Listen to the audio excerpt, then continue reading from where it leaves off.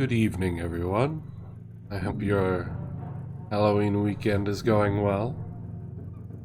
It is time for our second Creepypasta livestream. And this time I've got a few tales that have been suggested by those of you in the community. So hopefully, you all have suggested some good ones. Because I'll be reading them for the first time tonight. Can't wait to find out how many of you decided to troll me. I'm hoping you all pick some good ones.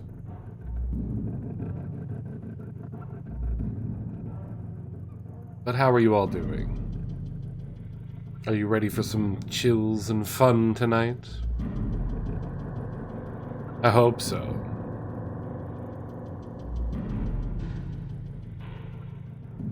I figured I'd start us off with a story that was a bit more popular.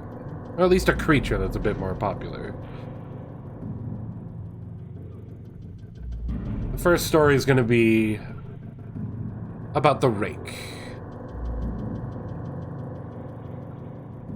For those of you who don't know about the rake, it's stories mostly associated with the image of a bald, pale-skinned creature, hunched at an angle with bright orb-like eyes staring into the camera. The rake has become a staple creepypasta monster, adopted by many authors over the years. During the summer of 2003, events in the northeastern United States involving a strange human-like creature sparked brief local media interest before an apparent blackout was enacted. Little or no information was left intact, as most online and written accounts of the creature were mysteriously destroyed. Primarily focused in rural New York State, self-proclaimed witnesses told stories of their encounters with a creature of unknown origin. Emotions ranged from extremely traumatic levels of fright and discomfort to an almost childlike sense of playfulness and curiosity. While their published versions are no longer on record, memories remained powerful. In early 2006, a collaboration had accumulated nearly 24 documents dating between the 12th century and present day, spanning 4 continents. In almost all cases, the stories were identical. We'll be looking at one witness report from 2006.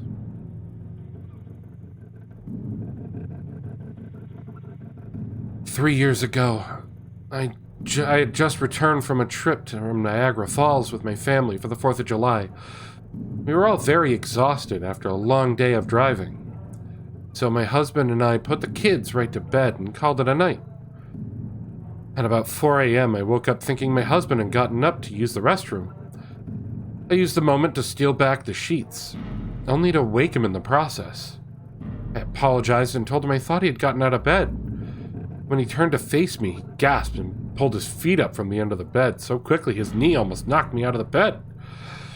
He then grabbed me and said nothing. After adjusting to the dark for half a second, I was able to see what caused the strange reaction. At the foot of the bed, sitting and facing away from us, there was what appeared to be a naked man or large hairless dog of some sort. Its body position was disturbing and unnatural, as if it had been hit by a car or something. For some reason, I was not instantly frightened by it, but more concerned as to its condition. At this point, I was somewhat under the assumption that we were supposed to help him. My husband was peering over his arm and knee, tucked into the fetal position, occasionally glancing at me, before turning to the creature. In a flurry of motion, the creature scrambled around the side of the bed and then crawled quickly in a flailing sort of motion right along the bed until it was less than a foot from my husband's face. The creature was completely silent for about 30 seconds. probably closer to 5. It just seemed like a while. Just looking at my husband. The creature then placed its hand on his knee and ran into the hallway leading to the kids' room. I screamed and ran for the light switch, planning to stop him before he hurt my children. When I got to the hallway, the light from the bedroom was enough to see, crouching and hunched over about 20 feet away. He turned around and looked directly at me, covered in blood. I flipped the switch on the wall. Bleh. I flipped the switch on the wall and oh my god, I can't read this sentence. I flipped the switch on the wall and saw my daughter, Clara. The creature ran down the stairs while my husband and I rushed to help our daughter. She was very badly injured and spoke only once more in her short life. She said, "He is the rake." My husband grabbed our daughter and drove off to head to the hospital to get some help. However, he drove his car into a lake that night while rushing her. He did not survive. Being a small town, news got around pretty quickly. The police were helpful at first, and the local newspaper took a lot of interest as well. However, the story was never published, and the local television news never followed up either. For several months, my son Justin and I stayed in a hotel near my parents' house. After we decided to return home, I began looking for answers myself. I eventually located a man in the next town over who had a similar story. We got in contact and began talking about our experiences. He knew of 2 other people in New York who had seen the creature, we now referred to as the Rake. It took the 4 of us about 2 solid years of hunting on the internet and writing letters to come up with a small collection of what we believed to be the accounts of the Rake. None of them gave any details, history, or follow-up. One journal had an entry involving the creature in its first 3 pages and never mentioned it again. The ship's log explained nothing of the encounter, saying only that they were told to leave by the Rake. It was the last entry in the log. There were, however, many instances where the creature's visit was one of a series of visits with the same person. Multiple people also mentioned being spoken to, my daughter included. This led us to wonder if the Rake had visited any of us before our last encounter.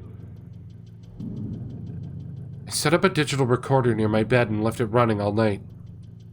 Every night, for 2 weeks.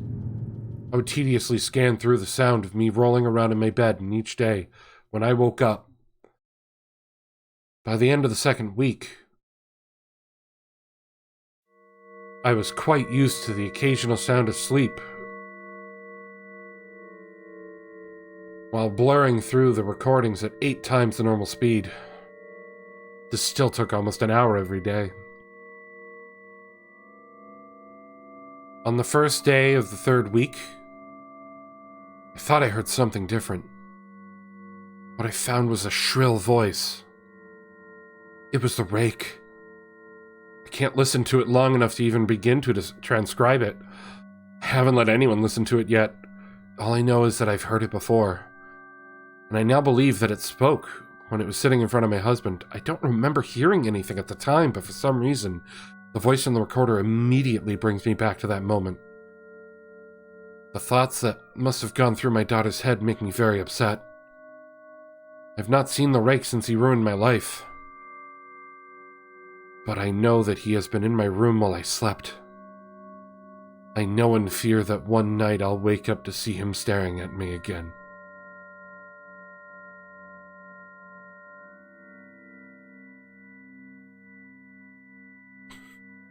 I like the Rake. It's a classic.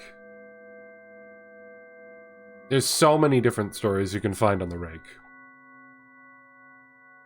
I just wanted to grab a nice quick one there.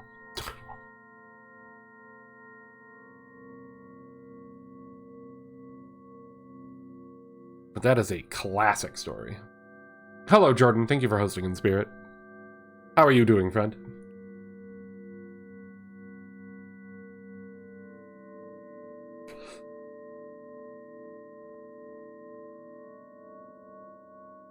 Oh, good, I didn't miss it. You only missed the first story, Thanatos.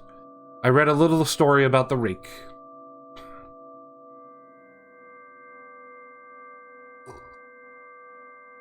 How you doing, Thanatos?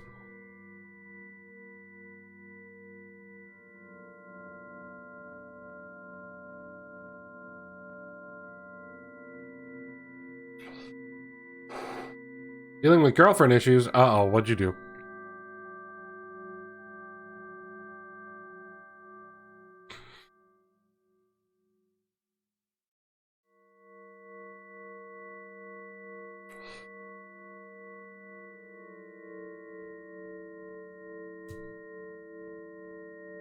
Got a sore throat today? I'm sorry, Jordan. I can already tell my voice is a bit more raspy than normal. It's a truly scary story. What, girlfriend issues? Or what you did. Is what you did a scary story? Because if that's the case, then what the fuck did you do?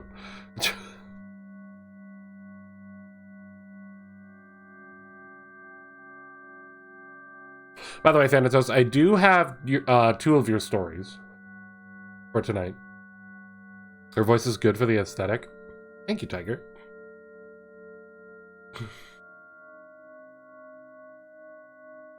A huge fight happened. Oh, no. This is where we tell you to admit that you're sorry and admit that you're wrong. I haven't talked since last Sunday. Oh, what'd you do? My boy.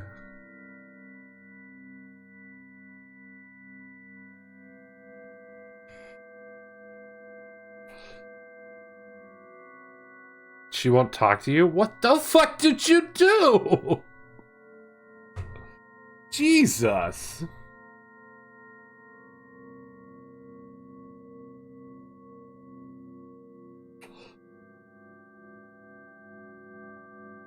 Wow.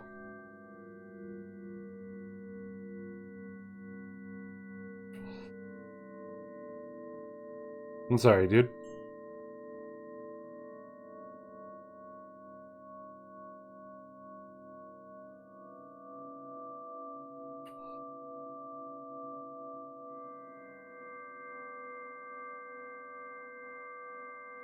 How are you doing tonight, Tiger? Probably sleepy. My family said I'm not invited to Christmas and I shrugged it off. That caused you two to fight? Good. Got the mic a little closer to me so I don't have to talk as loud. And I accidentally bumped it. I apologize.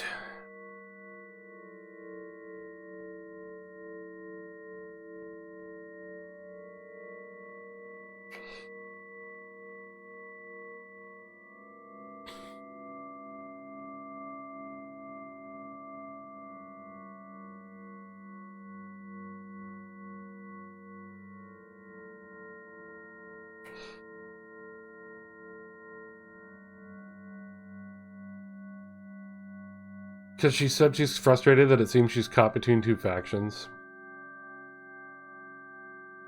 Even if I'm tired, I have to stay up to get roommate. I'm sorry. I'm sorry, Tiger. But yeah, that was our first story. I hope you guys enjoyed that. It was a nice little short one. I've got currently 10 other stories for us to go through tonight. I got a couple from Thanatos, and I got one from Bio. And then a bunch that I picked out.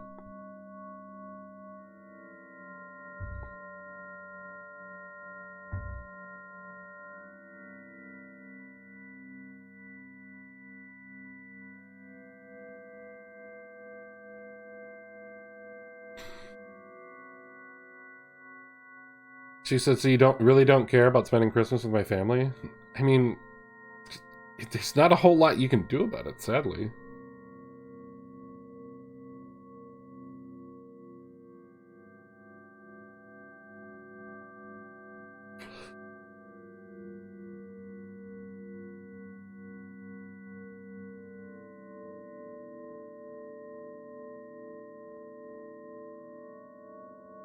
Long story short, her family are fanning the flames, yeah. They treat you like crap? Yeah. If you make a scene, they won't like you more? Pretty much.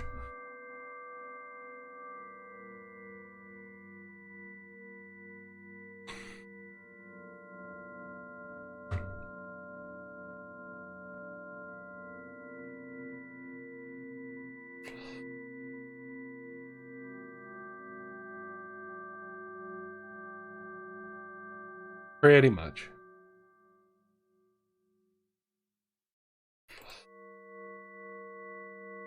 Talking about Thanatos'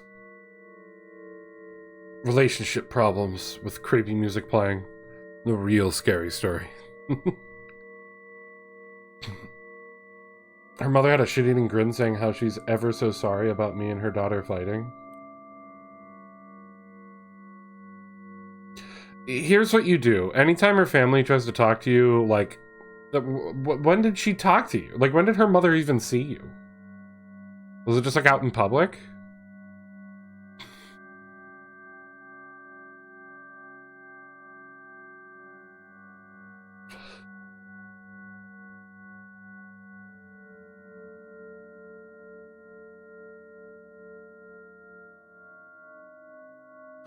So of course I do. I just don't care that you're sorry. Is that the grocery store? So what, she just like came up to you out of nowhere and just said that to you with a grin on her face? I'm sorry, my response would be to just walk the fuck away.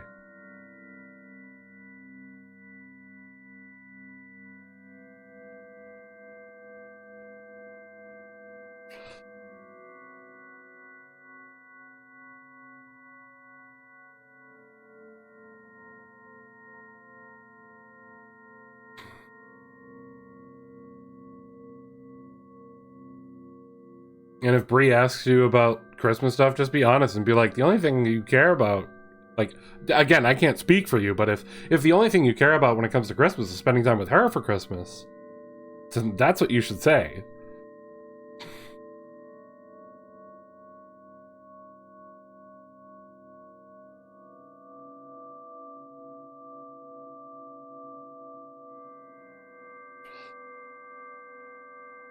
Because, I mean, her family has made it pretty clear on multiple occasions from the stories you've told us that they don't like you, and it's primarily because of your race.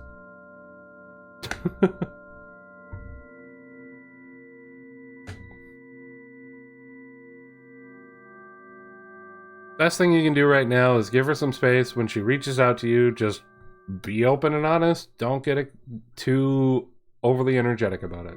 That's pretty much it.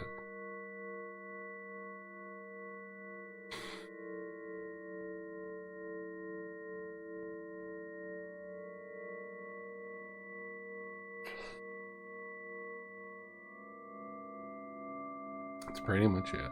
Hello, Abuza. How are you doing?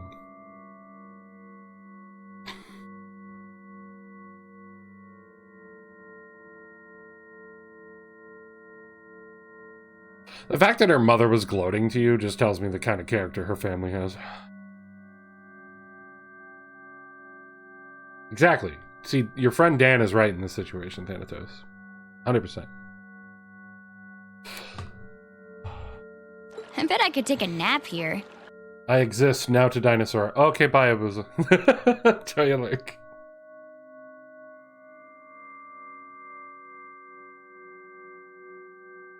So stupid and impulsive is kind of my thing, but in this situation, it's not what you want to do. You'll just end up pushing her into an argument that'll just push her further away. So don't do that.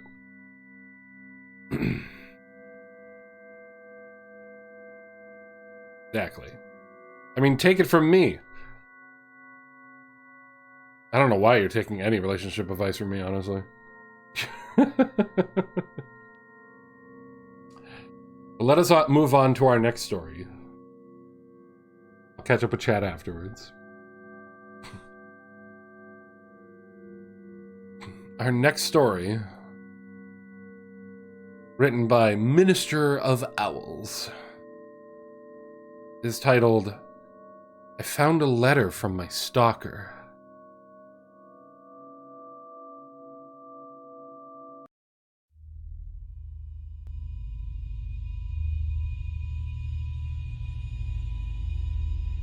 found this note nailed onto a tree on my front lawn.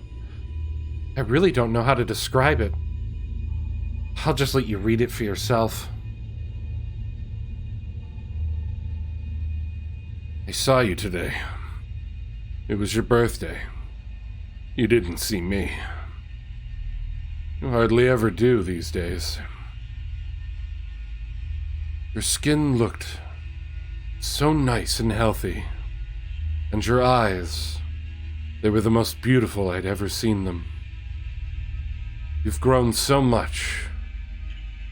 I remember how different you used to look when you were younger.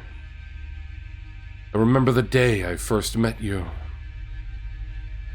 It was 4 years ago. I was sitting at my desk, head down, listening to the teacher rattling off names for attendance. The teacher called out a name I didn't recognize, and a stranger's voice answered behind me. Is there a new student? The teacher didn't pause for a second, just continued calling out name after name. I turned my head to where the voice had come from. I saw you. A pale thing, so thin, your eyes so red, at a seat that should have been empty. I saw the fireflies flying around you, flickering, dozens of them, never straying far from you. I saw them going through you, and coming out through your skin, like you were a mist to them. Can you believe I thought you were a ghost? No one else seemed to acknowledge the new stranger sitting at the back of the class. Class after class, hour after hour passed, as I waited for something to happen, for someone to notice you, for you to leave, for you to let out a ghoulish scream and claw at me like in the horror story I was certain I was in. But nothing happened. Teachers came and went. My classmates laughed and slept, and you just sat there. The bell rang for recess. The other kids ran to their Monday nights for the day, leaving me and you together in the empty classroom. You stood up and pulled a chair from the desk next to you, making it face your desk. You turned your head to me and spoke. Well, you're slow today. Come on, ask me your questions. I don't know why I didn't run away screaming at that moment. Probably would have turned out better for me in the long run, but let's not speculate. I guess at this point in my life, I was pretty bloody lonely. I figured there was only a 50-50 chance you'd eat me, and the other 50 was that someone just wanted to talk to me. Kid priorities don't make sense to me either these days. So I went along with the flow. I walked over to your desk and sat down on the chair that you pulled out for me, and asked my question, what were you? You told me you didn't know. You said that once you were a child just like me, with parents and friends. You used to go to the same schools as me. Then one day, one ordinary day, when you were 10, you just woke up, and you were like this, covered in fireflies, and no one could remember you the moment they concentrated on anything else. No one, not even your parents. You told me of how I'd notice you every day, how I'd think of you until recess every day, how I'd come to you every day, how we would talk every day, how we would meet for the first time every day for 3 years. About how I forget the instant I walked out of the room, how everyone would forget you, how the fireflies would make them forget you, and how for the last 3 years you'd been alone. Your story was hard to believe, so I didn't I asked that what reality prank show I was on. You looked, well, unimpressed, and asked me to continue telling my story. I was caught off guard by the non sequitur. You asked the last time I was here, I was telling you a story, a horror story about a haunted house. As you detailed the stories, goosebumps prickled my skin. It was a story I'd been making up in my head, a story I hadn't told anyone yet. At that moment, a million reactions were open to me, all simultaneously adequate and inadequate. But the only thing that seemed proper was to finish the story for you. So I did. Halfway through, you interrupted me to ask if my mother had recovered from her sickness yet. I had to shake my head, a bit ashamed at the fact that I had shared this private matter to a stranger. The story ended a few minutes before recess. My next class was in another room. You told me to go. Your steadiness took me back.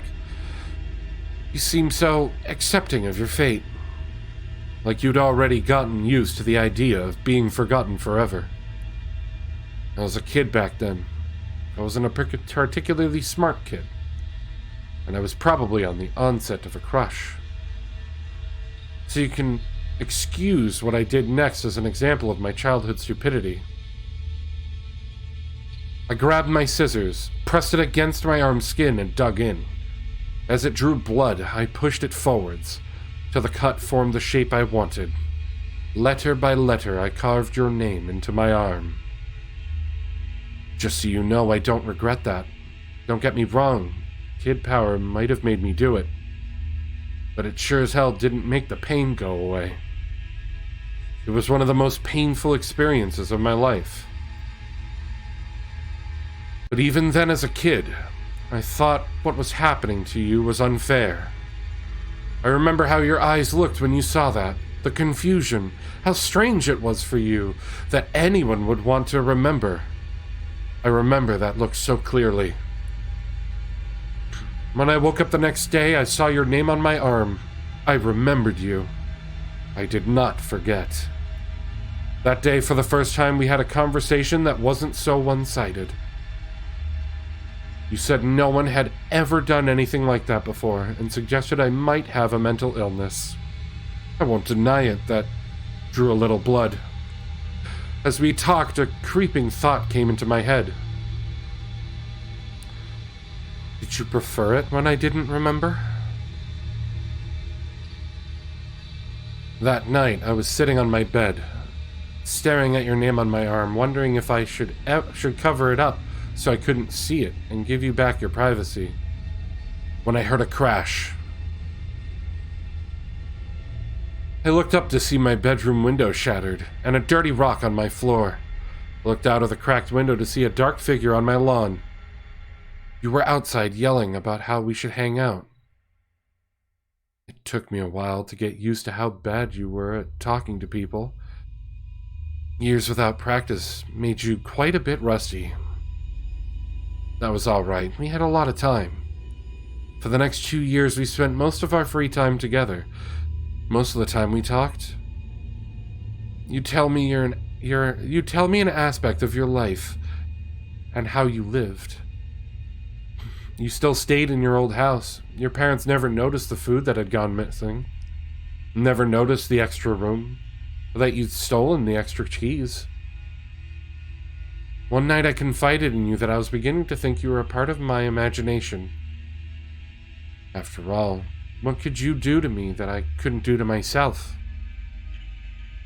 You spent the next month or so trying to leave bite marks on my ear or neck to prove a point. I still have a few scars on my ears, so I guess you did. Looking back, I could see the warning signs even then. Your skin seemed to get worse and worse, paler and paler, and you'd rubbed your eyes raw. It was in winter we had our wake-up call. The morning began like any other. I woke up, brushed my teeth, started searching for clothes to wear. It was a winter morning and my room was dark, so I didn't see your name on my arm. The cold sent shivers through my body, and pulled out a long-sleeved jacket. A small bell rang in my head.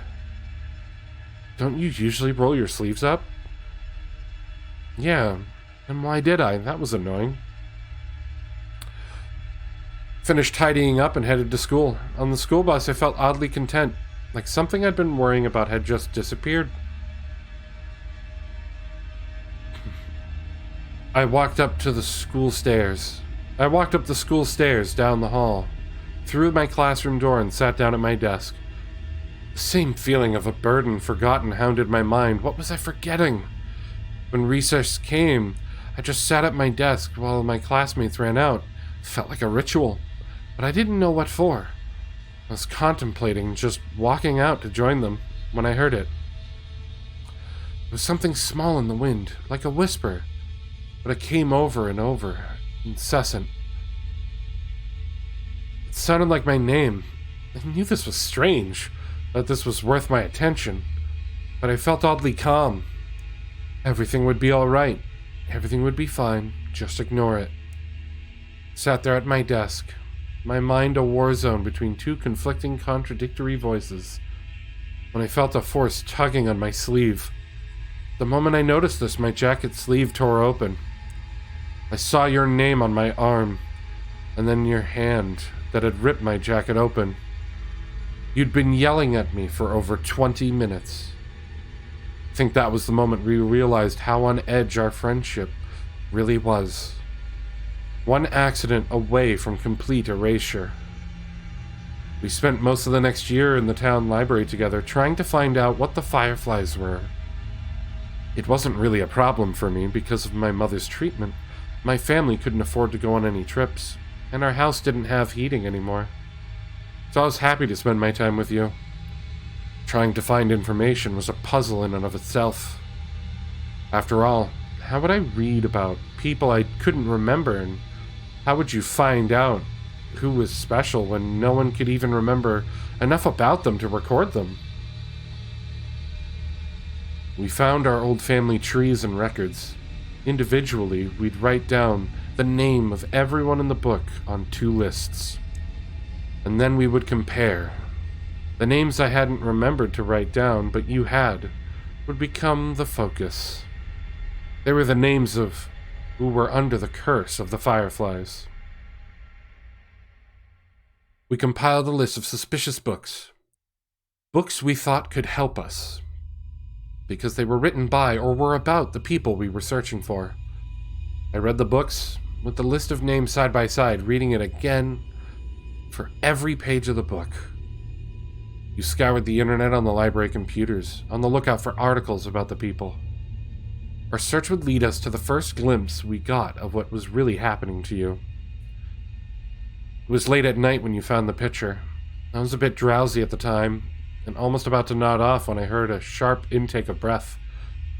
I turned to see you standing up, pointing at the screen. I didn't see anything. Well, anything noteworthy. On the screen was a picture of a clearing somewhere in the woods. You held up your piece of paper where you'd marked out 2 names. Susie Appleby Reagan, 13, Terry Appleby Reagan, 12. Siblings. For a moment I saw the paper and screen side by side. Side by side. Then I saw them. 2 figures emerging from the woods towards the camera. They were almost humanoid, with the exception of their limbs, which stretched to nightmarish proportions. Their blank white skin was that of pure albino, and looked more like tree bark than anything you'd expect to find on a mammal. A cloud of fireflies surrounded the duo. The shorter one looked emaciated. I could see their rib cage around which their eyes. God, their eyes, so small, so red. The taller one, with its white hair, didn't look alive anymore. They were little more than skin wrapped around a skeleton. Fireflies swarmed out of the pair's empty eye sockets. Both reached for the cameraman. I looked at the article surrounding the picture. It was a blog posted by a hiker. 20 years after the last mention of the two kids. The picture was a mystery to the cameraman as well. He'd been wanting to go to the woods pictured for a while now, but he never actually remembered going there. The picture had just appeared on his camera one day out of the blue. For a moment I looked at your face, your thin, pale face, with those red-veined eyes. Could that be you when my scar faded? Just a walking horror I'd glimpse, then forget? We worked through our reading list at a much faster pace starting from that moment. Maybe we should have gone slower. At least every book, every website we left untouched promised hope. The books that we finished and tossed aside promised nothing but the clearing in the woods as one's future. And we tossed aside a lot of books.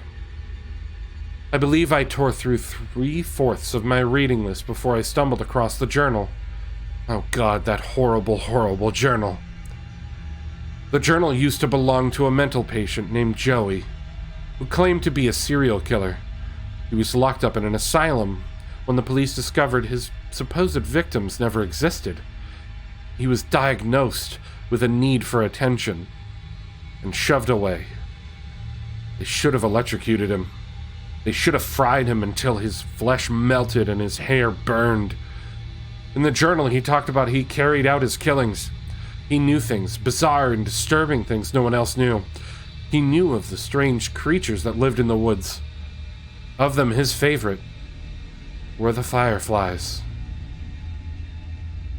I'm not going to tell you how he summoned these things. I trust you. I trust you more than anyone. But a thing like this belongs to the ground more than it ever will to the human mind. In the end, it's sufficient to know that these things were not fireflies. Joey would start his ritual by taking a kid, anyone he pleased. He could take them at any time, in the dead of night, from their own homes, or in broad daylight, from their front yards. It didn't matter if he was seen. He'd take them to his house and drag them inside. Usually an Amber Alert came up at that point. He didn't care. Like I said, it wouldn't matter soon. He dragged them to the special room in his house. Here the fireflies would come and latch onto them. Now, nobody was searching for the kids. Not the police, not the parents, nobody. From then on, he could do whatever he wanted to the kids. He'd get bored of them after a day or two, after the child had broken. At that point, he'd dispose of them. Hacksaw, kitchen knife, anything would work. He detailed a large pit of bodies he'd kept in the woods, swarming with bugs. One day, I guess he got bored of that too. So he went right to the police station and turned himself in. Not on an account of guilt. No. He just wanted someone to know about the stuff he was doing. Sick bastard. Don't get the wrong idea. He never stopped killing kids. The asylum doors didn't stop him from doing what he liked. It just made him improvise. He made a new way. He modified the flies so they could survive without a host, just in a dormant state. When a child, he specified the age, would approach the swarm, it would latch on and begin its effect. Over the years, the child would warp horribly into the things we saw in the woods. I wish I could hate him in peace. I wish I could say the world owed him nothing, but that wouldn't be true. He detailed a way out. On the final page, there was an exact explanation on how to get rid of the fireflies. You must have seen something in my face, because at that moment, you asked if I had found anything. I said no and closed the book. A few minutes later, you shut down the computer. You picked up the last book and went through it yourself. When you reached the end cover, you tossed it aside. I asked what we should do now. You said it was all right. I could go home. We'd talk about it in the morning. I stood up and walked past the shelves of books, headed for the library entrance, but stopped right outside the door and waited. I waited until I heard the sniffling sounds. I sneaked back to our table where you were quietly sobbing. You had your head in your hands. I sat back down as you raised your eyes to me. You said you wish you'd never met me. How happy you were when you had nothing to lose. How I ruined your life. You'd never really gotten better at talking to people. That was the worst love confession I'd ever heard. I remember how we kissed that night. I remember that kiss. I wish it could have just been a kiss. I'm sorry I ruined that moment. When my arms were around you, I was close enough to steal a firefly without you noticing. I remember holding the firefly in my hand. I remember how it struggled, until it didn't. Until it was a part of me. The fireflies shifted, then came over to me and left you. I remember the familiar look in your eyes, the confusion. I never wanted to see that confusion in your eyes again. You deserved to be loved, and you deserved to know that. I wasn't really living anyway. You reached for me. I pulled away. As the last light of recognition faded from your eyes, then you were just staring at a stranger, walking away into a crowd of strangers. That was a year ago. You've gotten so much better since then. You have so many friends now. So many people at your birthday party. You look so much healthier. I haven't been as fortunate. My skin's gotten a lot paler. My eyes hurt all the time now. I couldn't go to school like you did all those years. I haven't wasted my time, though. I found Joey's pit. The bodies. There were so many bodies. There's a grave for those children now. Without me, my mom could afford her surgery.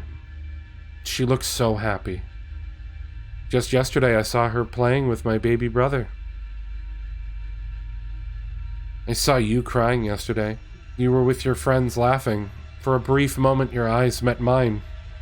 And then, they were so wet. I think I'm going away for good, I think. You're not going to be happy if I stick around. I'm so happy I met you. Even if you don't remember me.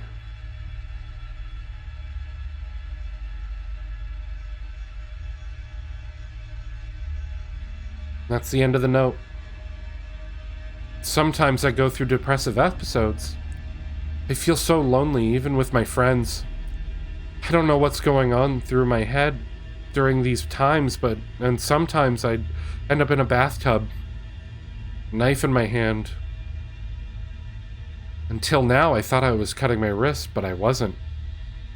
These cuts, they're letters. I've been trying to carve a name into my arm.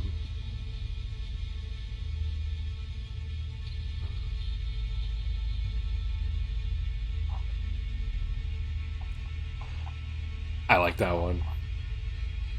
I like that one a lot.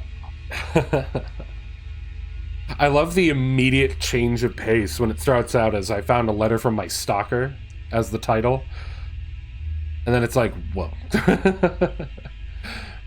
Also, I missed a bunch of stuff here.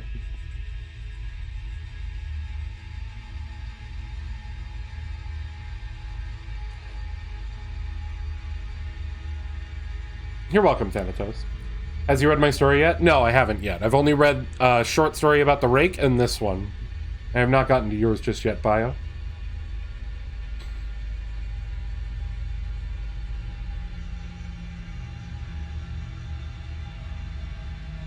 I've got the perfect audiobook voice.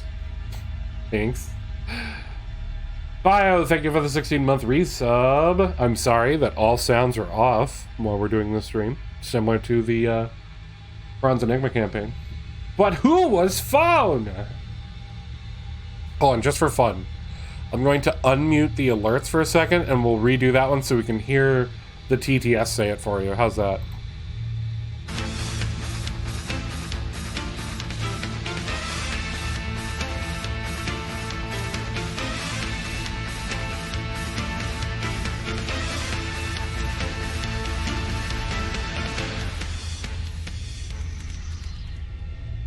But WHO was phone.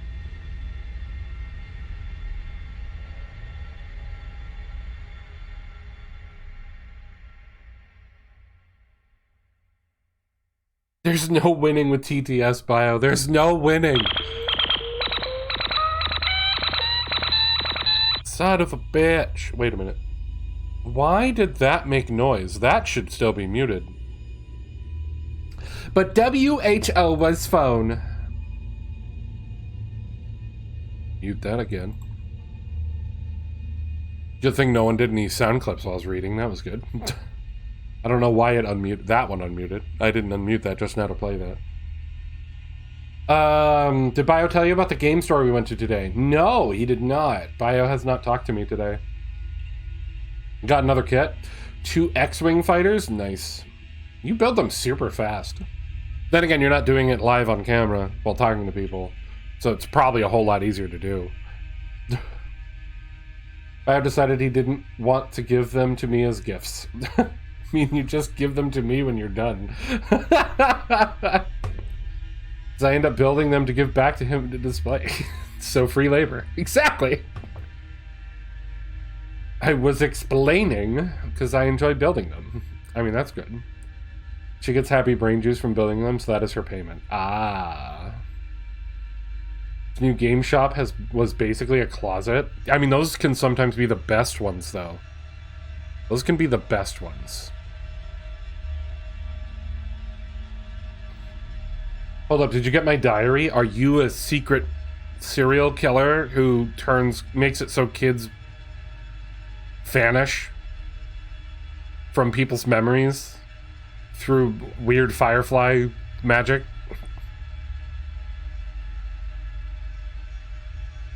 So many sets and games all the way to the ceiling. Nice. That was a good one. Yeah, I like that one. The fuck? I don't know, Bio. I don't know. It's like if I use the regular English one, it doesn't work for all your other ones. When I use this one, it doesn't work for regular words, apparently. Or caps. I don't know, man. I have no control beyond that when it comes to the TTS. Just gonna have to laugh at her. The best we can do. But yeah, I absolutely love that story. I loved it so much. I thought the way that story paced and twisted was nice. It was a bit longer, but then again, a lot of the ones I'm going to be reading today are longer.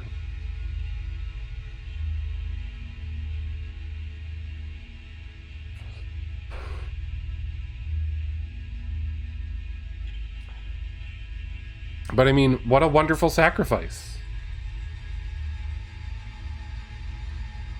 What a wonderful sacrifice. Give her the life she deserves, since you're not really living one anyway.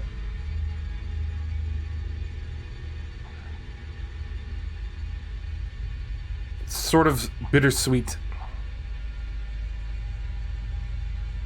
Sort of bittersweet. Thank you for the follow. We have anonymous follows. Enjoy your lurky hole if you would like. Have fun. I feel stories are best told with wine. Can I preach about something? Depends. That's an odd way to start a conversation. Maybe that defeats the purpose of a story. What, to have wine? Alright, can I swear? I mean, I swear pretty fucking often.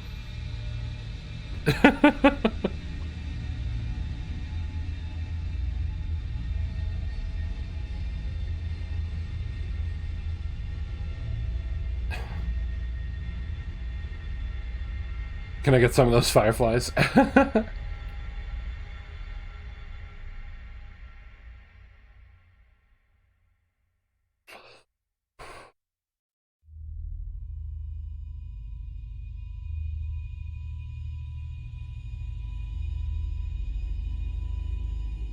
This is what you want to say?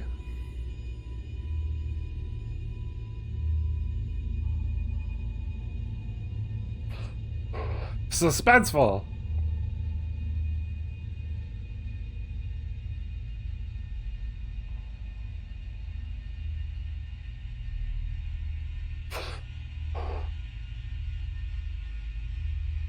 Hate how people make up this bullshit on YouTube saying, oh my god, ghosts, it's fucking fake and it's bullshit.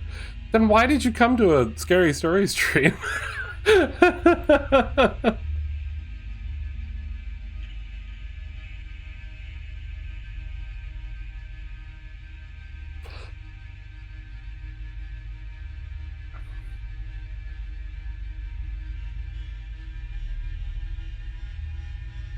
You're saying ghosts are fake in a spooky stream? Gasp!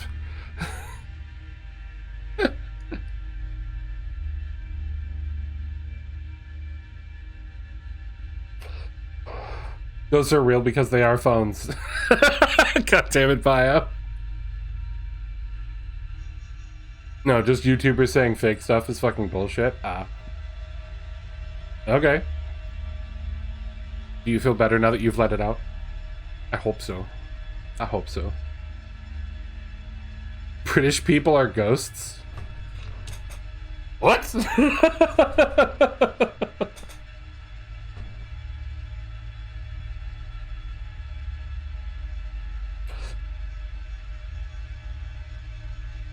I don't have anything to add to that. Oh my god, it's a situation where Thanatos just got silenced.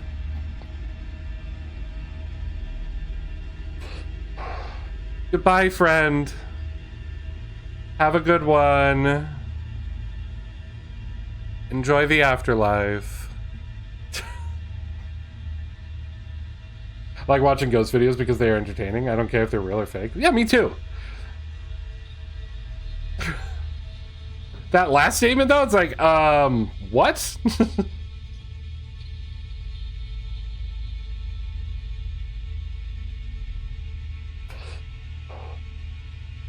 I had a feeling he was going to say something stupid. I mean, the last time someone came in similar to that, I wanted to wait for it and let you guys have some fun. Anyway, the next story we're going to be moving on to is one of the ones suggested by Thanatos, called The Death Waltz. But before we read that, I'm going to take a quick bathroom break. So I will see you all in just a few minutes.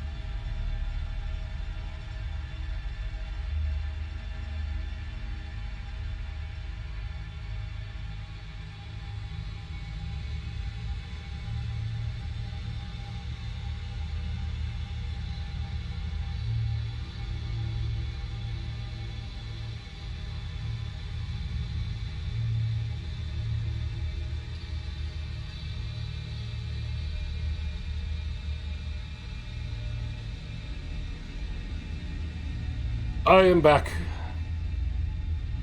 I am back.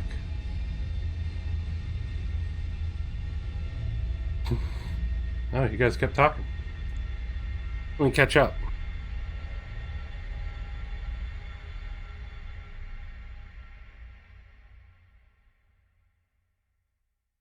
And let's also change the track. Put this one. Alright, let's see here.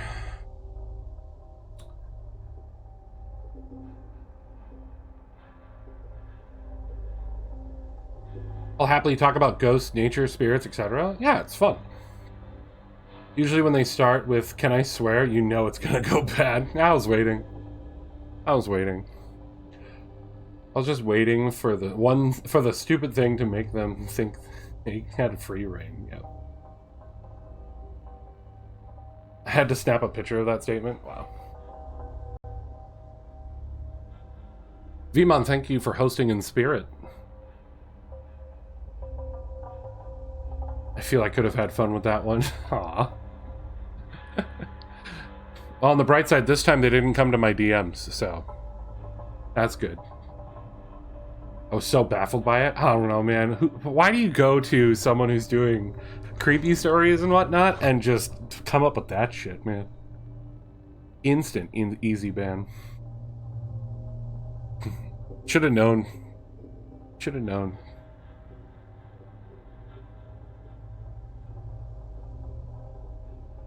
Probably. His mind might get blown if you say that the Earth is round. Gasp!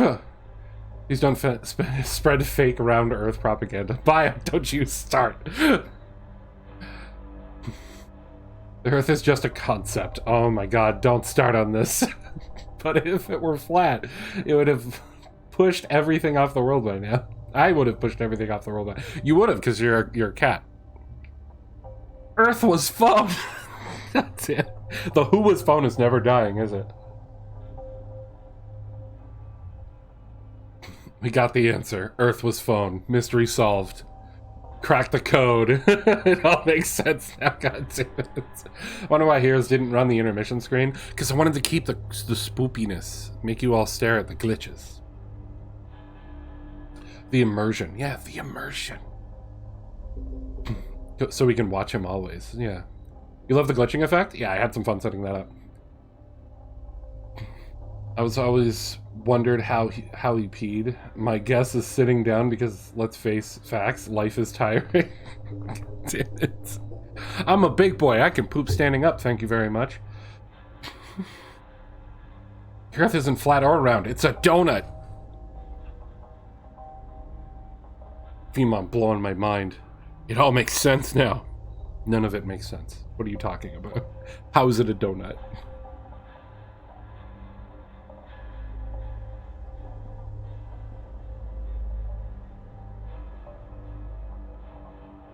You know what? Don't answer that. I don't want to know. I don't want to know. Anyway. Alright. So our next tale. The Death Waltz, which was submitted by Thanatos. I quickly glanced at this one. It was very interesting. It was very interesting. I can't wait to read the whole thing. Within an hour of my arrival at Fort Union, my new post, my best friend Johnny came to the barracks with a broad grin and a friendly clout on the shoulder. He hurried over as soon as he heard I had come. We talked till sunset and beyond. As soon as Johnny mentioned Celia's name, I knew he had it bad for her. To hear him talk, Celia was the most amazing woman who had ever graced God's green earth. She was the sister-in-law of the captain, and all the young men on the base were infatuated with her. Celia was the prettiest of the eligible ladies that grace Fort Union society. She lacked the spice of adventure to be found so near the wilds. Johnny alternated between elation when Celia talked with him and despair when she flirted with other men. I watched their courtship from afar and was troubled. There was something about Celia that I didn't like. I never mentioned it to Johnny, but I thought she was too much of a flirt. I wish Johnny had fallen for a nicer woman. About a month after I arrived at Fort Union, a birthday dance was given for one of the officers. To Johnny's elation, Celia agreed to be his partner at the dance. Johnny was dancing on cloud 9 all night, till a messenger came, gasping into the room to report the Apache raid. With a small scream of terror, Celia clung shamelessly to Johnny and begged him not to go, even though he was the lieutenant put in charge of the mission.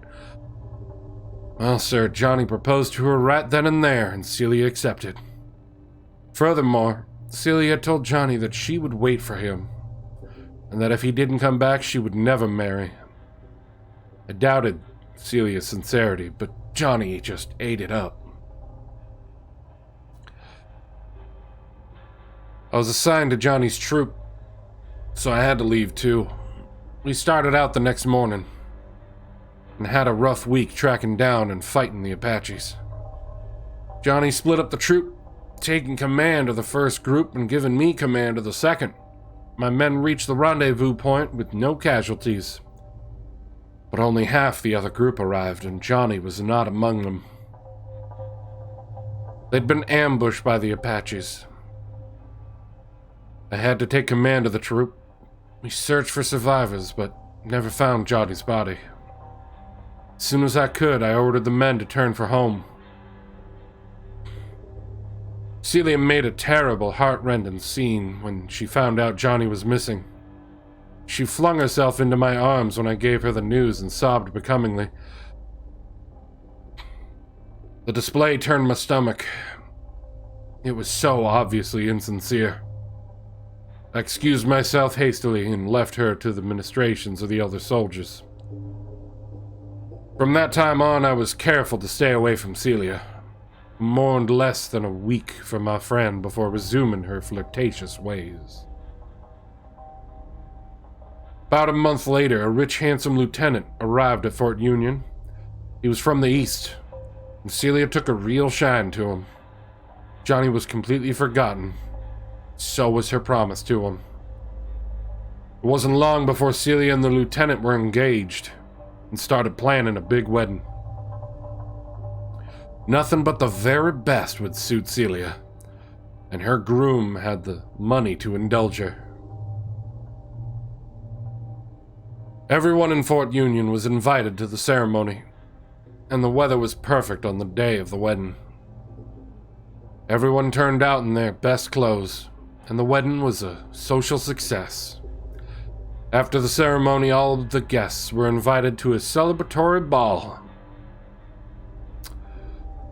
We were waltzing around the ballroom when the door flew open with a loud bang. A gust of cold air blew in, dimming the candles. A heart-wrenching wail echoed through the room. The music stopped abruptly, and everyone turned to look at the door. Standing there was the swollen, dead body of a soldier. He was dressed in an officer's uniforms. The eyes were burning with a terrible fire, and the temple had a huge gash from a hatchet blow. There was no scalp. It was Johnny. The whole crowd stood silent, as if in a trance. No one moved, no one murmured. I wanted to cry out when I recognized Johnny, but I was struck dumb like the rest of the wedding guests. Johnny walked across the room and took Celia out of her groom's arms. She was frozen in horror and could not resist. Johnny looked at the musicians. Still in a trance, they began to play a horrible, demonic-sounding waltz. Johnny and Celia began to dance. They swept around and around the room, doing an intricate waltz. Johnny held the white-clad bride tied against his dead body while the deathly pallor crept across her face. Her steps slowed, but still Johnny held her tight. and move them around in a grisly parody of a waltz. Celia's eyes bulged. She turned as white as her gown and her mouth sagged open. She gave one small gasp and died in his arms. Johnny dropped Celia's body to the floor, stood over her, wringing his blood-stained hands. He threw back his head and gave another unearthly wail that echoed across the room. Then he vanished through the door. Released from the trance, the crowd gasped and exclaimed. The groom ran to Celia and knelt beside her, wringing his hands in the same manner as Johnny. His cries were all too human. Unable to bear the sight of the stricken groom, I took my captain aside and asked permission to take a small detail back to the place where our troop had been attacked by the Apaches to search once more for my dead friend. He sent a dozen men with me. We combed the area and finally found Johnny's body hidden in a crevice. It looked exactly the same as it had appeared in the night of Celia's wedding. We brought Johnny back to the fort with us, and the captain buried him beside Celia. Celia's groom went back east shortly after we buried Johnny, and I resigned my commission a few days later and went home, never wanting to see that cursed place again. I've heard tale that Celia's ghost is often seen at dusk weeping over Johnny's grave, but I never went back to Fort Union to see it for myself.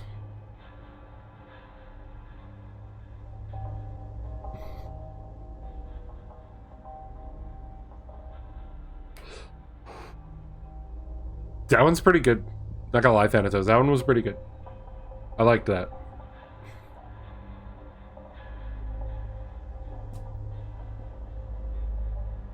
For the approval of the Midnight Society. Jeez, Thanatos. I love this story so freaking much. You gotta love classic ghost stories. Man, too bad that other guy isn't here. You would have thrown a fit.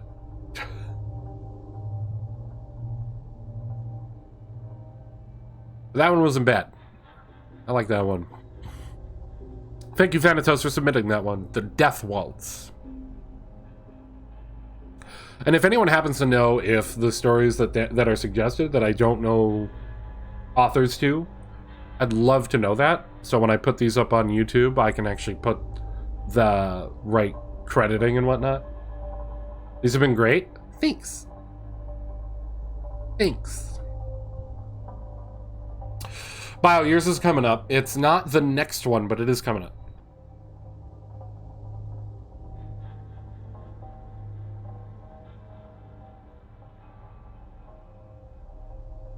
And of course, as you guys like these, I'm always fine with setting them as sub-goals again and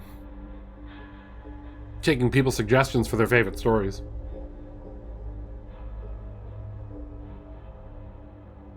My problem is I consume so many different, like, creepypastas and shit at night that I forget which ones I really like because I never remember to save them because I'm watching them like on my bedroom TV or something, or while I'm working on something. So I'm always like, man, that was a really good one. Like 3 stories later and I can't remember which one it was. Just goes to show you love exists beyond the mortal coil. Just goes to show you when you make a promise, it means something.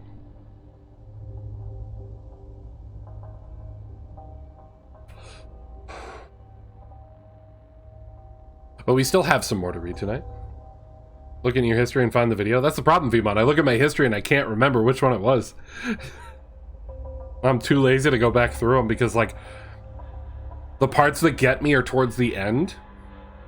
And that would require me to re-watch all the videos again. And sometimes it's like, oh, I really like that story, but I passed out for an hour. And my TV just kept playing more. So I lose them.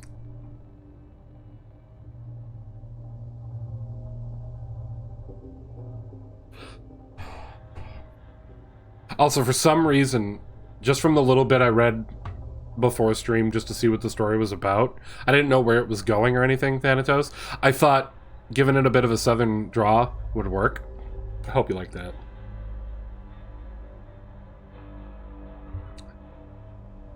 Anyway, our next story Do I have an author for this one? From Ryan Brenneman. It's called The Quiet Sky.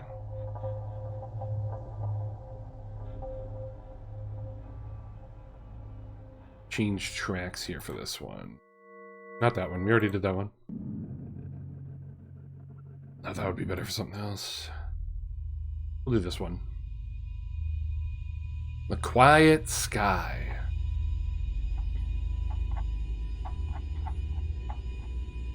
By Ryan Brenneman.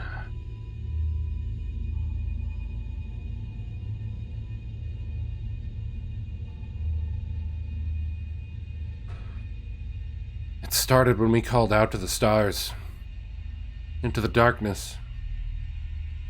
We felt so small, tumbling through vast emptiness, while clinging to the skin of the world, without a single reason why. We were curious, yes, but ultimately, I think we were just terribly frightened. And we were young, so very young. We were children. And like a lonely lost child, we did the only thing we could think to make it stop. We did what we thought we had to do to make the universe make sense. Called for help. For years we scanned the sky for a sign. We sent signals to the stars and the darkness beyond. Were we alone?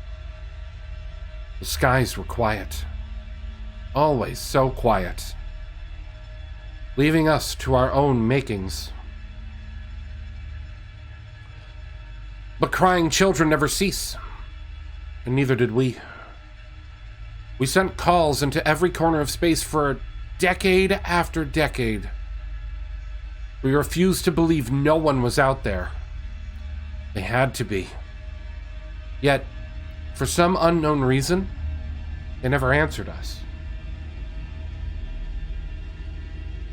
Everyone remembers when that changed.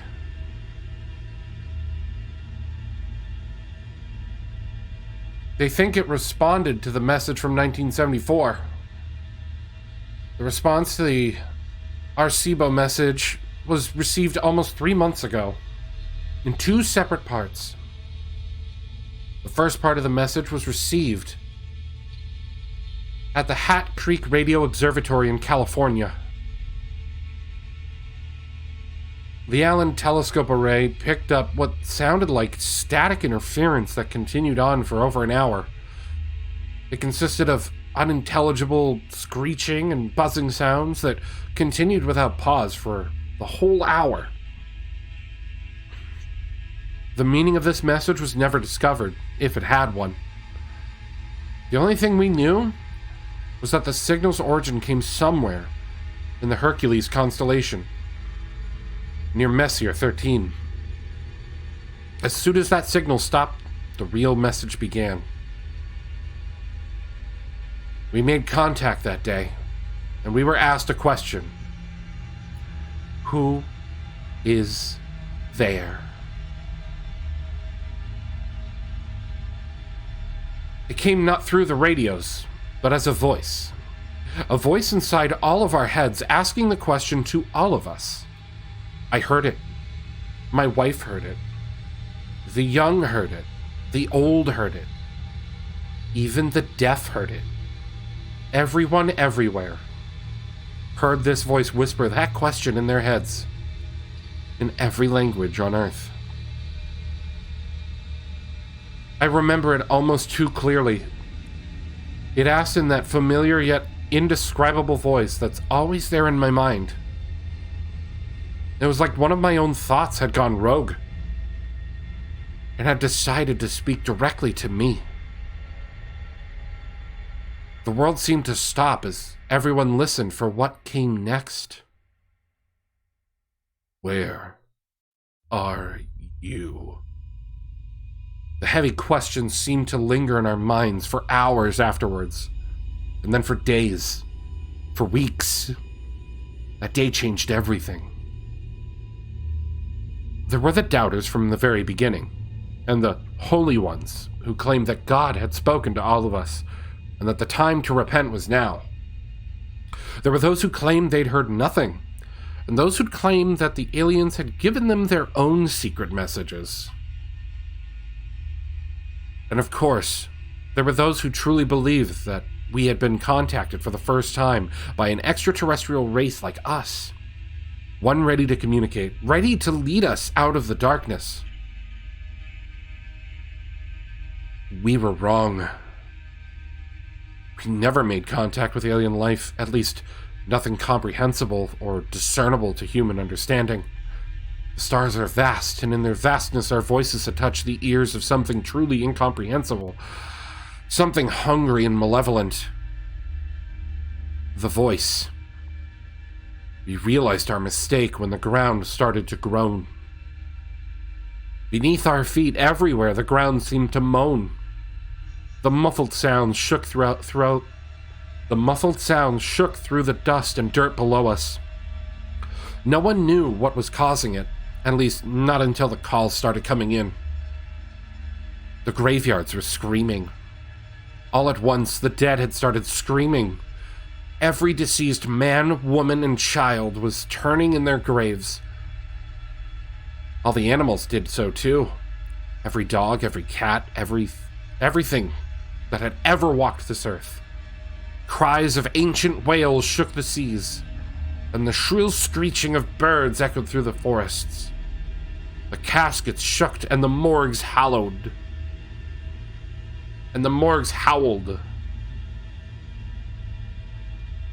The voices stopped together, in an instant leaving the world in an amplified silence. In their absence, a new sound filled the air. The voice returned. I hear you. It came as a whisper from behind. An ominous yet oddly playful presence that felt so close, but was truly still so far away. It let us breathe in the silence for a minute before it made us a promise. It was a promise we all knew to be true. I am coming. The voice was gone. The air was again filled with screams.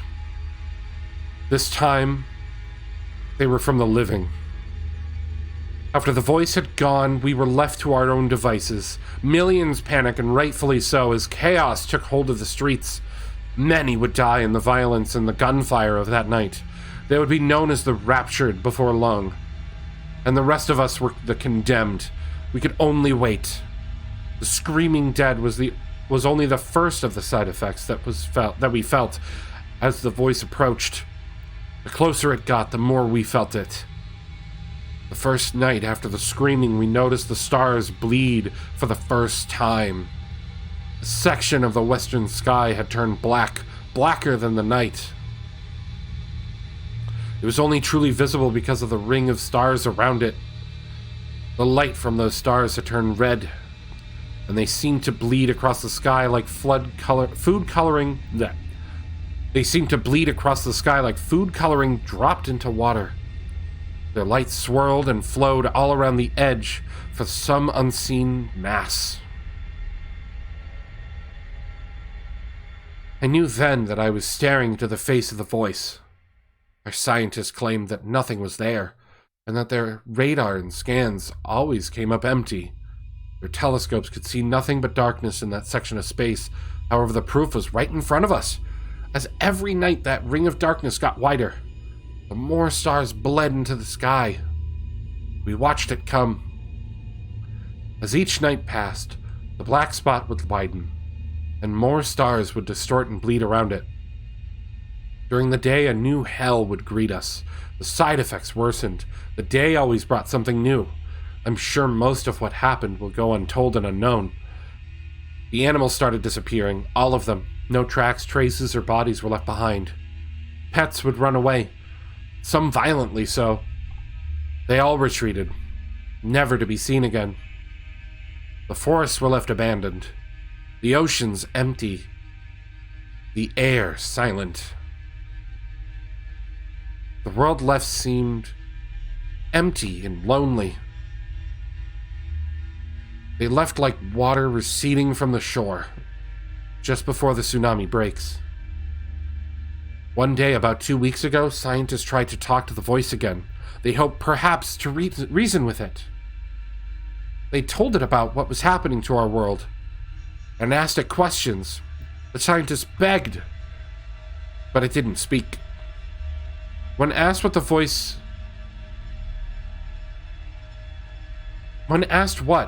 sent a response. The next night, the skies lit up with streaks of fire. It was a light for hours, blazoned with orange and red. We didn't realize the effects until the next day when the televisions turned to static and the telephones refused to work. We had sat watching as all the satellites were knocked out of the heavens. After that, reports became rumors and rumblings. Sanity a thing of the past. The air chilled and weighed us down. The voice was nearly here, and everyone felt it. It rained for a week after the satellites fell. The rain was salty and mired with an unknown filth that turned the grass black. Maybe the satellites tracked something back in with them when they hit the sky. No one knew for sure. All we know is that it fell from clouds black as charcoal that blotted out the sun like liquid ash. Darkness fell upon us for days. When the clouds went away, the skies were empty. There were no clouds. Yet the sky hung low and gray.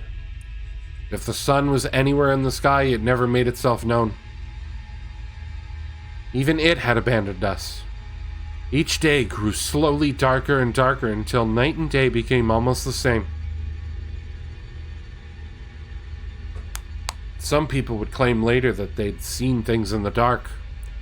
Creatures with gangly limbs and crooked faces lurking in the corner of their vision.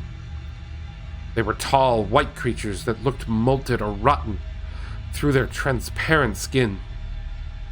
Appearances would last for just a second or two before vanishing without a trace. Some believed this was the first step of the aliens' invasion. But the rest of us didn't know what to think. We just knew that it was nothing that simple or benign. They must have been hallucinations. Just more madness to endure.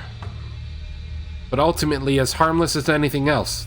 Harmless as the screams of the dead, the missing animals, and the dying sky. Appearances slowly increased in duration and number. I think everyone saw them once at the least, but I don't think a single person would ever guess why they were truly here. They never touched nor spoke to anyone, and they certainly never harmed anyone. Most who got good looks at them described them as mournful or sorrowful looking. Some even claimed the creatures watched over them at night. Others even claimed that it seemed as if the creatures were sorry for them. One claimed to have even seen one prostrate upon the ground, hands clasped above its head. It said it was praying for us. Prayer was no help.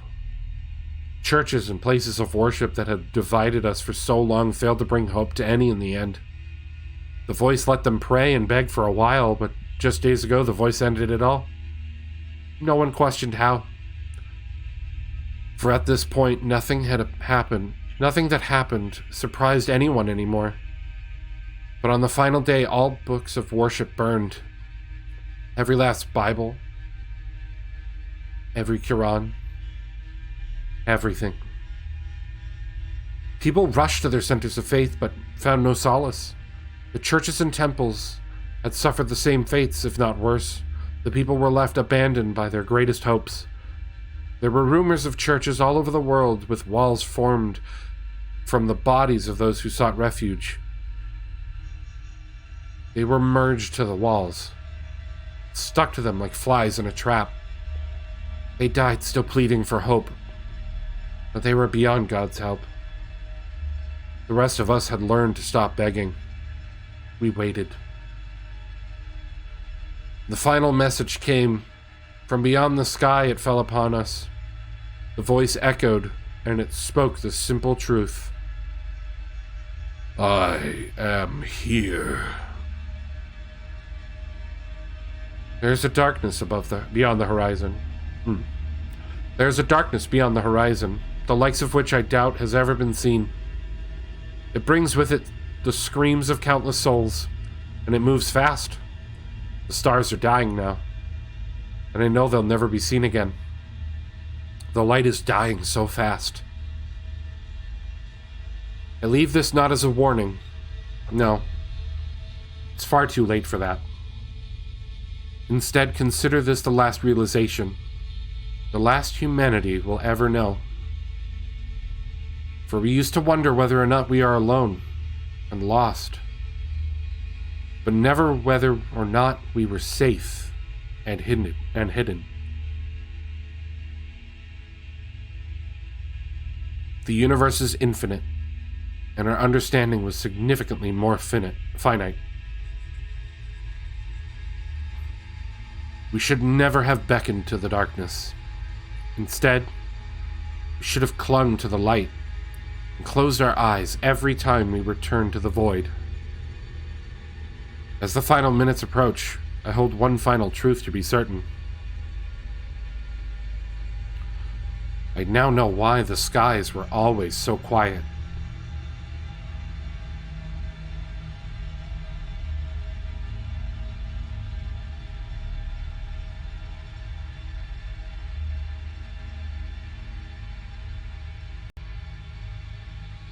Spoopy! That one was pretty creepy. Just think about it. Our scientists have sent messages and probes.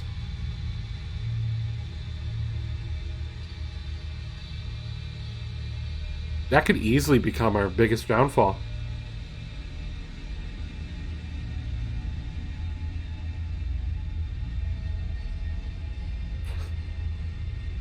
On this donut of a planet. Since you all believe that this planet is now a donut instead of round or flat. Well, let the good times roll till then. Habuz is just looking forward to it. He's gonna jump straight into the thing. He's gonna jump at it screaming, "Mommy!"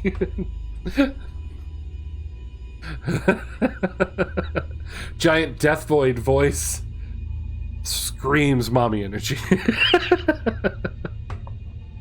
that one wasn't bad. I found that one on the Creepypasta website. It was one of the highly rated ones. I'm gonna see if I can become the conqueror of the void. You and I both know Florida's gonna try and fight it. Are you kidding me? America's just gonna launch nukes at it. Not even shocked. Florida will be like some of the other states, just sitting there pointing their guns in the sky, just shooting.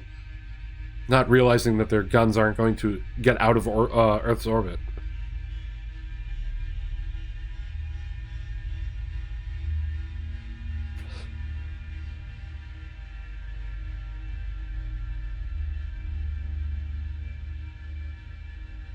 Hi, Cass.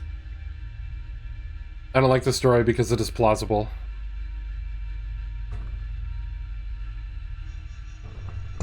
Is it plausible, or is it a message from the future, Bio? Is it already too late? Because remember, it wasn't a word of warning.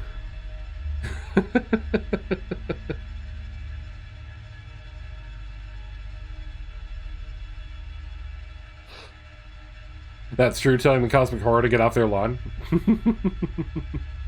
It is plausible, but all the best kind of horror takes elements from reality. Yeah. I like the plausible. I like the plausible, and I like the psychological.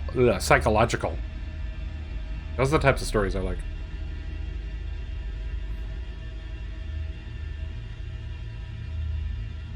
And at least one shirtless guy challenging you to a brawl. He's not just shirtless, he's got the American flag tied around his neck and flapping in the wind.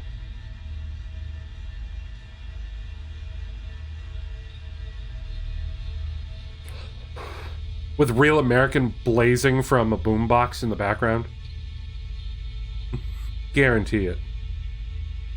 Guarantee it. Yeah, that one was good. That was The Quiet Sky by Ryan Brenneman. Also, I apologize for some of the moments where I sort of stumbled. There were a couple spots where there were typos, which threw me off.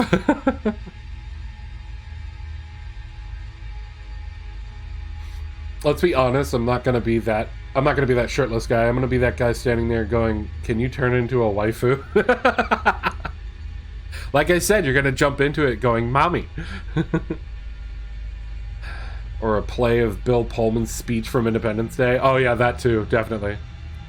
All these stories have been 10 out of 10. I tried to go for a bit more of like an less narrator voice and more of just like, this is a shy guy who just like sort of hid out while the events happened so that he could report it. Just regular dude. That's what I was trying to do.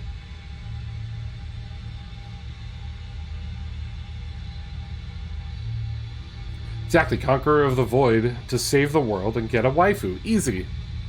My money's on you, Habusa. Godspeed, you glorious bastard. The Southern voice took Death Waltz to another level. I'm glad you liked it, Thanatos. I'm glad you like it. The next one we have is one that was suggested and submitted by Bio. That's Biohazard 1987 for those of you who are unaware. Play with him in games here on Twitch. He also streams. Just saying.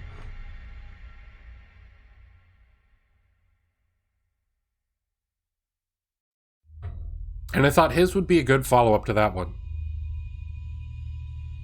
Because he suggested a story called I Was an Astronaut, and I Experienced Something Terrifying. Which is a Reddit post.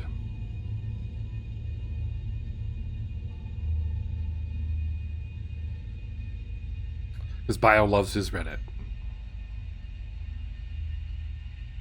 Thanks to Lady Dimitrescu, a few people asking it to step on them, probably.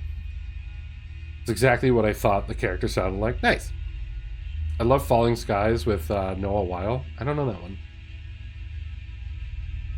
Bio, you're up. Time to show some sand, throw some sand into the fire and tell your story. This isn't Are You Afraid of the Dark, Thanatos?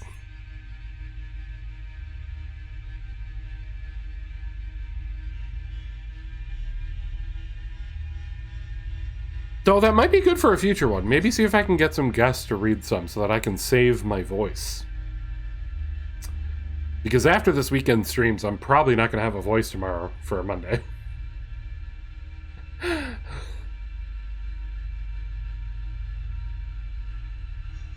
See if I could find some people that would be interested in reading a tale or two.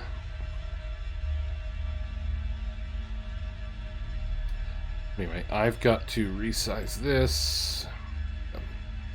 Let's find a new track for Bio's story.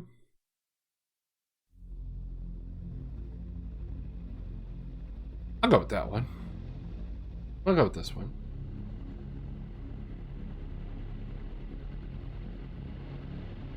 Hope you're all having fun with the stream, though. We're almost halfway through the stories. And there are only longer ones coming. But this one is posted by Ghost of Ulasil? Guess that's their username? I was an astronaut and I experienced something terrifying. Again, this was submitted by Biohazard. Wiley was a history professor from Boston and with 3 sons who basically ended up heading a resistance to an alien invasion. Ah, okay. Yeah, that would make sense too. But here we go. In our childhood years, many of us fantasize about being astronauts. Just something so compelling, so exciting, romantic about the idea of taking a voyage into the great black beyond, conquering the stars and the unknowns of our humble little galaxy for the good of mankind. And of course, zapping a few little green men along the way. However, few of us will ever fulfill these whimsical dreams. Being an astronaut, an emissary of the cosmos, takes more than just the ability to hold down your lunch after a turbulent takeoff. It's incredibly hard work.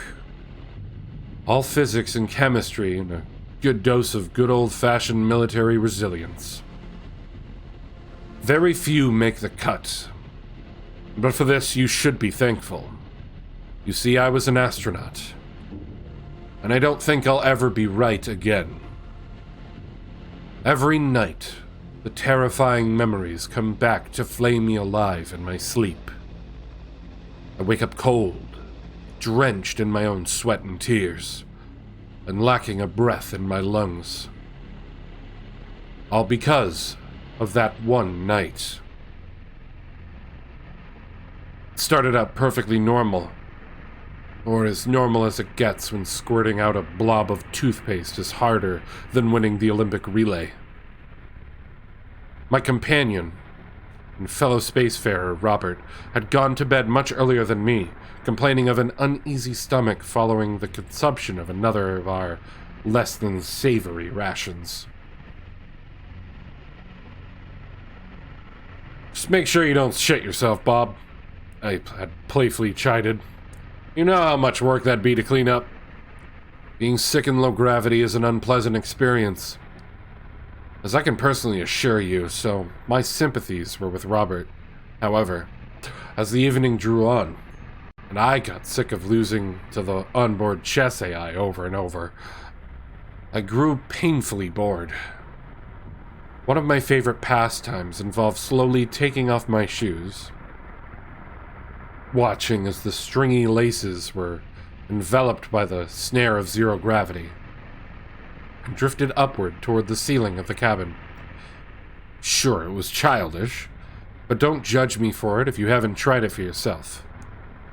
Even the smallest thing can amuse you in such a lonesome and outer-worldly environment. As I watched my rubber soles take off like a shuttle above my head, that was when I heard it. Faintly at first, but unmistakable in complete silence of the cabin. Static. It's coming from one of the radios built into our helmets. For a moment I just sat there, mesmerized. Likely it was nothing. We were in space, surrounded by hundreds of satellites broadcasting multitudes of information. It was hardly out of the question that we were picking up a stray signal. And yet, my gut told me it was something more. I got up out of my seat, floating across the corridor until I reached the locker for our spacesuits. The static grew louder when I reached for my helmet, so I knew which one of our radios needed a tune-up. I picked up the helmet and reached inside for the radio, and it stopped. Hello? There was a fucking voice coming out of the receiver. It startled me so much I nearly yelped out loud. I banged my head hard against the metal grill and just a few inches behind me. Hello? Is someone there? I froze, still rubbing the back of my skull. What the hell was going on? We weren't due a check-in with Mission Control for another 2 days. Despite my concerns, I lifted up the radio and pressed it to my ear, and then made the biggest mistake of my life. Hello, this is Michael Stanton, of the Rising Dawn. Do you read me, over?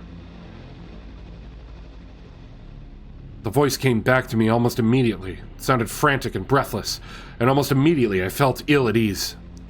Thank God! I don't know how much longer I can last out here. If you hadn't come along... My heart started to race, hammering against my chest. What's going on? Where are you communicating from? Over? I'm right outside your ship, Stanton. Can you open the hatch door and let me in? I think for a moment there, my blood actually ran cold. There was no way anyone could be out there.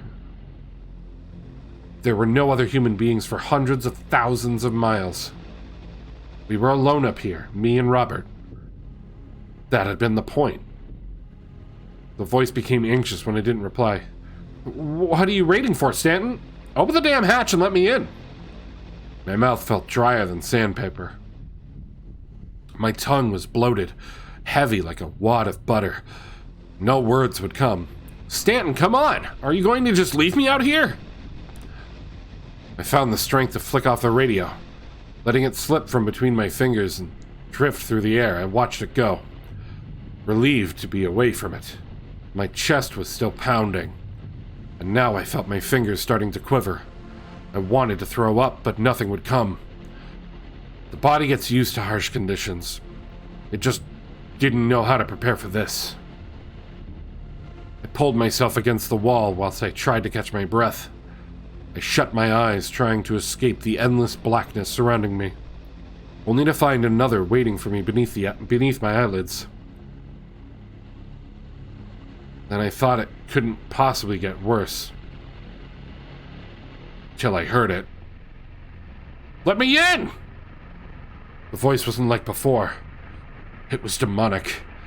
No longer humanoid, but deep, guttural, and fierce. The radio continued to float away, silent as the space that enveloped us. The voice was coming through the walls from outside the ship. Let me in! I could hear it breathing. It was raspy, heavy, and animalistic. Somewhat akin to what I imagined a horned demon must sound like when it breathes. It scrabbled against the body of the ship outside, scratching as though pawing for a way inside. For a couple of merciful moments, it went silent. Then the cabin was filled with a cacophony of metallic drumming as whatever was outside started to smash the side of the ship with whatever equivalent to hands it possessed. The sound was relentless, drowning out any and all thoughts that might have been in the running in my head. I pushed away from the wall and over to the opposite side, desperate to be away from the source of the banging. It cut out suddenly, leaving the cabin with only my whimpering It cut out suddenly, leaving the cabin only with my whimpering audible. But after a couple of seconds, it started up again. On that side, too, that awful, harrowing scream continuing. Let me in! Let me in! I must have blacked out at some point under the sheer duress of the whole thing, because my next memory was Robert slapping my face. Night had come and gone, and the cabin was silent once more. Somehow he had slept through the whole thing. I was incredulous. For a bit I believed I must have imagined the whole experience.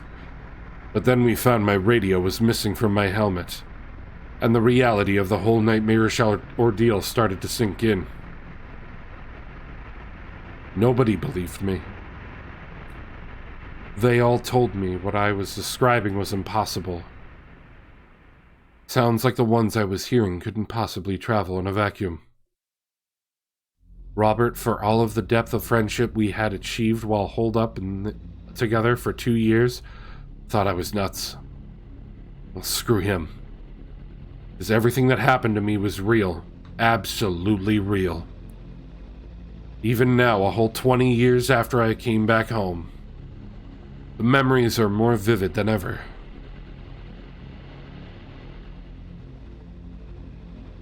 No amount of forced therapy or visits with gangly, patronizing psychiatrists will ever free me from them. They are a part of me now. But it's okay. Because you believe me, don't you? The supernaturally inclined, the believers. Here in the 21st century, we are all so accepting of one another. There's always an ear willing to receive. So that's why I'm writing this here. The story of Rising Dawn. and the thing that tried to attack us. The thing that was alive in the vacuous cold of space without protection. It's still up there. Somewhere.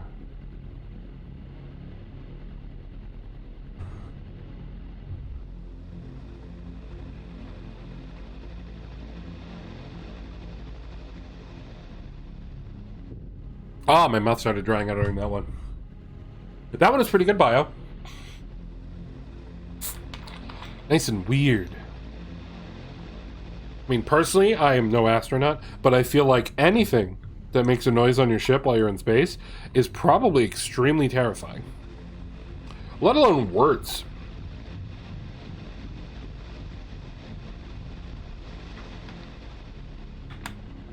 But that one was pretty cool. Again, that story was... I was an astronaut and I experienced something terrifying, which was submitted by Bio for us to read. Just let him in. Can you hear him banging on the walls the entire time you were reading it? He's still there.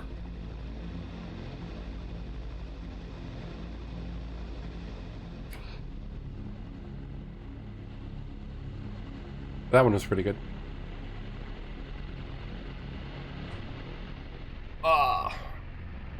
Bio, is that one of your favorites? Was that one that you just stumbled across while you were perusing Reddit? Because I know you like Reddit.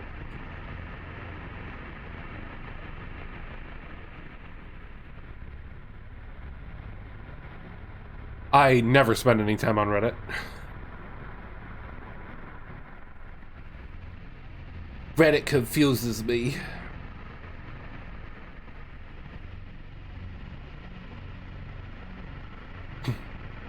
Stumbled and it was short. Sorry, is he going to pay rent? If not, he can go away. Do you pay rent in a spaceship? Dude, let me in. I'm running out of oxygen. Owens, what the hell are you doing out there? Owen's voice comes from behind you. Who the fuck you talking to? Our no sleep is fun.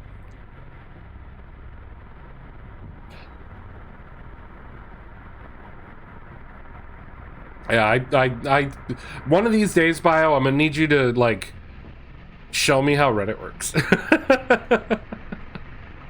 I've never really perused the site at all.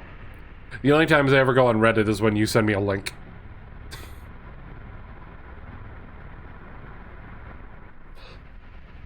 You know how whenever somebody tells a story, there's always one that's weaker? None of these are weak. Don't worry, I'm sure I'll have a weak one at some point.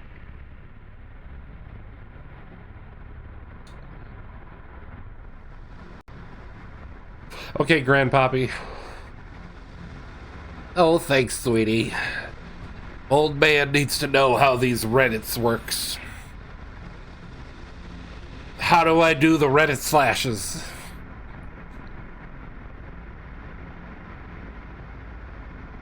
R/ teach me Reddit. Abuelito.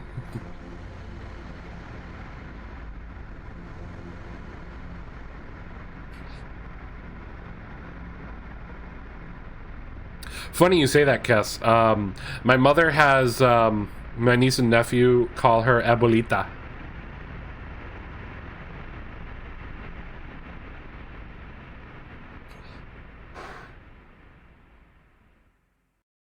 Let's find a good one for the next story that we got here. What's this one? Ooh. Nah, not that one. What's this one?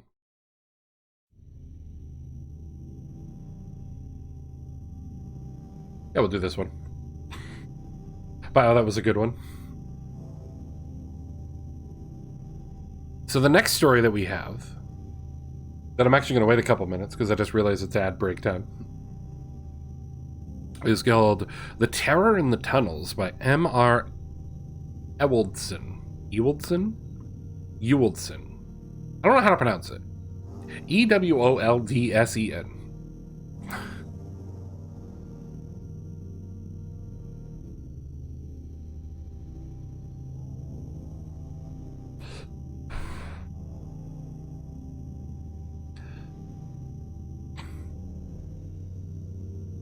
This one's a bit longer. I think I'm at the point where I'm starting. No, I still have a short one there. I have a short one there. I got Thanatos' other suggestion. That one's kind of long. This one's not loading. There we go. That one's shorter. Okay. So I did keep pacing. So I do have some shorter ones going through. I think one of the longest ones is last, though. But we have 6 more stories to go through.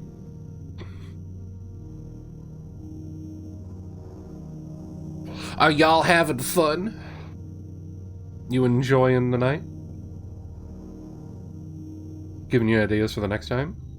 I guess I'll take this moment to just remind you all that, you know, this night was thanks to the fact that you all hit the sub goal for us to do it again.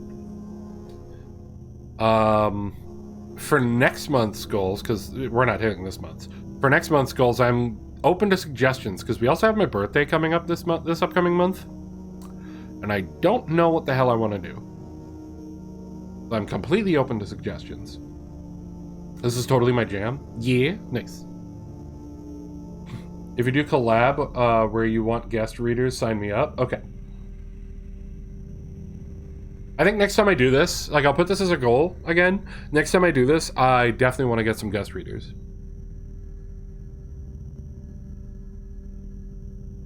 Oh, I should see if Bromo wants to. He's got some good voices.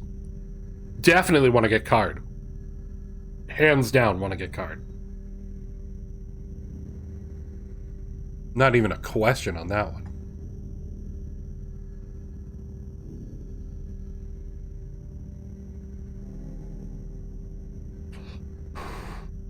See, Heroes of the Midnight Society is totally real. I didn't say they weren't real. I just said this isn't Are You Afraid of the Dark? I can bring back Victor Ravenwood to do readings. Yes! And then do a silly one bio and do it in your other voice. Sweet tricks.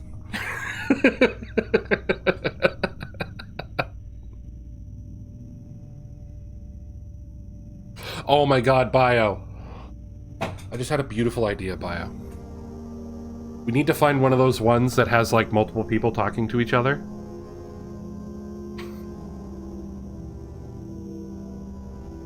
Billy Higgle readings, yeah. But we need one that where it's like people talking to each other, like oh, what was that one called?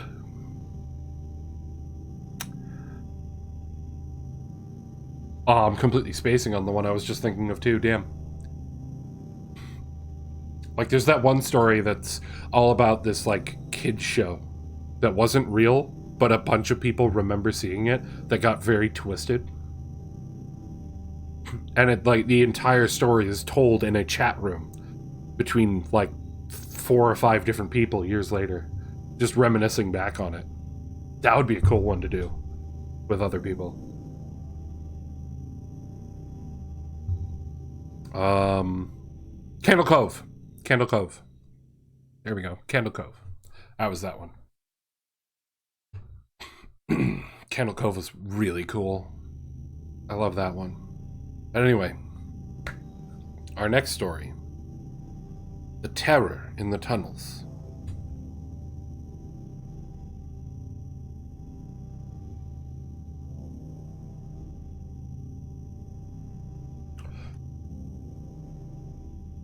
I have 2 very unusual keepsakes on one of my many bookshelves. One is an empty glass vial, the contents of which dried up long ago, and the other is an unusual metallic nugget. When I have visitors and they inevitably begin to peruse my bookshelves, I am most often asked about the piece of metal. In answering, I start by telling about the glass vial. I do this because they both came from the same experience. And I cannot tell of one without telling of the other. In my senior year of college, I had an encounter that I will never forget. My college campus had a series of underground maintenance tunnels. Once a year, it was my job to enter the tunnels and clean them out. In most places, they were little more than crawl spaces, save for a few more open areas. Spending a few hours in claustrophobic darkness with only roaches, rats, and abnormally large toads for company was not ideal. In hindsight, it wasn't so bad at all. Rather, it wouldn't have been, if not for the circumstances. I realized something was off when an hour passed and I hadn't spotted a single rat. Normally, I would have spotted at least 7 of them in the first half hour. I counted my blessings and continued to scrub the floor, sending a small horde of roaches scurrying up the walls. There were still plenty of disgusting critters keeping me company down here, so I decided not to let the absence of rodents concern me. As I crawled forward in the tunnel, my fingertips touched something that went skittering ahead in the darkness. Curious, I scanned the tunnel ahead and with my flashlight beam, hoping to catch a glimpse of what I had hit. My eye caught a flicker of movement to my left just as the object rolled into the wall. I reached out and plucked it up, turning it over in my hand. It was a small glass vial. The surface was badly scuffed. A few patches of dry glue and yellowed paper were all that remained of what had once been the label. The vial's stopper was missing, probably hiding in some other dark corner of the tunnel system. What interested me the most about the vial was the fact that it wasn't empty. There was a thin glaze of liquid inside, clinging to the glass. The liquid was a bright purple color. It reflected the light from my flashlight and seemed to faintly glow. I had seen plenty of strange things down here in the tunnels, but never anything this unique. I wrapped the vial up tight in a spare rubber glove and slipped it in my pocket. I cleaned the tunnels for another hour before I heard a sound. Someone was moving in the tunnel above me. I could hear the shuffling of hands and knees against concrete. Assuming it was my coworker and realizing that I was running low on cleaning fluid, I called up to him on the radio. 21 to 6, I said, using our radio call signs. The shuffling over my head stopped abruptly, and a moment later he responded. Go for 6. Could I borrow some of your cleaner? I'm in the tunnel below you. Several seconds passed before my coworker replied. I'm not in the tunnels, 21. I'm up in the shop. I furrowed my brow, instantly confused. If he was in the shop, then who was in the tunnel above me?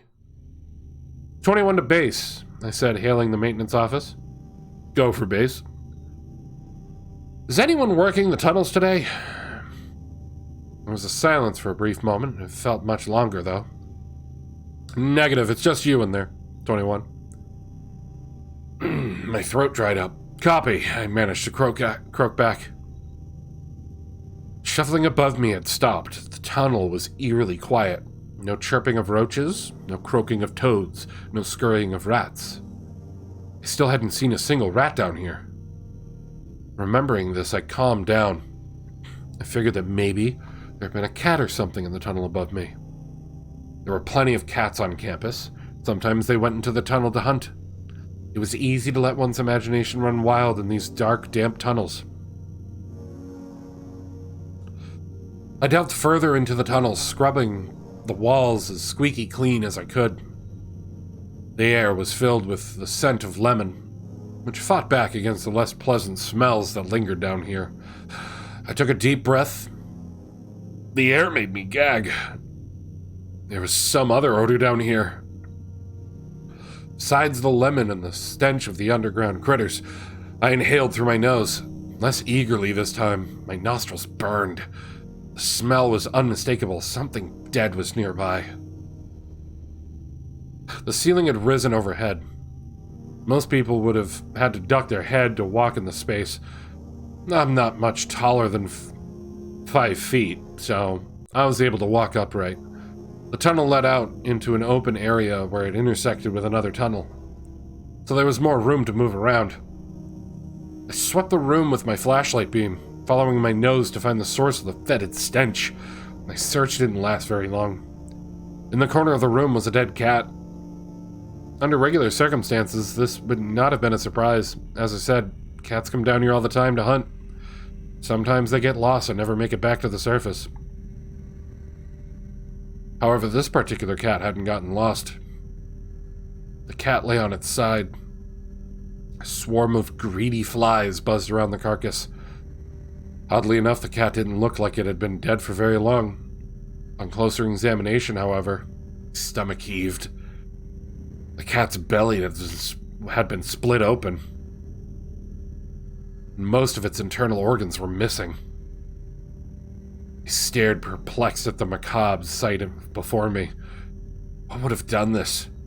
I had heard of coyotes preying on cats around campus, but I never heard of a coyote getting into the tunnels before. Nevertheless, the evidence of some grisly predator's presence in the tunnel lay before me, on the concrete floor, covered in flies and smelling of decay. And yet, I wasn't certain. There was something about that wound that unnerved me. It didn't look like it had been torn open. The tears in the cat's the tears in the cat's flesh seemed too clean. Careful to keep my hands far away from the gaping wound, I lifted the dead cat and slipped the carcass into a trash bag. A swarm of flies buzzed around my arm and face, but a few quick sprays from my cleaner fluid dispersed most of them. I kept my eyes on the tunnels, looking for signs of whatever animal had done this. There were no signs of claw marks or bloodied tracks anywhere nearby. Something on the wall, however, caught my eye. I stepped forward to examine the concrete wall of the atrium. There was a smear of liquid that had caught the light of my flashlight. At first I thought it may have been blood. It was much too bright to be blood. The color was wrong too. My hand dipped into my pocket, where the wrapped vial rested snugly against my leg. The smear was purple, just like the remnants in the vial. It seemed to absorb the light and hold it within. I ran my hand over the smear, which probably wasn't the best idea. When I did, I noticed something unusual. Everything down here was damp and warm, but the liquid was cold to the touch. I rubbed my fingertips together, feeling the texture of the strange substance. It was thick like syrup or oil and just as sticky. I looked around for a pipe or something to wipe it on, and settled for the wall. As I continued my work, I noticed an unusual sensation spreading through my fingertips. They felt tingly and spiky, like when an appendage falls asleep and you have to smack it around to make the pain stop. I wondered if the purple goo was some kind of chemical the other teams used in the tunnel. I'd never seen it before, but it was possible. 21 to base. Go for base. I found this weird purple goo down in the tunnels and got some on my hand. Can you see if anyone knows if it's dangerous? Done for. Thank you. As I continued into the tunnel ahead, I began to notice more than just an absence of rats. I hadn't seen any cockroaches since finding the cat carcass. Even the toads had fallen silent. Most people would have been thrilled to find that the vermin weren't showing themselves, but down here, it didn't feel right. I found myself looking over my shoulder every so often, or shining my flashlight further ahead into the darkness. It's getting nervous. Base to 21, shouted my radio, breaking the silence and making me set new world records in the high jump. Down here, the signal wasn't very good, so the dispatcher's voice was tinny and strained, making it sound inhuman. I rubbed the top of my head and answered the radio. Go for 21. None of the boys know anything about purple goo. Are you playing with chemicals down there? Negative, I responded, my cheeks flushed despite having no reason to do so. Might just have been a trick of the light. There was a silence from the radio. After several seconds, the dispatcher voice came through again. 10-4. I cringed, knowing I was going to be the butt of more than a few tasteless jokes around the time clock later. Still, I was confused. None of the other crews used a purple chemical. Then what was smeared on the wall?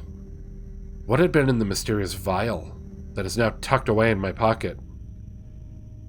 Just then, a low groaning sound echoed through the tunnels. Every hair on my body stood up. I pointed my flashlight ahead into the darkness. The tunnel was empty. It was completely empty. No roaches scattered in the light. No toad went hopping into hiding. And par for the course, no rat scurried madly away. These had assured me I was alone in the tunnels. They had no idea how right they were. But if I was alone down here, what made that sound? This tunnel was as tall as the atrium, so I was able to walk freely in it.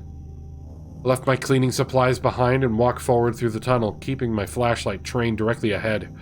As someone with a fascination for the supernatural, I had seen a lot of monster videos on the internet.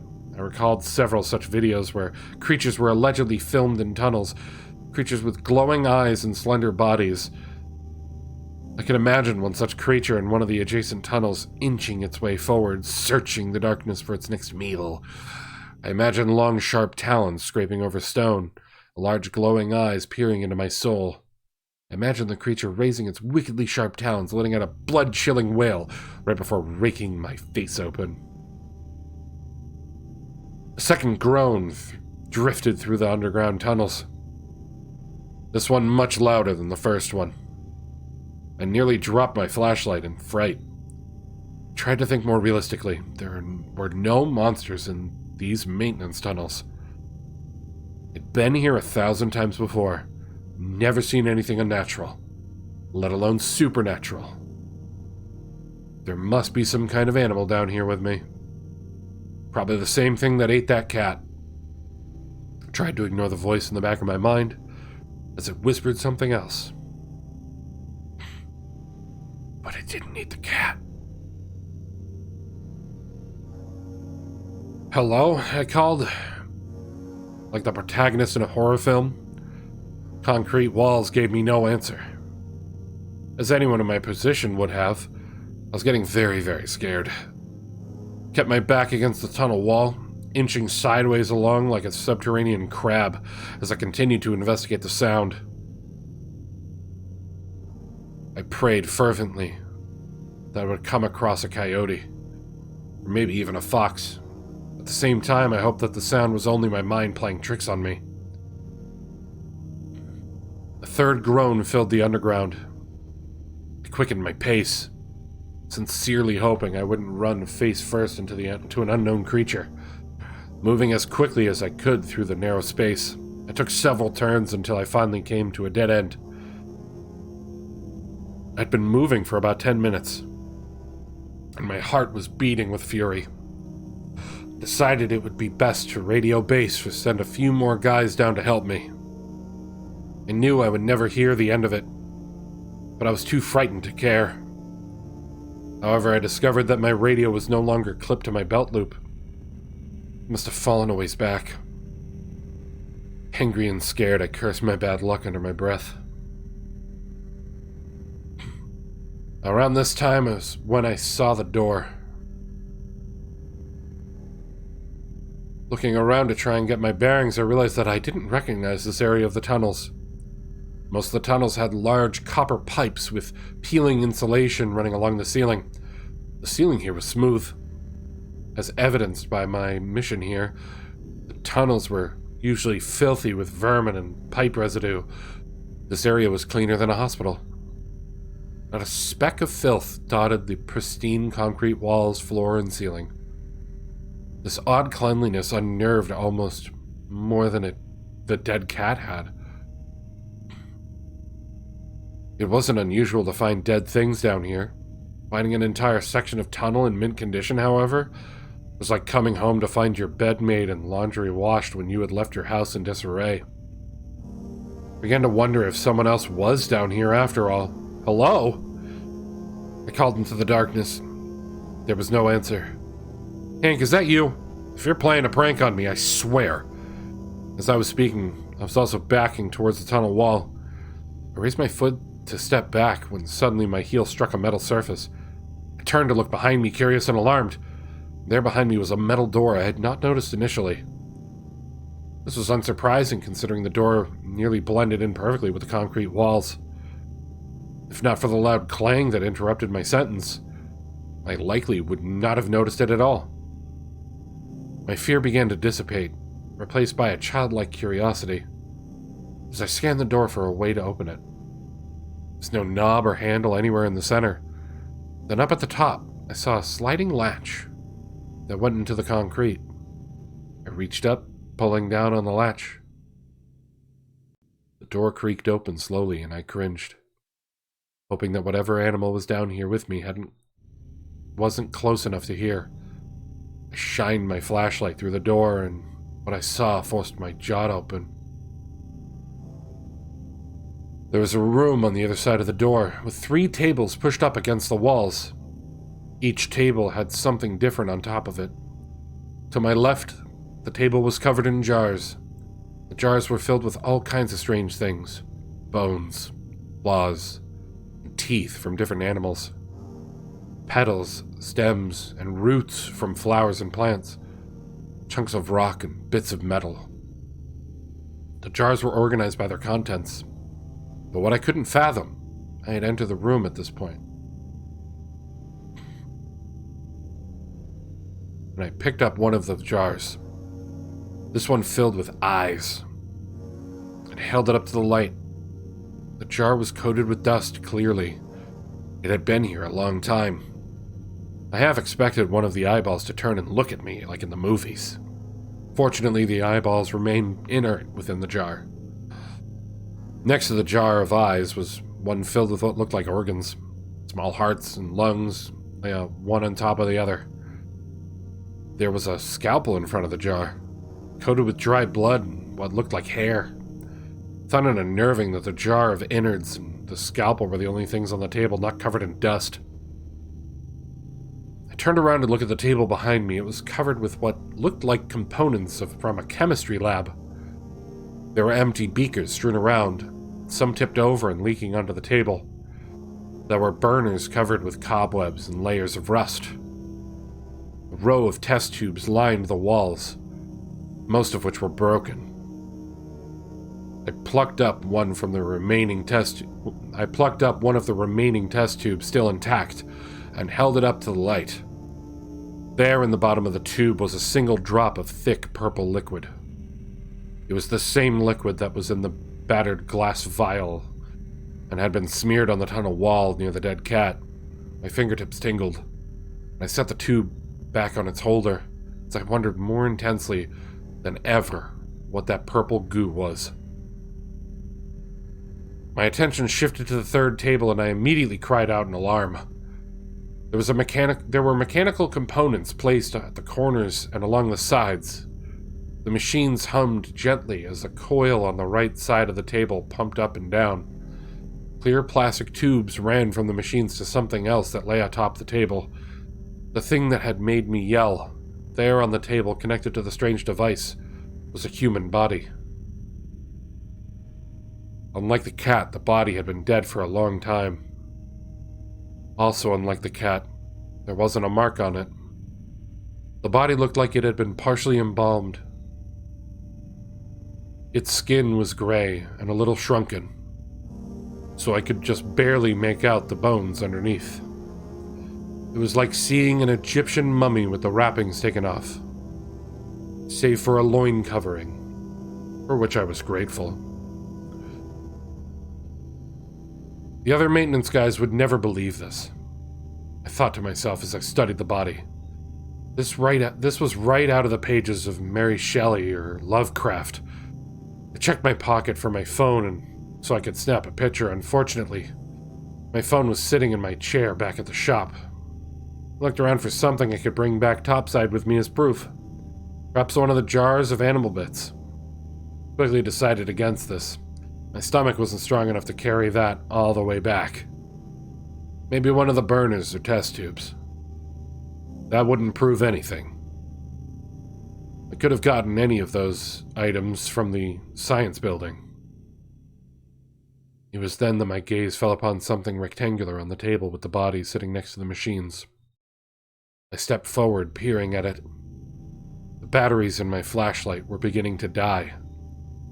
and I had to perform some percussive maintenance to get it to work. The light flickered to life, and I returned my attention to the rectangular object. It was a leather-bound book. Countless loose pages protruded, unaligned from the sides. The elastic band was taut against the bulging binding.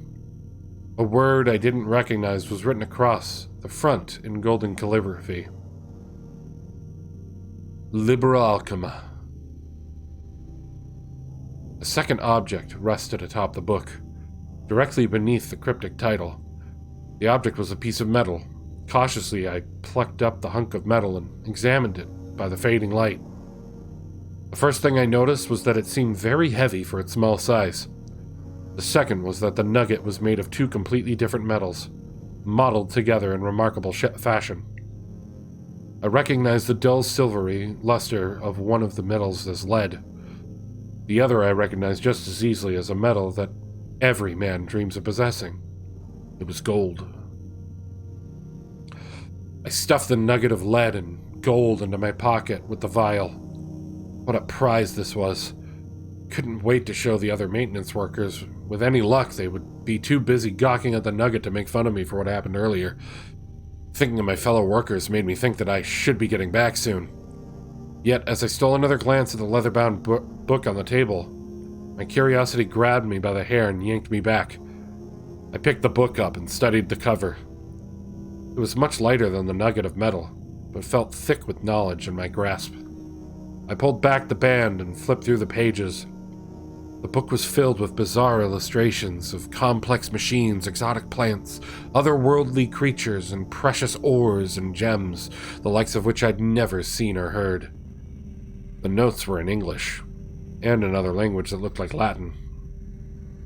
I didn't bother to read the English ones. I did, however, scan the titles of the sections, which were just as bizarre as the illustrations. The refining of mundane metals, the humors of various monstrosities, flora of Ridden, creation and care of the homunculus, the elixir of life, and a host of others just as fantastic. I couldn't believe what I was reading. I knew enough from speculative fiction novels to recognize the subject matter of these titles. Refining mundane metals, creating homunculi, elixirs of life. This was an alchemist's journal. Could it possibly be real? I wanted to read every word the book had to say. But there would be no time. My thoughts were shattered by a familiar sound from the hallway. A long, low moan crept in from outside. My skin crawled like a horde of roaches. It was very near and most likely out in the hall. I clutched the book to my chest, looking around the room for a place to hide. Footsteps from the hall made my heart quicken, and in a mad rush I pulled back the cloth from the chemistry table and dove beneath it, pulled my legs up in front of my chest, and walked myself back until I could hear it until my rear end hit the wall. I realized that I'd left my flashlight on. I flicked it off just as the metal door creaked open. Something stepped inside. I listened carefully, praying that the animal didn't know I was here. The jars on the table across from me clinked and shifted. I furrowed my brow. Why would an animal be messing with jars? Still asleep. Always asleep. My breath caught in my throat. I nearly choked. It wasn't an animal at all. There was a man down here with me. Somehow I found this exponentially more terrifying. Was this the alchemist who had written the journal? Was this his laboratory? I decided immediately that I needed to get out of here as fast as possible and listened even more carefully. If I had a shot, I was taking it. Sorry, kitty, muttered the voice in tandem with the sound of the jar being opened. I heard a few squishy plops and followed by the sound of a jar being shut. Didn't want to hurt you, but had to. You won't wake up. The alchemist came closer through the darkness, and I sat as still as a corpse. He began to rummage around with the chemistry tools. Broken, everything broken. Why won't he wake up? Cringed at his loud voice. Who was he talking to, or about? I couldn't fathom. In horror, I wondered if he was talking to the corpse on the table. The alchemist shuffled over to where the corpse lay. There was a loud thump as he dropped something heavy on the floor. "Hello, sir," growled gleefully. "Rats and cats not enough. Found this one in a ditch, asleep from drinking. Doing no good. Better off here." The man fiddled with something in the darkness. I recognized the sound of it. It was the rustle of a garbage bag. My eyes widened in the darkness. There was another body in the garbage, a fresher one. The alchemist had killed some poor homeless person and dragged him down into the tunnels.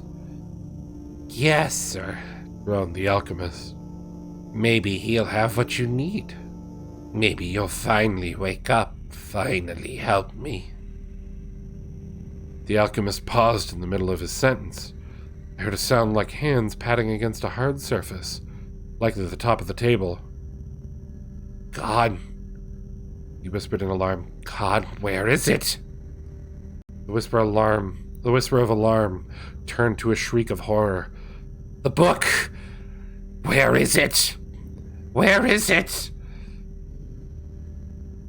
I took this as my chance. Hugging the book close to my chest, I bolted forward, into the darkness. My shoulder slammed painfully into the metal door, but pushed it open successfully. I ran through the tunnels as fast as I safely could, ducking my head to avoid smacking into any pipes. Behind me, the alchemist hollered angrily in the darkness. I heard the metal door creak open. He was running close behind me. "Stop! Stop!" I did not stop. I ran without thought or care of where I was going. I only wanted to get away from the madman chasing me, to leave those filthy tunnels behind and take my rightful place in the sun, where men were meant to stay. As I ran, he continued to bear down on me. His footsteps were heavy, and it seemed like he would catch me at any moment. A terrifying image of my eyeballs in a dusty old jar flashed through my mind. My pace quickened, but sooner or later I would smack into a wall. If that happened, my fate would be sealed. I smacked my flashlight against the book, praying the flickering light would brighten. "Come on," I begged. "Come on! Come back!" demanded the alchemist. "Come back!" He lunged, and I felt an appendage brush against my shoulder. I nearly tripped. Then, like a majestic beacon of safety, my flashlight beam sprang to life, emboldened and figuring that I could buy myself a few seconds. I turned and shined the light directly into the eyes of my pursuer. He stopped immediately, crying out in agony and shielding his eyes with his hands. He couldn't see in the bright light, however I could, and in that moment I wish I couldn't. My pursuer was not an alchemist. It wasn't even a man. It was some hideous thing, with pebbly gray skin like an elephant, thick sausage-like fingers. Its body was brutish yet slim in the middle, a combination that looked as creepy as it was unnatural. Its arms were almost the length of its body. Its hands were as big as a catcher's mitt, with 3 fingers and a thumb on each hand. Its face was stunted and puggish, with milky, bulbous eyes, like ping-pong balls set inside a skull. Its cry was like the deep squeal of a pig as it shielded its eyes from my radiant beam. "Stop!" it continued to plead, despite being effectively halted by the beam of light. "Don't take it! I'll die without him!" Its voice was deep and wheezy. It seemed to gasp for air between words. As an asthmatic, I found myself seized by in a moment of pity, but the memory of the dead bodies in the secret room chased such thoughts away. "What are you?" I demanded, trying to sound confident. Instead, my voice broke at the end of the third word. "Dying," wheezed the creature. "Sir, made homunculus. Sir is sleeping. Sir must wake up. Sir? I asked, confused. Even as I asked, the answer came to me. The corpse on the table hooked up to the machine with that mysterious purple serum pumping into its veins. You mean the alchemist? The dead body in the machine? Not dead, wheezed the homunculus. Sleeping. Must wake him. Dying. I remembered a chapter from the book, The Creation and Care of a Homunculus. If the alchemist had been sleeping for some time, the homunculus must have had no one to care for it. It probably needed some sort of special nourishment to keep it alive. If it needed the book in my hands to wake the alchemist, then the book could save its life. But you killed someone, I snapped. The drunk in the ditch. You're a murderer. No, didn't kill him. Man drank himself dead. Found him. Brought him here. The homunculus dipped its head to the side in what could have been an expression of shame. Need parts. Alchemy. Need parts. Need alchemy to wake, sir. I found myself stunned, unable to move. This creature was intelligent. It could speak. It knew shame and fear. And it stood helpless and dying before me. It only wanted to live. Perhaps my decision wasn't a good one. Perhaps I took too much pity on the horrific creature before me. I can't say, but I stand by my decision to this day. With a deep breath, I held the book out to the creature. Take it. Take it and get out of these tunnels. And don't let me see you around here again. Tossed the book to the homunculus, who caught it eagerly. I lowered the light. The homunculus looked at me with its enormous white eyes. I promise. Thank you. With that, the creature turned its back to me, hobbling back into the direction in which he had come. This is where the account ends when I am asked about the vial and the nugget on my bookshelf. Some who hear this tale shudder in horror at my telling of it. Others simply scoff and reply, "Fine, don't tell me what it is." I went back to the tunnels after that to see if I could find the door. I did find it, but when I opened it, everything was gone. The jars were gone, the tools were gone, the tables were gone, the machine, the body, the homunculus, all gone. The only thing I found was a note taped to the back wall where the mummified body had rested. While I display the vial and nugget in a prominent place on my bookshelf, I've kept that note hidden away in a drawer filled with hundreds of other secrets. Never told anyone about that note. This account, however, would not be complete without it. To the tunnel worker, please keep what you know to yourself, and enjoy the nugget of refined lead. It should make for an excellent conversation starter.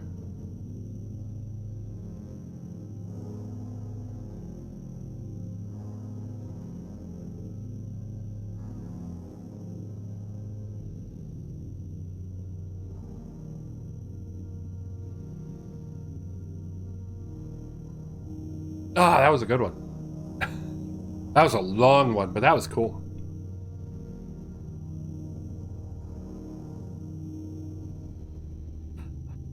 What'd you guys think?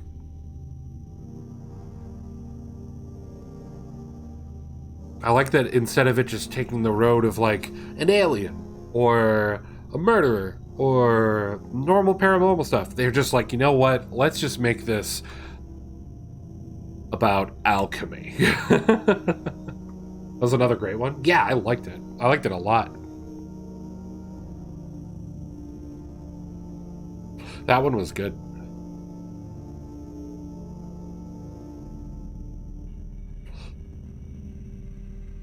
Add a redeeming, don't use my natural voice. I'm already using different voices. What? Also, for immersion, I'm not going to change the voice to something silly in the middle of one of these unless I'm literally reading a shit pasta, which I don't have any for tonight.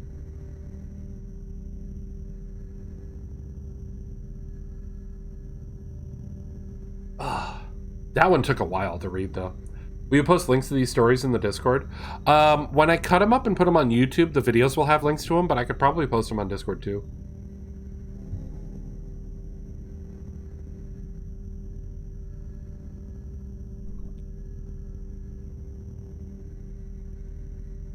Because with the first stream, which, by the way, the whole first stream unedited was made live on YouTube today. So if you missed the first stream and you don't want to just see the stories that I chopped up and you want to see the whole stream, that is available. But all of the most of the stories from the first stream were cut up into each individual story and put as separate videos in their own playlist. So you can always check that out over on the YouTube channel. My stories don't have links. Mine were told by me and friends. Yeah, Thanatos' stories are in the suggestions tab on the Discord already. Those are already there. I've only read one of Thanatos' suggestion ones. I have another one of his in the future here.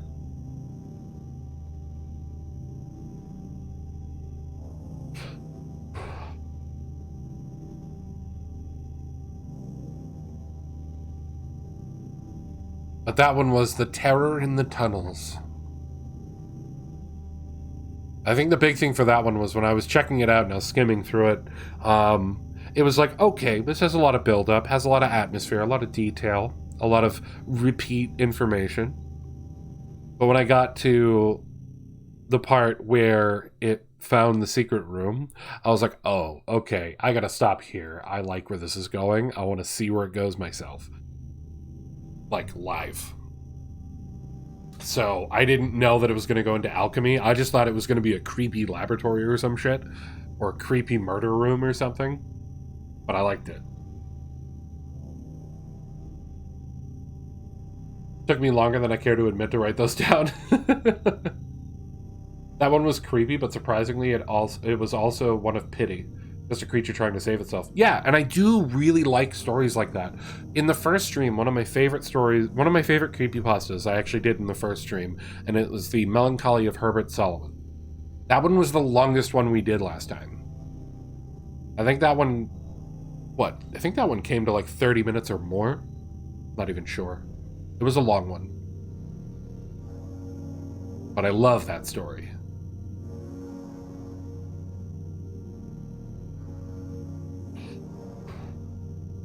But yeah, I'm totally liking the idea that Bio mentioned before the story of, like, definitely you want to get some guests sometime to do these. Maybe get some stories that use multiple people at once. That would be cool. Today is a good day. Oh yeah? What happened to Booza? Telling you heroes you got a voice for horror audiobooks? I don't know. Thanatos, I got all them creepypastas posted up on the YouTube. They're there.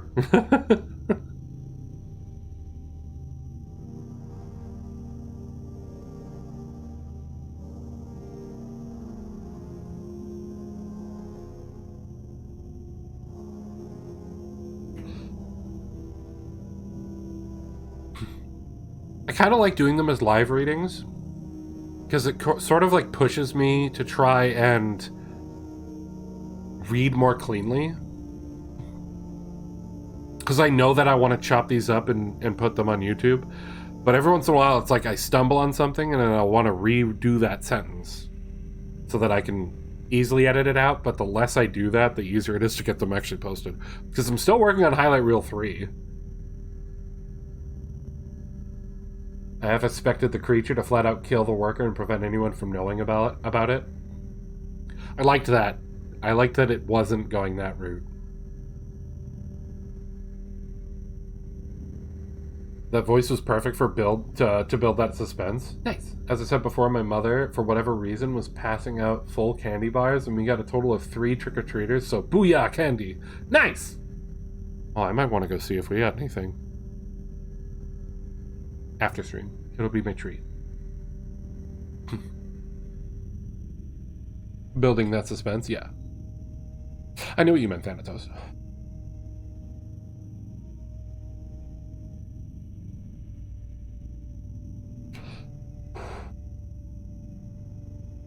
That was a long one.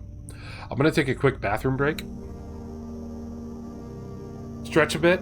And then when we come back, we have some more stories to tell. We're a little over halfway through our stories for tonight. Horror story doesn't have to end with everyone getting killed. It doesn't. It really doesn't. That being said, for one really popular horror story, or at least creepypasta, that you guys might know of, I did do in the last stream. And that was really hard to do. But I really like how it came out, I think. I did the Russian sleep experiment last time. So that one is on YouTube.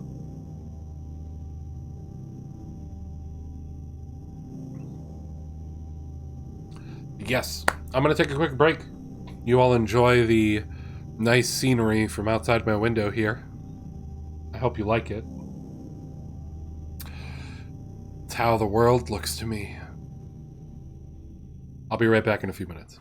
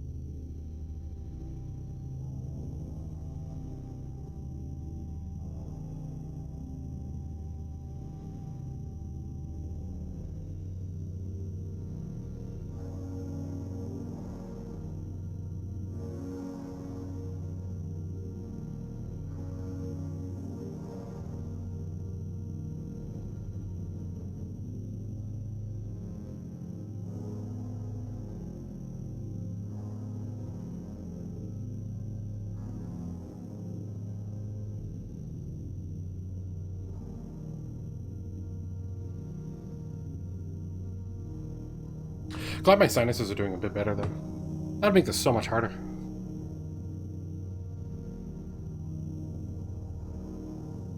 What are you guys going on? When I was younger, we were told the story of the Wendigo. Not in English. We were told it in our language. Talks about how a group of hunters are lost during a blizzard.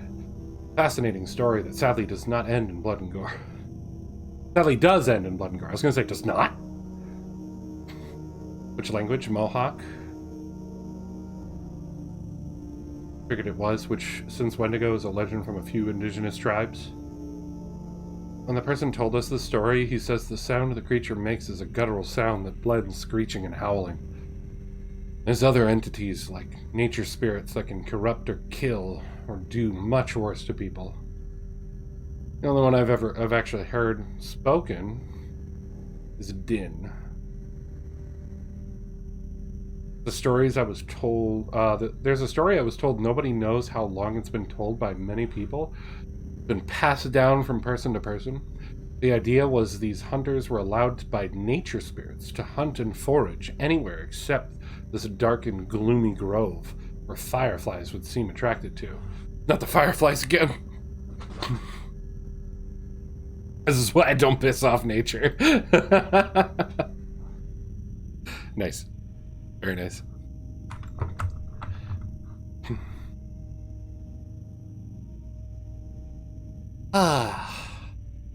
Nature spirits were clear, you don't go there.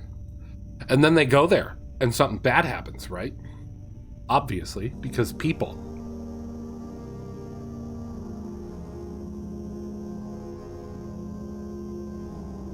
Humans could decide to not go to a location forever on their own. The moment someone tells them they shouldn't go there is the moment that they immediately are like, I have to. Because humans are terrible. Our next story tonight, though, it's called Licking. It's a short one.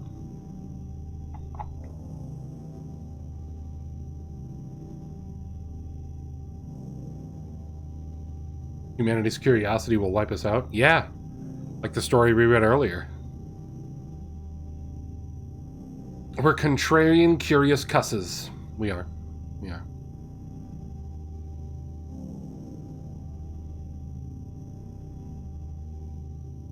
What is this track?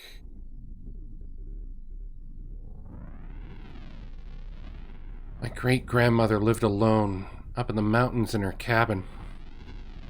Her husband was dead, so she was there all alone. She only had one companion, and that was her loving dog. They both adored each other, and the dog was a great comfort to her. Every night when she went to bed, the dog would lick her hand to let her know that he was there to protect her. One night she had gone to bed and the dog had licked her hand, like he had done routinely every night since her husband passed. But this night was different. She had woken up in the middle of the night because she heard her dog whimpering. She wanted to comfort him and let her know that she was there for him too. So she stuck her hand out by the bed, and she felt the dog gently lick her hand like always. She figured he was just cold, so she went back to sleep. The dog's whimpering had woken her up a second time in the night, so she stuck her hand out. The dog licked it, and she went back to sleep again. This happened a third time, and she stuck her hand out, and the dog stopped whimpering and came and licked her hand. She stayed awake a few moments afterwards, and then went back to sleep again. In the morning, she woke up and stuck her hand out by her bed, but nothing licked her hand. She thought that the dog had already woke up and was just in the front room. She rolled over and got out of bed and heard a drip, drip, drip, drip. She thought the sound was coming from the kitchen, so she walked over and turned the handles on the sink faucet, but it wasn't the source of the noise. After frustratingly checking the sink and its pipes, she gave up and continued into her bathroom to take a shower. As she got closer to the bathroom door, it was evident that the sound was coming from within. She opened the door and looked above the bathtub and gasped another horror. There, hanging from the light by his collar, was her loving companion. Blood dripping into the bathtub. She screamed and began to cry. She turned and looked into the mirror, and she saw the dog's reflection, and written in the mirror in her dog's blood, with drips and streaks hanging down with each letter, were the words, "Humans can lick too."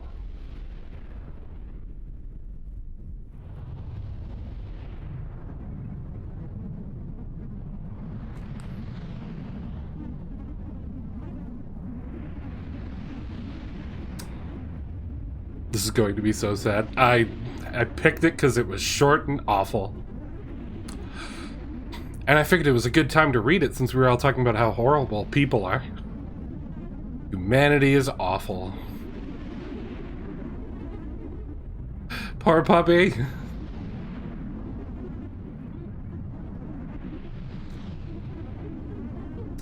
Story ends with hunters being dragged into the ground by roots and plant life. Well, one of the lucky hunters anyway. Nature spirits wear masks. It was implied the grove was where they took their masks off. The spirit said you were warned. They say if you listened to the wind, you could hear the screams of the hunters, being left alive to suffer forever.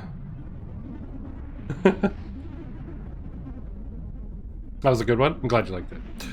This is why Raven sleeps in my arms like a teddy bear. But Cass, humans can be teddy bears too.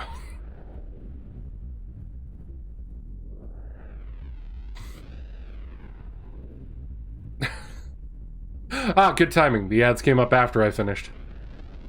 That's good. It's got more drama in Mohawk. I bet. Sign me up for that. Which part, Ada? Which part?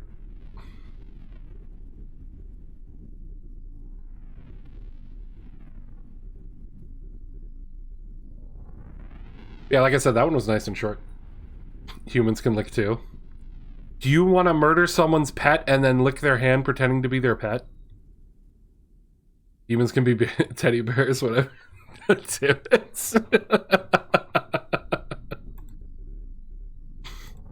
awful. Absolutely awful. I want to save that one.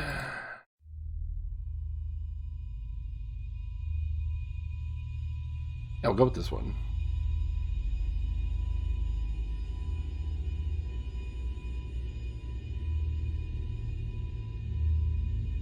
The idea is spirits are mischievous and playful, but they also something to take seriously. I mean, yeah. I understand the reason for those tales. Sometimes they appear as balls of light, sometimes figures in the distance.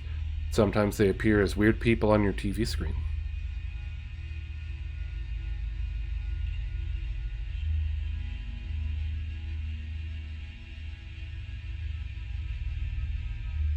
Sorry, everyone else. I'm just staring into Thanatos' soul.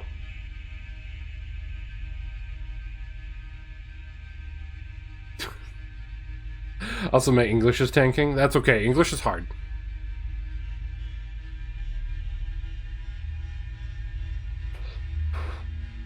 English is very hard.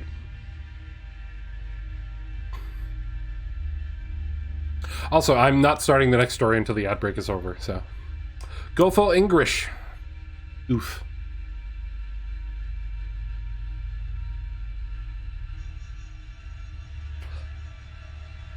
I remember when I was younger, my mother's English wasn't super strong, so she had English all the time. It was great too, because whenever she would get a word that was English, it would always be like she would always say it in a different accent. It was really funny. My friends and I would always make jokes about it when we were growing up. That way no one knows what you're saying and can't correct you. Exactly. Telling you, heroes, if you see balls of light, don't follow them, no matter how playful they seem. Nah, I already did. I already followed them, Thanatos.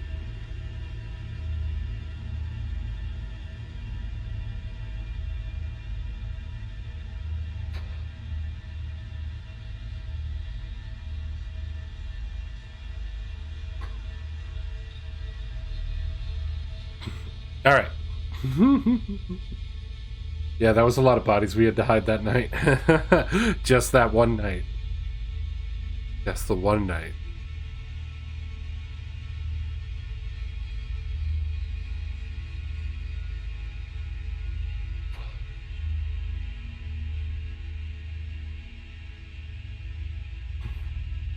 Our next story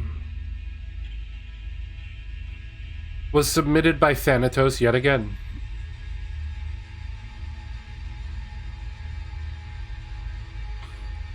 This story is called Don't Turn On the Light. The name already has me excited. Didn't break any records, but we sure broke ground. I don't think ads are playing because I'm subbed and not getting ads. Vmon, you're not showing a sub badge. Weird. Not subbed. Yeah, I already know that they're over. I can see it over on the side. Not subbed, I'm dumb. It's okay, Vmon, it's okay. The Mohawk people are the most easterly section of the... I'm gonna butcher that first one. Haudenosaunee? Or the Iroquois? I know Iroquois. I don't know how to pronounce the other one. Still, I'm not getting ads. Yeah, they were like 10 minutes ago. Or 5 minutes ago. Sorry. Anyway. Next story. Don't turn on the light. Submitted by Thanatos.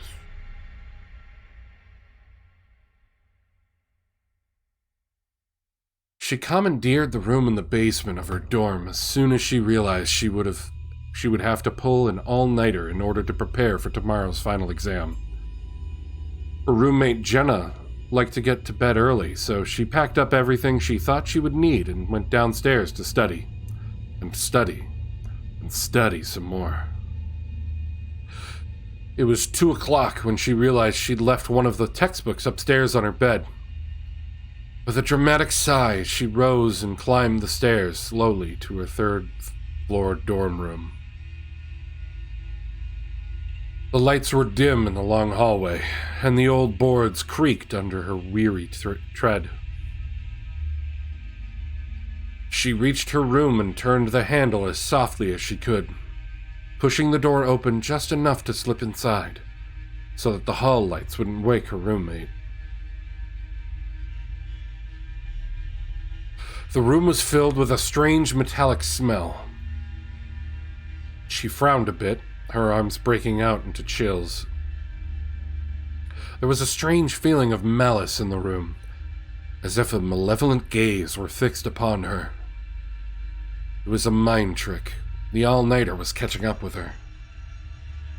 She could hear Jenna breathing in the far side of the room, a heavy sound, almost as if she had been running. Jenna must have picked up a cold during the last tense week before finals. She crept along the wall until she reached her bed, groping among the covers for a stray history textbook. In the silence, she could hear a steady drip, drip, drip sound. She sighed silently. The Facilities would have to come and fix the sink in the bathroom again. Her fingers closed on the textbook. She picked up softly and withdrew from the room as silently as she could. Relieved to be out of the room, she hurried back downstairs, collapsed into an overstuffed chair, and studied until 6 o'clock in the morning. She finally decided that enough was enough. If she slipped upstairs now, she could get a couple hours sleep before her 9 o'clock exam. The first of the sun rays were beaming through the windows as she slowly slid the door open. Hoping not to wake Jenna, her nose was met by an earthy metallic smell a second before her eyes registered the scene in her dorm room. Jenna was spread-eagled on top of her bed against the far wall, her throat cut from ear to ear, her nightdress stained with blood. 2 drops of blood fell from the saturated blanket with a drip, drip noise that sounded like a leaky faucet. Scream after scream poured from her mouth, but she couldn't stop herself any more than she could cease wringing her hands, as all along the hallway, doors slammed and footsteps came running down the passage. Within moments, other students had gathered in her doorway, and one of her friends gripped her arm with a shaking hand and pointed a trembling finger toward the wall. Her eyes widened in shock at what she saw. She then fainted into her friend's arm. On the wall above her bed, written in her roommate's blood, were the words, "Aren't you glad you didn't turn on the light?"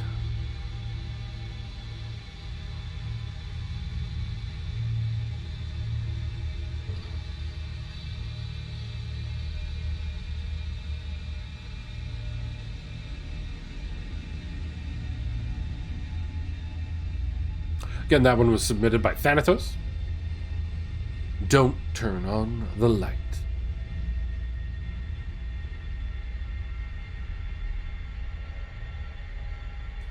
Fun fact, Mohawks love hearing other people's pronounce things. I feel like an asshole when I mispronounce anything. Refresh the stream, that'll fix it. There was a tribe/band of Kalapuya along the Mohawk River in Oregon, also called the Mohawk. Yeah, it's not the first time I've been asked that question, but I'm glad to talk about anything. Oh, okay. Nice. But yeah, what'd you guys think of that one? Another short, eerie one. Which, by the way, I did not read that one ahead of time. I did not mean for that to be immediately after another blood message. But there you go.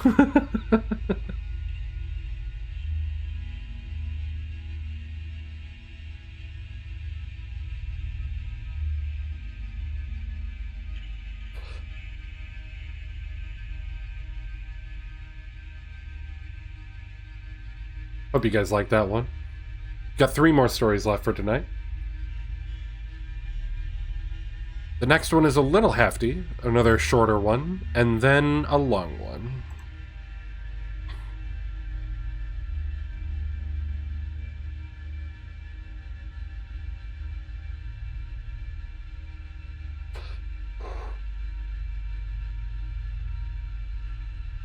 It was good, but probably the weakest one. Thanatos, you said that usually there's one that's weaker, and you submitted it, so I mean, you must have planned it ahead of time. That's because the others were much better. It's okay, Thanatos. I am perfectly fine with that. I like reading the ones you guys submit. First of all, it lets me be lazy for trying to find good ones, and second of all, it lets me be lazy for trying... I just want to conclude you guys.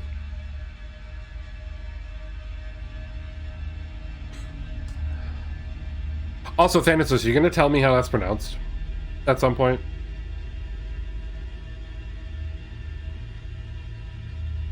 I love this, though. Nice.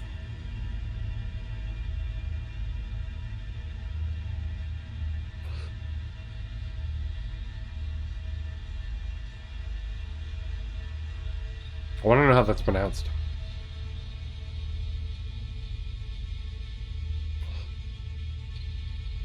Like, I'm pretty sure I got Iroquois correctly.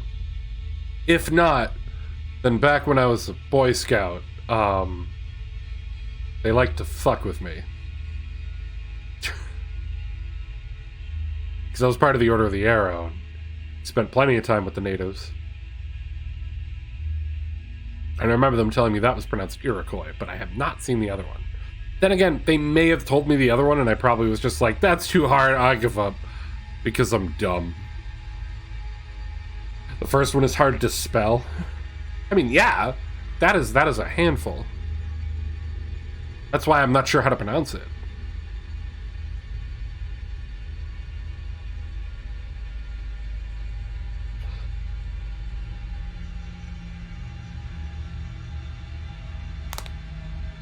But yes, our next wonderful tale. Do I want to use this track again? I don't know. I already forgot the ones I used earlier. What was this one? Not that one. That one will actually be good probably for the last one. I already used that one.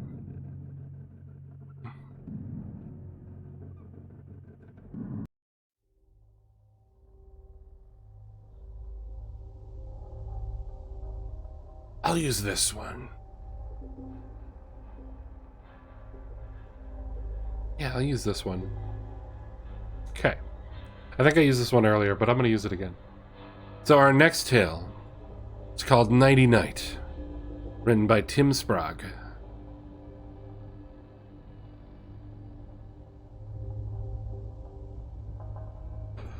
For the past 5 years, it's just been Ian and me. My wife's pregnancy with him wasn't easy. There were a number of scares and close calls due to health issues that she had experienced all her life. Every doctor she had ever been to had told her that she would never be able to get pregnant in the first place. But she put on a brave face and joked that she would just get an entire litter of puppies instead. But when she was thinking about it and didn't know, I was watching her real feelings. They were etched all over her face. She loved kids, and the thought of not being able to have one herself was heartbreaking for her.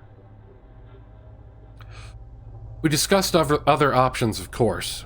Adoption, fostering, you name it. And we looked into it. We even had a meeting scheduled with an adoption agency when a miracle happened. That miracle was Ian. Against all the odds, Ellen became pregnant. Her doctors were at a complete loss. It should have been impossible. But suddenly, there we were. Talking about converting our second bedroom into a nursery and planning out how to shuffle around our work schedules to make sure that one of us was always home with the baby. Complications began 4 months into the pregnancy. It seemed like every few weeks we were at the hospital while the staff ran tests or performed procedures. Helen was amazing during all of it. I was acting like a complete lunatic, worried out of my mind about every little thing. But she would just lay there in the uncomfortable hospital bed, stroking her increasingly large belly, smiling to herself. She would tell me that she just knew that everything would work out in the end, and that all of the issues were just bumps in the road. She went into labor early, just a few days after the 31-week mark. She waddled into the kitchen and told me in a very calm and very matter-of-fact tone, "Baby's coming." I had been getting ready for bed, so in that same collected manner, she retrieved the bag we had packed weeks earlier and the car keys, while I frantically got dressed and grabbed a few necessary items that hadn't gone into the bag yet. 6 hours later, Ian was born. He was so small. I could feel my heart sink as he emerged. The doctor immediately took him over to the radiant warmer table. The doctor immediately took him over to the radiant warmer table, where he and a nurse began working with him. A second nurse kept me from getting too close to ensure that I didn't get in the way. The activity suddenly stopped, and the most wonderful sound filled the room. Her son started to cry. The doctor informed me that due to Ian's size, he would need to spend a couple of weeks in the newborn intensive care unit, but that from what he could see, the child would be fine. I remember feeling so relieved that I had to put my hand on the bed's footboard to steady myself. My fingers had just touched the plastic when the alarm on Ellen's monitor went off. Ian and I lost her in less than an hour. It wasn't anything the hospital staff did wrong. It wasn't anything that could have been prevented. Stressful labor and birth had been too much for her, and she suffered massive hemorrhage. And the staff did their absolute best to save her. It just wasn't possible. She never even got to hold Ian before she was gone. I never got a chance to mourn her either. I was now a single parent, and all that mattered was the tiny little baby in the NICU. The next few weeks were spent going to work, getting through my shift, and immediately returning to the hospital to sit with Ian all night before going it all. The next few weeks were spent going to work, getting through my shift, and immediately returning to the hospital to sit with Ian all night before doing it all over again. Shortly before he was released, I secured a position with a new company. It paid less, but it allowed me to work from home. Without much of a family support system, I needed to be there for him at all times. After all, it was just me and him now. I wish so much that Ellen could see this incredible child that we made together. He's loving, energetic, frustrating, confounding, and so much more. He's everything that we could have hoped for and so much more. He also has a very vivid imagination for his age, which is partly why I didn't believe him when he first told me that he was being visited by something during the night. It took a while to get to this point, but we've settled into a routine each evening. We have dinner together, spend about an hour running around outside, if the weather's nice, or if not, playing inside. Ian gets his bath, and then he lays down to sleep for the night. This routine was supposed to be finished around 8 o'clock each night, but if you have kids, you know that no routine is foolproof. On the first night that he was visited, I didn't manage to get him wrangled into bed until almost 9. I was catching up on work at my desk when I heard Ian yell for me. I'm ashamed to admit that my first reaction was to feel irritated. Normally when he called out like that, it was to try and get one last drink of water, or to tell me that he isn't tired and can't go to sleep. That would happen at least twice a week. He said that I have an incredible child, not one that wasn't prone to the usual 4-year-old tendencies. When he immediately cried out a second time, though, I stood up and pushed my chair so hard that it tipped over. There was panic in his voice. I hurried up the short flight of stairs to the second floor and flung his door open, my hand immediately going for the light switch. Ian was sitting in his bed with tears streaming down his face. The left leg of his pajama pants was pulled up, and his hands were pressed down on the skin. The sheets and comforter from his bed were laying on the floor. His pillow was hanging halfway off the mattress. I hurried over to him and knelt down next to the bed, putting down the safety rail as I did so. He immediately flung his arms around my neck and started crying harder. The sobbing was so intense that he started to cough uncontrollably. I pried him off of me and held him in my lap to allow him to catch his breath. We sat there for a long time, him crying and sniffling loudly, and with me gently stroking his hair and telling him that everything was all right. When he finally calmed down, I sat him on the edge of the bed and took his hands away from my leg. There were 3 long scratches running down it. They weren't deep, but there were a few tiny beads of blood. I gently asked him what happened. He remained silent. I asked him again, and this time he lifted his head and looked me right in the eyes. "Nighty night hurt me." I looked back at him in confusion. I don't know what I had expected him to say, but it certainly hadn't been that. "Nighty night?" I asked softly. "Like what I tell you right before you go to sleep?" "Nighty night," Ian repeated, more forcefully this time. "He scratched me, like the bad cat did." Just after his 3rd birthday, he had been scratched by a neighbor's kitten while trying to play with it. The claws even punctured his skin. But the incident has stuck with him. "I'm sorry, big guy, I don't understand. You saying that Nighty Night is a cat?" "No cat. Nighty Night is a monster, Daddy. He hurt me." I looked back down at the scratches. They were obviously real, but just as obviously they hadn't been caused by any monster. Something else had to have happened. I want to make it clear that I never thought for a second that Ian was lying to me. Sure, he was prone to the occasional fib, just like any young child was, but he never lied to me about important things. Besides, he was too scared to be making up a story. Scooping him into my arms, I carried him into the bathroom and got the first aid kit out of the cabinet.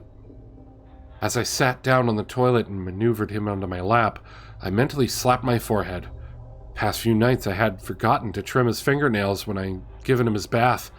He must have scratched himself in his sleep. It had woken him up, and his still half-asleep mind must have interpreted the whole thing as a monster attacking him. Quickly bandaged the scratches before trimming his nails with a small silver clipper. He had calmed down by that point, and I gave him a hug before carrying him back to his room. When I went to put him down in bed, however, he held onto me so tightly I nearly tipped forward. He absolutely refused to sleep in his bedroom that night. We ended up falling asleep together on the couch downstairs. By the time the sun was up, he was back to his usual self. The events of the previous night seemed to be forgotten. It was Saturday, and because I didn't have work on the weekends, I took Ian to the local state park. We spent the entire day playing on the playground and splashing around in the lake. By the time we left the park and headed home, we were both exhausted. He fell asleep in his car seat just a few minutes away from the house. We carried him inside and up to his bed. He remained passed out through the entire process. I planned to let him sleep for an hour or so. He still needed to eat dinner, and I knew that if he napped for too long, it would be impossible to get him down that night. Kicked off my shoes and flopped down in a chair to enjoy a momentary silence. The silence didn't last long. It was shattered by Ian screaming. It wasn't a yelp or crying out like it had been the previous night. It was a full scream, one filled with pain and terror. I yelled his name as I leaped up the stairs and then burst into his room. Ian was seated on the floor, his thumb in his mouth and his eyes watery. He was rocking back and forth slowly. He looked up at me with a blank expression, as if he knew that I was there, but my presence didn't mean anything to him. I picked him up, and as I did, I felt something warm and wet on my hand. I pulled it away from his back and saw there was blood on my fingers. Just as I had the night before, I carried him into the bathroom and turned on the light. Immediately saw his back reflecting off the mirror over the sink. It felt like ice poured into my veins. Pieces of his shirt were torn away. The shreds that remained were red with blood. I set Ian on the counter and lifted the shirt over his head. He was unresponsive during the entire process, and the part of me that was still thinking clearly wondered if he was in shock. On his back were 3 cuts, each of them spaced roughly the same distance as the scratches on his leg. These were much deeper than those, and they were bleeding freely. I bandaged them as fast as I could before taking him downstairs and back out to the car. The cuts were too much for my basic first aid skills. He needed a doctor. The drive to the hospital was torture. I padded his car seat as much as I could with a blanket to try and take pressure off his back, but he started screaming in pain before we got that very far. Knowing full well that it was illegal, I pulled over, unstrapped him, and set him down in the passenger seat with him sitting sideways before getting back and continuing to the drive. Maybe that was the wrong call, I honestly don't know. All that I know is that I couldn't stand for him to be in agony like that. The nurse behind the emergency room desk immediately waved us through the door when she saw Ian's back through the window. She ran off to get a doctor while I carefully set him on a nearby gurney. I hugged him as best I could, without touching his back, and told him that everything was going to be okay. I know it hurts, little man, but I have to ask you something, I told him, giving a reassuring smile. What happened? Nighty-night, he replied immediately in a matter-of-fact voice. Nighty-night hurt me. I didn't have time to question him further. The doctor arrived, and she took one look at Ian's back before telling a nurse to wheel him into a nearby examination room. I went to follow, but the doctor told me that she thought it was best if I waited outside. Her eyes were looking past me as she spoke. When I glanced over my shoulder, I saw that she was looking at a security guard standing at the far end of the hallway. If I'd been thinking straight, I would have understood what was happening. But at the time, I was too worried about Ian to figure out what the look meant. The doctor went into the examination room as the nurse came back out. She put her hand on my arm and gently led me away from the door. I protested, of course, but she made it clear that I had to come with her and answer some questions before I'd be able to see Ian. She started by asking me if there were any pets or animals in the house, to which I replied that there weren't. She then asked if we had been with anyone else when his injuries had occurred. When I told her that we hadn't, she followed up by inquiring if I had been drinking that day. That was the moment that I started to catch on. The hospital staff was trying to determine if I had been the one that hurt my son. At some point during the conversation, a man in a gray suit entered the hallway and came to stop next to us. He introduced himself as a social worker, and he stated that it was his job to make sure that Ian was safe and got the best care possible. He asked his own set of questions, and I answered them as best as I could, but I was sure that he wasn't really believing me. It didn't help that I couldn't tell him what happened because I had no idea. Sometime later, the doctor came back out of the room and informed me that while one of the cuts had been shallow enough to bandage, the other two required stitches.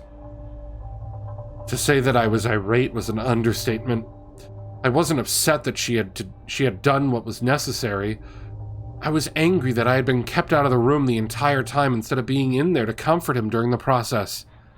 She stood there calmly and I yelled, and once I had said my piece, I was winding down. She told me that she was recommending that Ian stay at the hospital overnight for observation. After taking a deep breath, I asked calmly if I would be able to stay with him. She didn't answer, but the social worker did. He told me in a clearly practiced tone that due to the nature of the injuries, he was going to take Ian into his custody for the night while he worked to determine the nature of the injury. His tone might have been pleasant and measured, but the implication behind his word was very clear. You think I hurt Ian? Fighting back a second wave of anger. I would never hurt my son. If you think for 1 second I'm going to let you, that's enough. The social worker snapped, cutting me off. You need to stop right there. I haven't made a determination one way or the other on if I think you did this. I will say that I've met a lot of abusive fathers in my time, and you don't strike me as one of them. I have policies and protocols that I have to follow, though. What's best for everyone involved is if you go home for the night and get some sleep. Let me do my job, so that we can get this put behind us. He caught me off guard. I stared at him for a long time before nodding. Anything I did other than what he told me to would only jeopardize my separate situation. And even though the thought of being apart from Ian for the night made me sick, the thought of him being taken away permanently was much worse. I nodded again, and he patted me on the arm, told me to come back in the morning, and to ask him at the desk before turning to go into the examination room. As he opened the door, I clearly heard Ian call out for me. I left the hospital feeling as if my entire world was burning before my eyes. I went home and immediately marched up to Ian's room. I was determined to figure out what happened. The scratches on his leg could have been explained away by him causing them in his sleep, but the cuts on his back were another matter. He couldn't have reached that area of his body, even if he could have. There was no way he could have made markings that deep. Something else had to have happened. I tore apart his room looking for answers. A loose screw or nail that he had leaned up against, a broken piece of bed that I hadn't noticed, a toy with something protruding, anything. I examined every inch of the room from top to bottom. I came up empty. There was nothing that I could find that could have caused his injuries. Defeated, I leaned up against the wall and slid down to the floor. Something caught my eye. I reached over to pick up a small stuffed duck. Its yellow cloth had faded, and overall it looked a bit worse for wear, but I could still easily identify it as the first toy that Ellen bought for Ian. It had been right after we had found out that she was pregnant.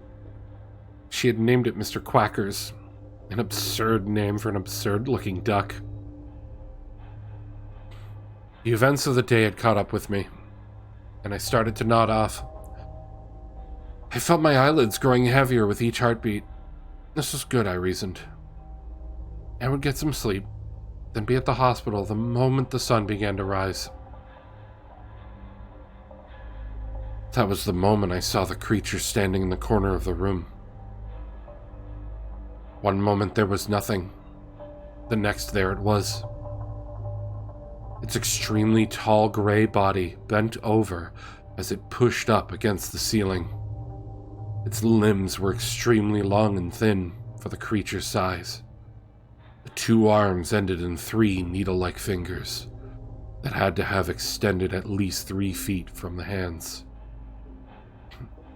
Stretched out on its elongated neck was its face, its lips dry and cracked, and missing entire chunks in some places, were pulled back in an eternal grin that exposed its oversized white teeth. The lidless eyes were black in the center, and the areas that on the person would have been white with a dried yellow color of old parchment. Dark ichor that had pooled in its jaws slowly dripped onto the floor as it watched me.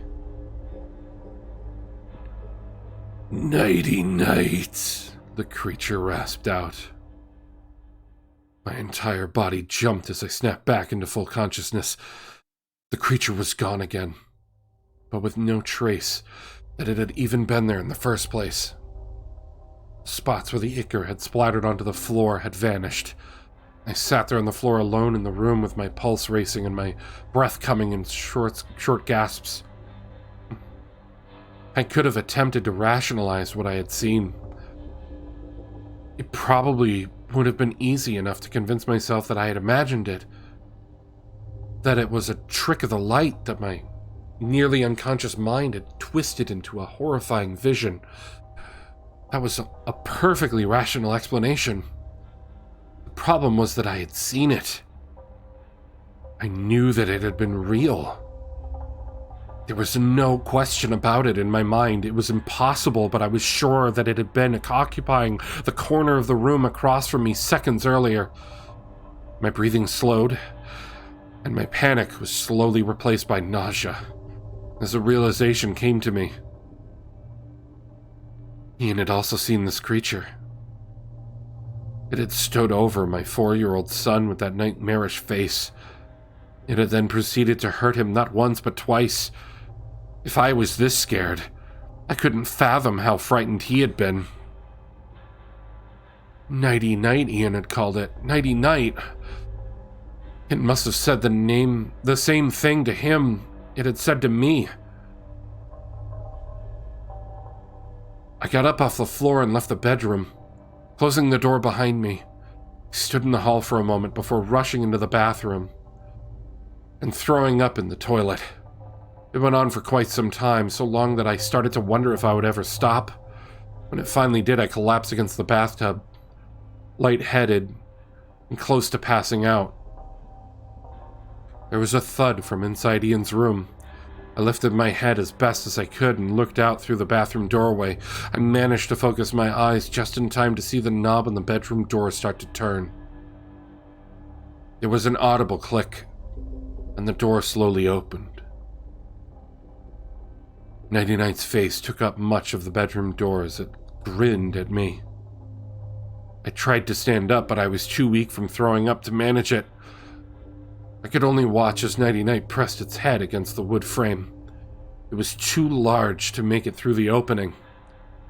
My feeling of relief was only momentary, as the creature started to push its head harder. Its face stretched back as the head slowly began to force its way through. It was like watching a rubber being forced through a hole. Nighty-Night, it rasped, the voice coming out distorted through the stretched lips. I had to leave. I had to do so quickly. More of the monster's head was making its way through the doorway every second, and it wouldn't be long before it was free of the room's confines. Ignoring my aches and pains, I forced myself into a standing position. My head swam, and once again I was sure I was going to pass out, but somehow I was able to barely remain conscious. The monster's face was almost all the way through the doorway now. I stumbled into the hallway and pressed myself up against the wall opposite the creature. Being as careful as I could, I moved past it, feeling its hot breath on me as I did so. Its teeth were mere inches away from my body. I made it through the thin opening and hurried down the stairs. My foot caught on the last step. It wasn't enough to make me lose my balance entirely, but it did trip me up, and I stumbled forward before falling over the side of the couch. My head struck one of the armrests. I must have blacked out. I don't remember doing so, but the next thing I knew, I was being awoken by the sound of knocking. I sat up on the couch and immediately regretted doing so, as the worst headache I'd ever had greeted me. The knocking continued. It took me a few seconds to figure out that someone was banging on the front door. I stood up and took 2 steps forward towards the door before I remembered what had happened. I looked up the stairs expecting to see the monster squeezing its way down the hallway towards me, but the creature was gone.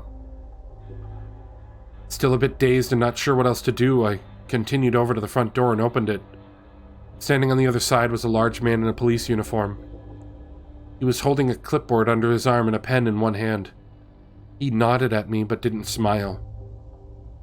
He asked me my name and I gave it to him. He informed me that he was here on the request of the social worker from the hospital, and that he would like to inspect my son's room. I moved aside and let him into the house. I closed the door behind him and led him up the stairs. I didn't want to go anywhere near the second floor after what I had experienced, but if I didn't comply with his request, it would undoubtedly impact my chances of getting Ian back as soon as possible. I took him to the still open bedroom door and we went inside. The monster wasn't there, of course. The officer took the clipboard out from under his arm and asked me a few questions. I answered them as best as I could. He scribbled some notes on the paper as I spoke. Seemingly satisfied with my responses, he then got down on one knee and examined the safety rail that ran alongside Ian's bed. Have you done anything in this room since you brought your son to the hospital? I looked around to try and figure out what happened. Okay, but did you change the bed sheets or anything like that?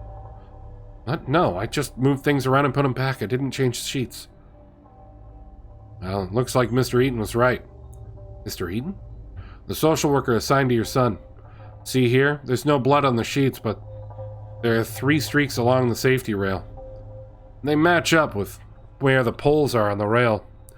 Mr. Eaton thinks that your son tried to get out of bed while he was still out of it and slid over the rail. Must have caught the poles just right through the fabric and they dug into him. Cute kid, by the way. Said he was going nighty-night and that his back started feeling ouchy when he got out of bed. Eaton put things together from there. Couldn't believe what I was hearing. The theory was wrong and Ian's words had been completely misinterpreted. The blood trails and the spacing of the rail poles were just pure coincidence. It was all working completely in my favor, though. Good thing, too. If he hadn't figured it out, or if I had found anything to prove him wrong here, we'd be having a very different conversation right now. Seemingly satisfied with everything, the officer left and went back to his car. I watched him through the window as he pulled out and headed down the street. The sun was starting to come up over the trees, and I could hear the family of robins in the front yard tree chirping. Decided that it was close enough to morning to go to the hospital and get my son back. It went smoother than I expected. The social worker had me fill out some quick paperwork and they had my statements for the record. After that, he led me to the patient room on the opposite side of the hospital. He had barely opened the door for me when Ian came running up to me barefooted in his little hospital gown waving behind him. He practically jumped into my arms. He hugged me tightly and, being careful to avoid the white bandages covering his stitched cuts, I hugged him back. We stood there for what seemed like an eternity, me crying and him telling me all about his stay in the hospital. That was 2 months ago. The house that I was raising Ian in is currently for sale. My realtor tells me there are a number of people interested, even though it hasn't been listed for very long. A seller's market, he calls it. I've only been back twice since that night. Once to pick up our clothes and other necessary items, and once to pack the remainder of our belongings and put them into storage. Both times were during the middle of the day, and each time I made arrangements for Ian to stay with someone else. We've been living at a hotel on the other side of town. My long-term plan is for us to move away, far away, possibly all the way to the coast. I want to put as much distance between us and this place as possible. Last week, I read a newspaper article in the local paper about an officer that killed his wife. According to the report, he had said that he had just started to doze off one night when a giant monster appeared in his room. He had grabbed the gun that he kept in his nightstand and fired off 5 shots. The monster disappeared, but his wife had been walking into the room at that time, and 2 bullets struck her, killing her almost instantly. No one believed him, of course. How could they possibly have? It was a ludicrous story. He seemed so convinced that he was telling the truth that a psychological evaluation was ordered before formal charges were filed. 3 days later, he was found dead in his cell. Not just dead, but damn near decapitated. The police are baffled. He was alone in his cell, and there was nothing he could have used to do that to himself. The guards think that one of the other prisoners got in and did the job. Former cops don't have a lot of friends in jail, after all. They're at a loss to explain just how a prisoner could have gotten into the cell and caused so much damage without alerting anyone. That was the same officer that came to the house. I know what happened to him. It was the same thing that almost happened to both myself and my son. It was nighty night. Think that I've gotten the creature's appearing and disappearing act figured out. I was on the verge of becoming unconscious both times that I saw it. The first time I was almost asleep. The second time I was trying not to pass out. When I actually did black out, it didn't harm me. The officer said in his statement that he was falling asleep when he saw the monster in his room. I think the monster exists in that ever so brief moment between awake and sleep. When you enter into that moment, you can see it, and it can look right back at you. Maybe I'm wrong, and it's always there, watching and waiting until it can come for you, in that short time where your world and its are connected. I don't know. I don't have all the answers. I doubt I ever will. Knowing exactly what Ian had gone through might provide more insight, but it doesn't matter. I refuse to ask him about it. He's sleeping through the night now that his wounds have mostly healed, and I'm not going to dredge up bad memories that could only hurt him. He deserves to be safe and protected from things that both natural and unnatural. He's been through enough already. I'm afraid that he's going to be through more before this is all over. Last night, I watched him sleeping on the bed in our hotel room. I started to drift off in the uncomfortable chair in the corner of the room. I was just about out when I heard something through the glass window and to my right. It was faint, as if coming from quite a distance away, but I recognized it immediately. Nighty night. The voice called out from the darkness. I jerked awake and immediately stood up to start packing our things, being careful not to wake up Ian. He needed his rest. We were going to be on the road for a long, long time.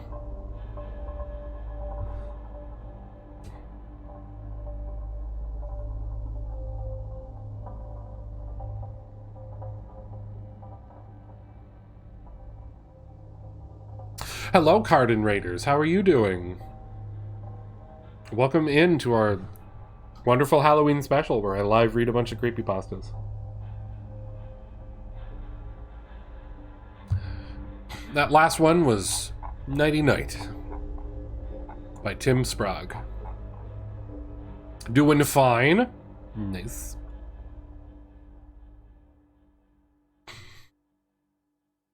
Also, hello, Nin. How are you doing? I know, I just like to give heroes shit when they are. I mean, I don't look at chat while I'm reading. I'm just focused on the story and making sure I don't screw up. You have to stretch your lips to get that good resonance. Yeah. That was a great one. I'm glad you liked it, Thanatos. Love that it was a creature. I had to put at least one in here, right? Well, then again, we had Rake earlier, too.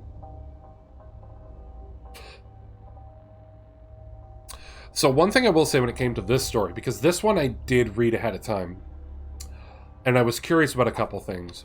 First of all, like, there's a lot of detail on the wife at the start. And then her passing. And it's like, I wanted to know why. And it just so happens that the author answered that question.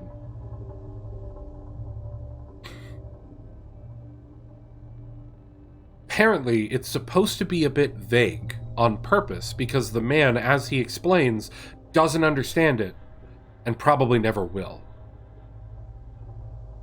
But it's supposed to be that the creature can attach to new victims. But the creature doesn't just teleport. The creature has to walk. Which is why at the end he hears the voice off in the distance. And why he wants to move far away. Because the creature has to travel.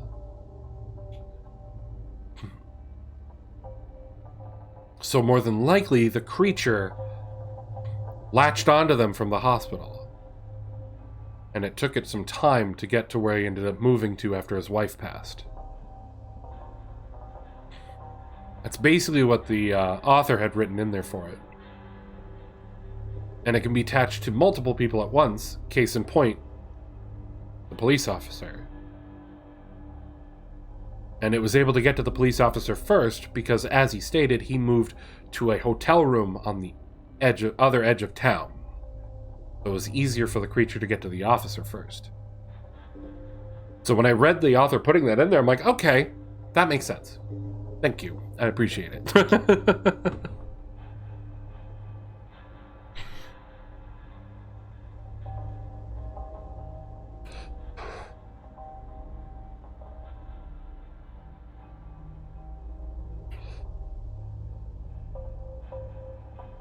And remember, as for the wife who passed away, she died from excessive bleeding that the doctors could not deal with. And she would have been in that state because of all the exhaustion from giving birth and the medication. So it was supposed to be a hint at the start that something else had killed her.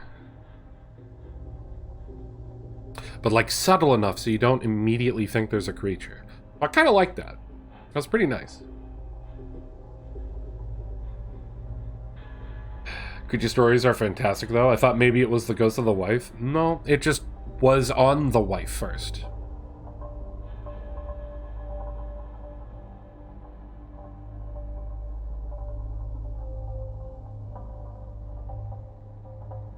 Could be a cursed being, those types are transferred. Essentially, yeah. But I just thought that was so good that when I looked it up, the author actually put comments about that very question that I had. Which was like, why was there so much emphasis, like other than like to emphasize the backstory and situation for the man, like what would be the reason? And that was a really good reason for it. Really good reason for it, and I like it. I thought it was a good story. You love that story? It's fantastic. Great. Thank y'all. I mean, I didn't write it. I just read it out loud. Live. Anyway, Card, you're doing fine. What were you playing today?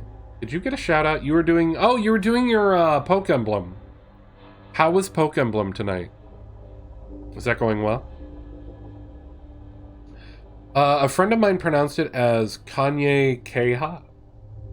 Oh, for the thing I asked you before.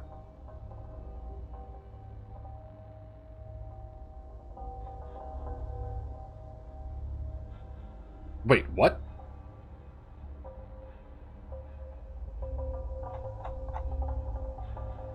How is that the pronunciation for what you typed out before that started with an H?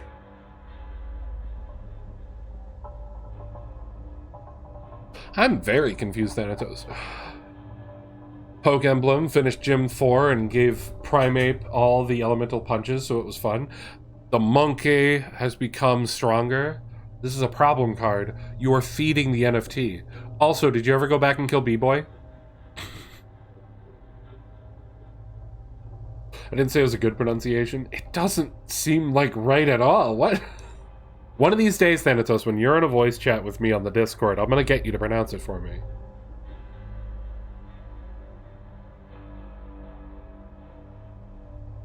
You killed B-Boy Stream 1? Okay, good. I just remember you ran away from it at that time, and then I passed out. So I was not sure. And I don't remember if you asked me when I asked the when I was watching the other night.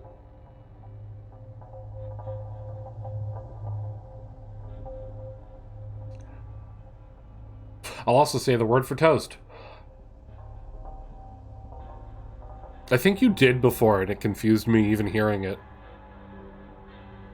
I could be wrong, but I believe so.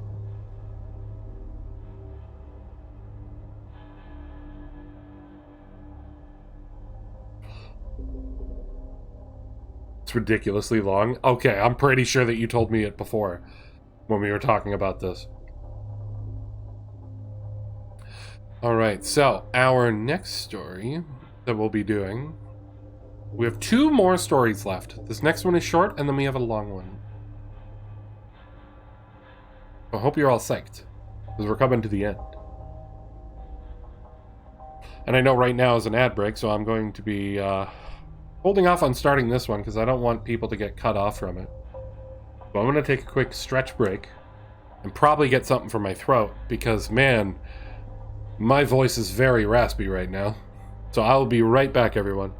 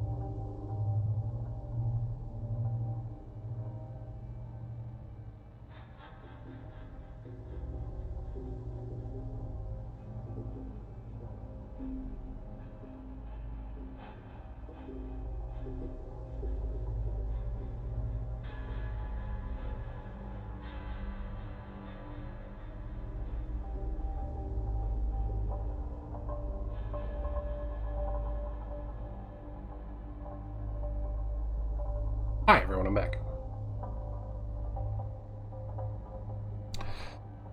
Also, wonderful timing. Took off my headphones, stood up, stepped off camera.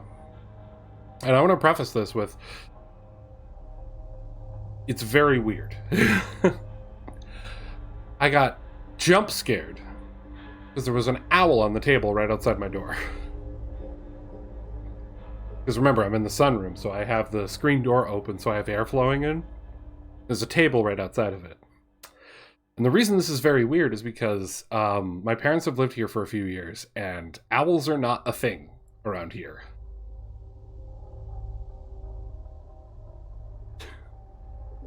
My dad believes that it's probably because of something that happened with the storms we had recently.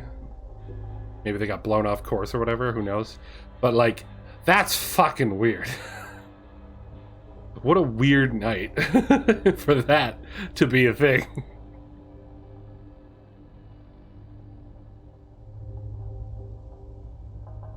Very weird. Very, very weird. That's a hoot. Ha! Ha! Got him, Meta.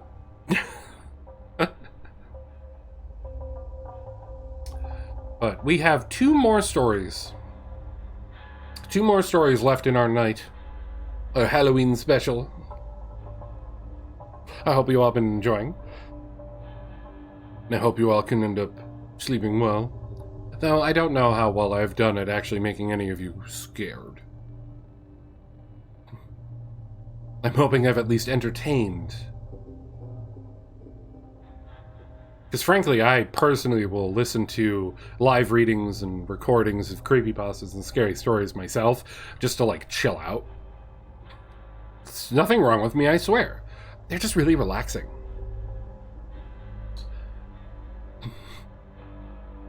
I just wish I had something. Like what? Like a story for me to do?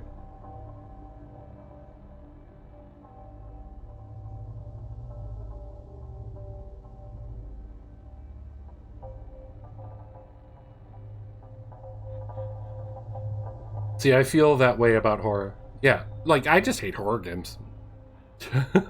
Not watching them. I'll watch horror games. I hate playing horror games. Mostly because of the controls. I figured this was a more fun way for me to do a Halloween special than pulling out a horror game that you all love and then see me just rage about it and shit on it the entire time. They're fun literary devices, but it's not something I normally seek out. I specifically just have like a few channels on YouTube that I just love. And it's just when I'm in the mood for it, I just open them up and just play them. Especially since a couple of them just do like 24-hour streams sometimes, where they just do like non-stop of the stories they've done over the years.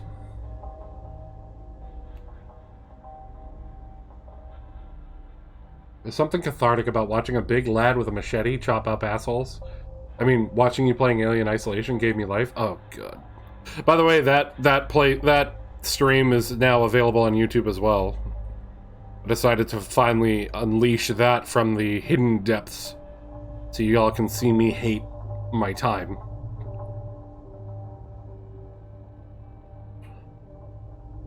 That was one that Bio wanted really badly.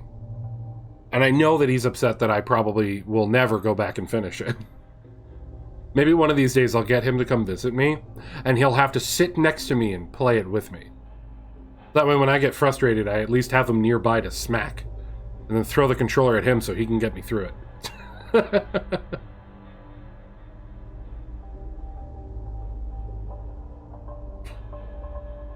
The hard part is going to be, how can I do it and keep Bio's face hidden? Because he wants to be a completely anonymous entity for you all. I know what he looks like, but no one else does.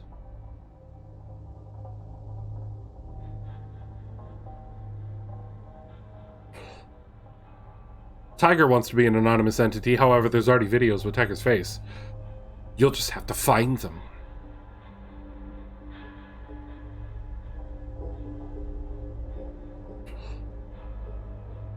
I know, dress Bio up as Shrek.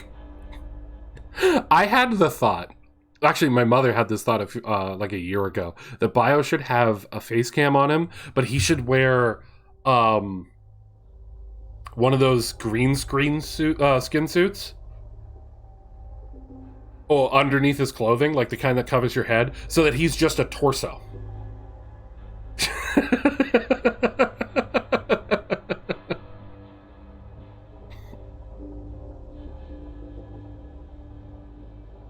You can wear a suit or something that obscures an enemy. Yeah. That's a good choice, too.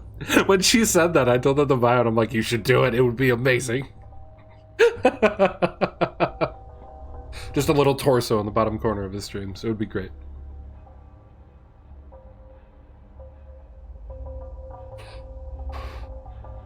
All right. Our next story. It's a shorter one. Does it have an author? This one was from Perfect Circle 35. Perfect Circle 35. Called Mr. Widemouth.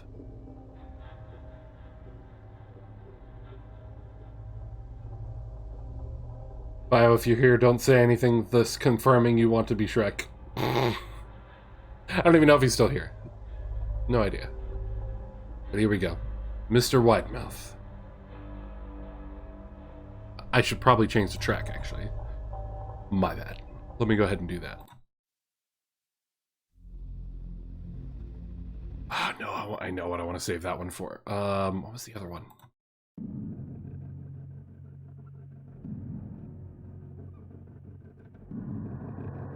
No.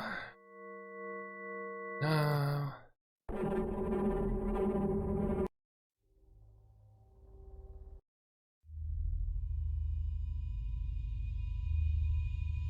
Yeah, we'll go with that one.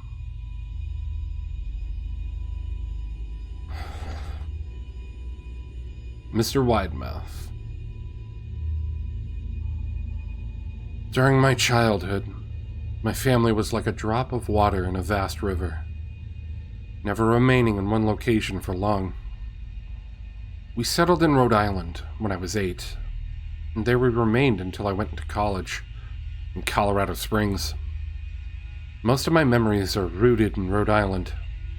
There are fragments in the attic of my brain, which belong to the various homes we had lived in when I was much younger. Most of these memories are unclear and pointless, chasing after another boy in the backyard of a house in North Carolina, trying to build a raft to float on the creek behind the apartment we rented in Pennsylvania, and so on. But there's one set of memories which remains as clear as glass, as though they were just made yesterday. I often wonder whether these memories are simply lucid dreams produced by the long sickness I've experienced that spring. But in my heart, I know they're real. We were living in a house just outside the bustling metropolis of New Vineyard, Maine. Population 643. It was a large structure, especially for a family of 3. There were a number of rooms that I didn't see in the 5 months we resided there. In some ways, it was a waste of space. But it was the only house on the market at the time, at least within an hour's commute to my father's place of work. The day after my 5th birthday, attended by my parents alone, I came down with a fever. The doctor said I had mononucleosis, which meant no rough play and more fever for at least another 3 weeks. It was horrible timing to be bedridden. We were in the process of packing our things to move to Pennsylvania. Most of my things were already packed away in boxes, leaving my room barren. My mother brought me ginger ale and books several times a day, and these served the function of being my primary form of entertainment for the next few weeks. Boredom always loomed just around the corner, awaiting to rear its ugly head and compound my misery. I don't exactly recall how I met Mr. Widemouth. I think it was about a week after I was diagnosed with mono. My first memory of the small creature was asking him if he had a name. It's when he told me to call him Mr. Widemouth, because his mouth was large. In fact, everything about him was large in comparison to his body. His head, his eyes, his crooked ears. But his mouth was by far the largest. "You look kinda like a Furby," I said, as he flipped through one of my books. Mr. Widemouth stopped and gave me a puzzled look. "Furby? What's a Furby?" I shrugged. "You know, the toy. A little robot with big ears, you can pet and feed them, almost like a real pet." "Oh," Mr. Widemouth resumed his activity. "You don't need one of those. They aren't the same as having a real friend." I remember Mr. Widemouth disappearing every time my mother stopped by to check in on me. "I lay under your bed. I don't want your parents to see me because I'm afraid they won't let us play anymore." I didn't do much during the first few days. Mr. Widemouth just looked at my books, fascinated by the stories and pictures they contained. The third or fourth morning after I met him, he greeted me with a large smile on his face. "I have a new game we can play. We have to wait until after your mother comes to check on you, because she can't see us play it. It's a secret game." After my mother delivered more books and soda at the usual time, Mr. Widemouth slipped out from under the bed and tugged my hand. "We have to go to the room at the end of this hallway." I objected at first, as my parents had forbidden me to leave my bed without their permission. But he persisted until I gave in.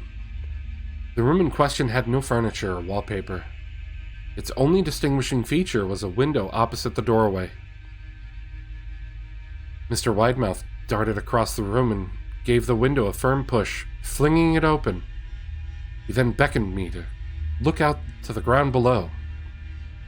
We're on the second story of the house, but it was on a hill, and from this angle the drop was farther than 2 stories due to the incline.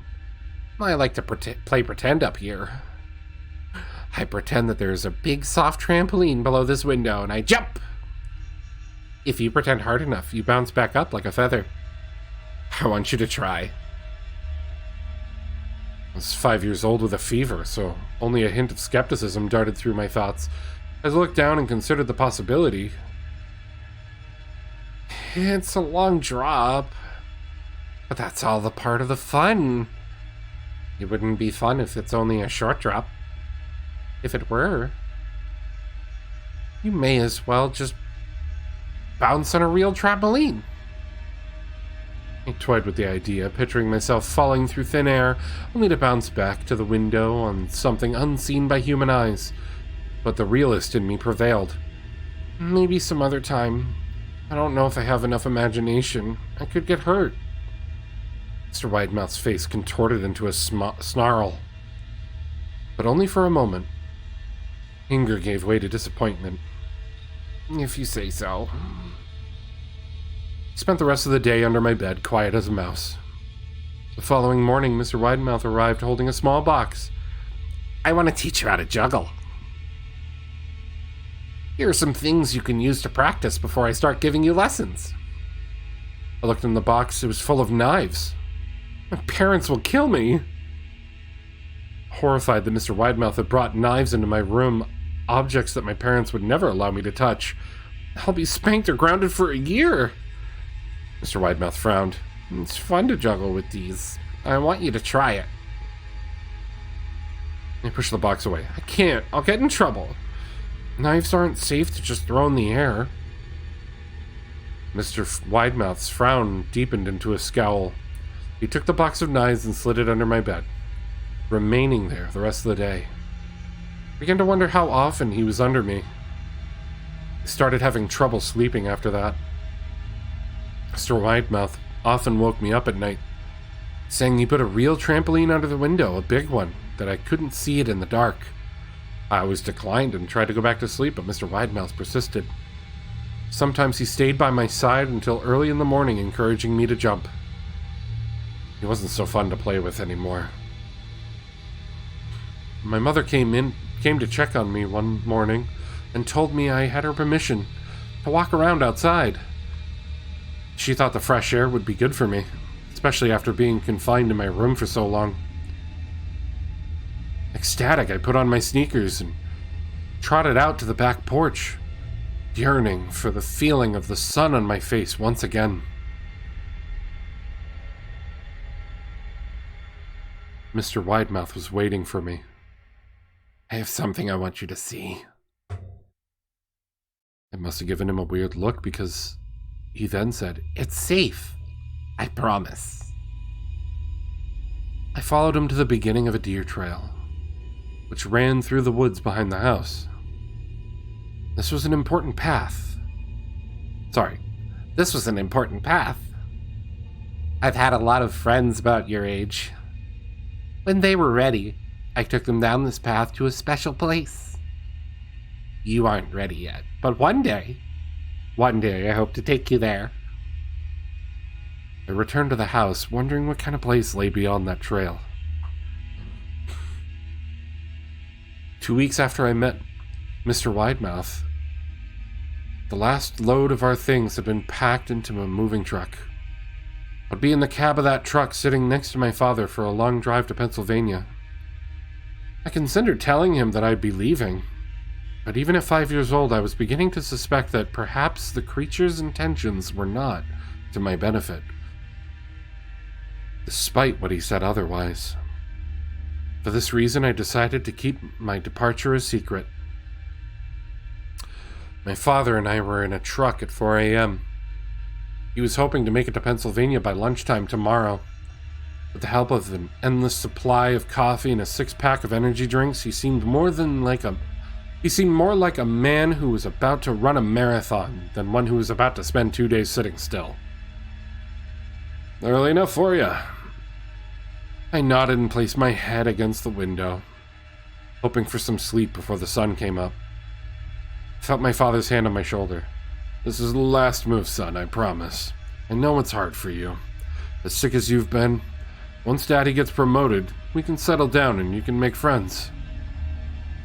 I opened my eyes as we backed out of the driveway.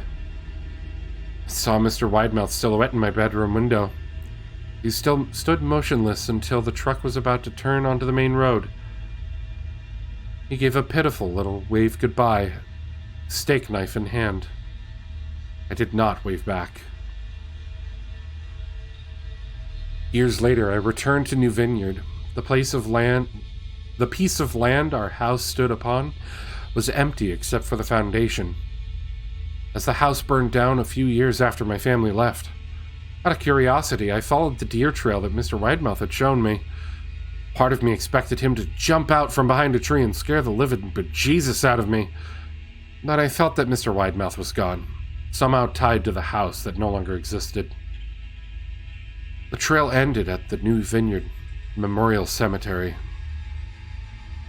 I noticed that most of the tombstones belonged to children.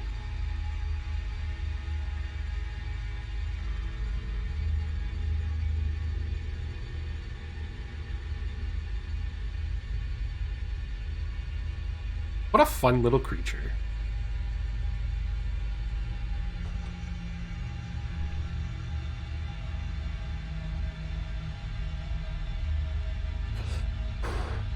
A little gremlin creature that's only purpose is to try and trick children into killing themselves.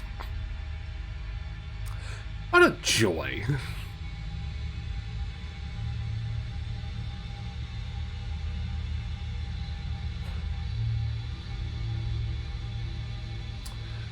What's up, Ada? Sesame Street of Horrors, I guess. Come on, Ada. I want you to try. It's safe, I promise.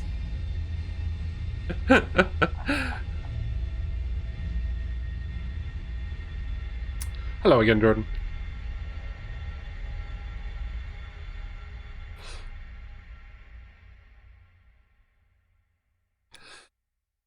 But that one was fun. I liked it. I thought it was just like a cute little creepy story. That and I wanted an excuse to do this voice. Hi, Jordan. Look out your window. There's a trampoline down there.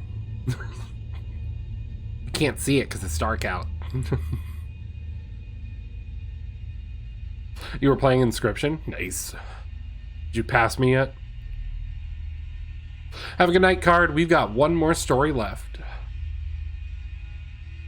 Thank you again for that raid, friend.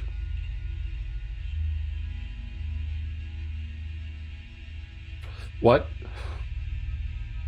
I said, have you passed me yet an Inscription, Jordan?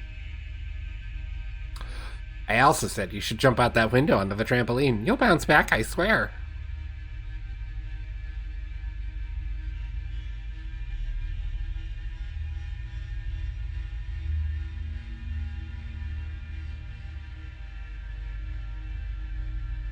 But we have one more tale.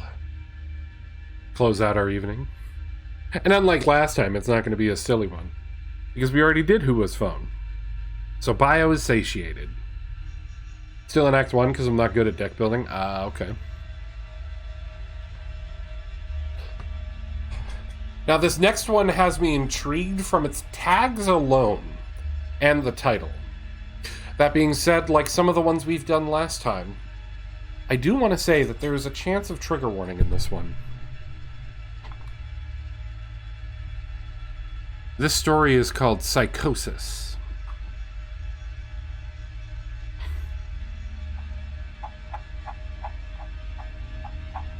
And this is a hefty boy. I have not read this one. At least I don't think I've read this one. I may have heard this one at one point, but we shall see. And this one is by Matt Demersky.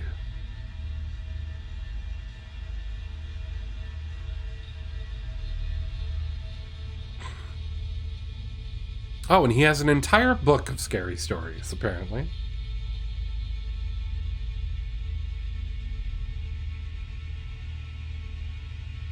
I'm trying to get Ouroboros, but getting it is RNG in the first act. Really? So was I just lucky that it got it, and then I just never drew the damn thing?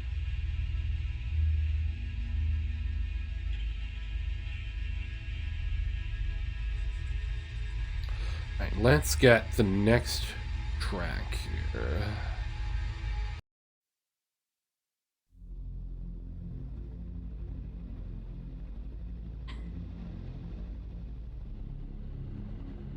You got lucky on it? I got lucky and unlucky. So yes, our final story of the night. I hope you're all ready.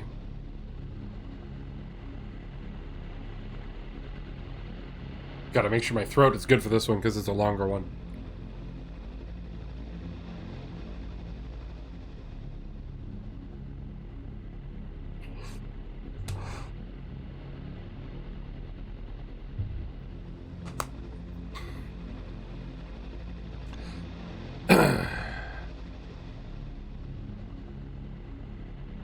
By the way, I've been sipping on some cola just to try and help keep my throat loose. While also, of course, constantly going for my water every moment I can. Here we go. Was this the track that I wanted? Let me double check.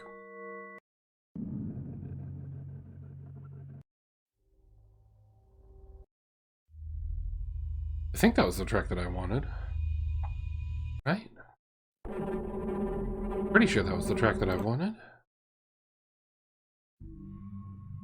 Oh no, this was the track.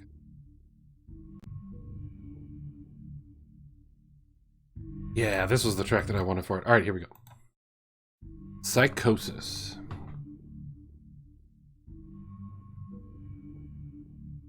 Sunday. I'm not sure why I'm writing this down on paper and not on my computer. I guess I've just noticed some odd things. It's not that I don't trust the computer, I just need to organize my thoughts. I need to get down all the details somewhere objective. Somewhere I know that what I write can't be deleted or changed. Not that that's happened. It's just everything blurs together here. And the fog of memory lends a strange cast to things. I'm starting to feel cramped in this small apartment. Maybe that's the problem. I just had to go and choose the cheapest apartment. The only one in the basement. The lack of windows down here makes day and night seem to slip by seamlessly. I haven't been out in a few days because I've been working on this programming project so intensively. I suppose I just wanted to get it done. Just hours of sitting and staring at a monitor can make anyone feel strange, I know, but I don't think that's it. I'm not sure when I first started to feel like something was odd. Can't even define what it is. Maybe I just haven't talked to anyone in a while. That's the first thing that crept up on me. Everyone I normally talk to online while I program has been idle, or they've simply not logged on at all. My instant messages go unanswered. The last email I got from anybody was a friend saying he'd talk to me when he got back from the store. That was yesterday. I'd call with my cell phone, but reception's terrible down here. Yeah, that's it. I just need to call someone. I'm gonna go outside.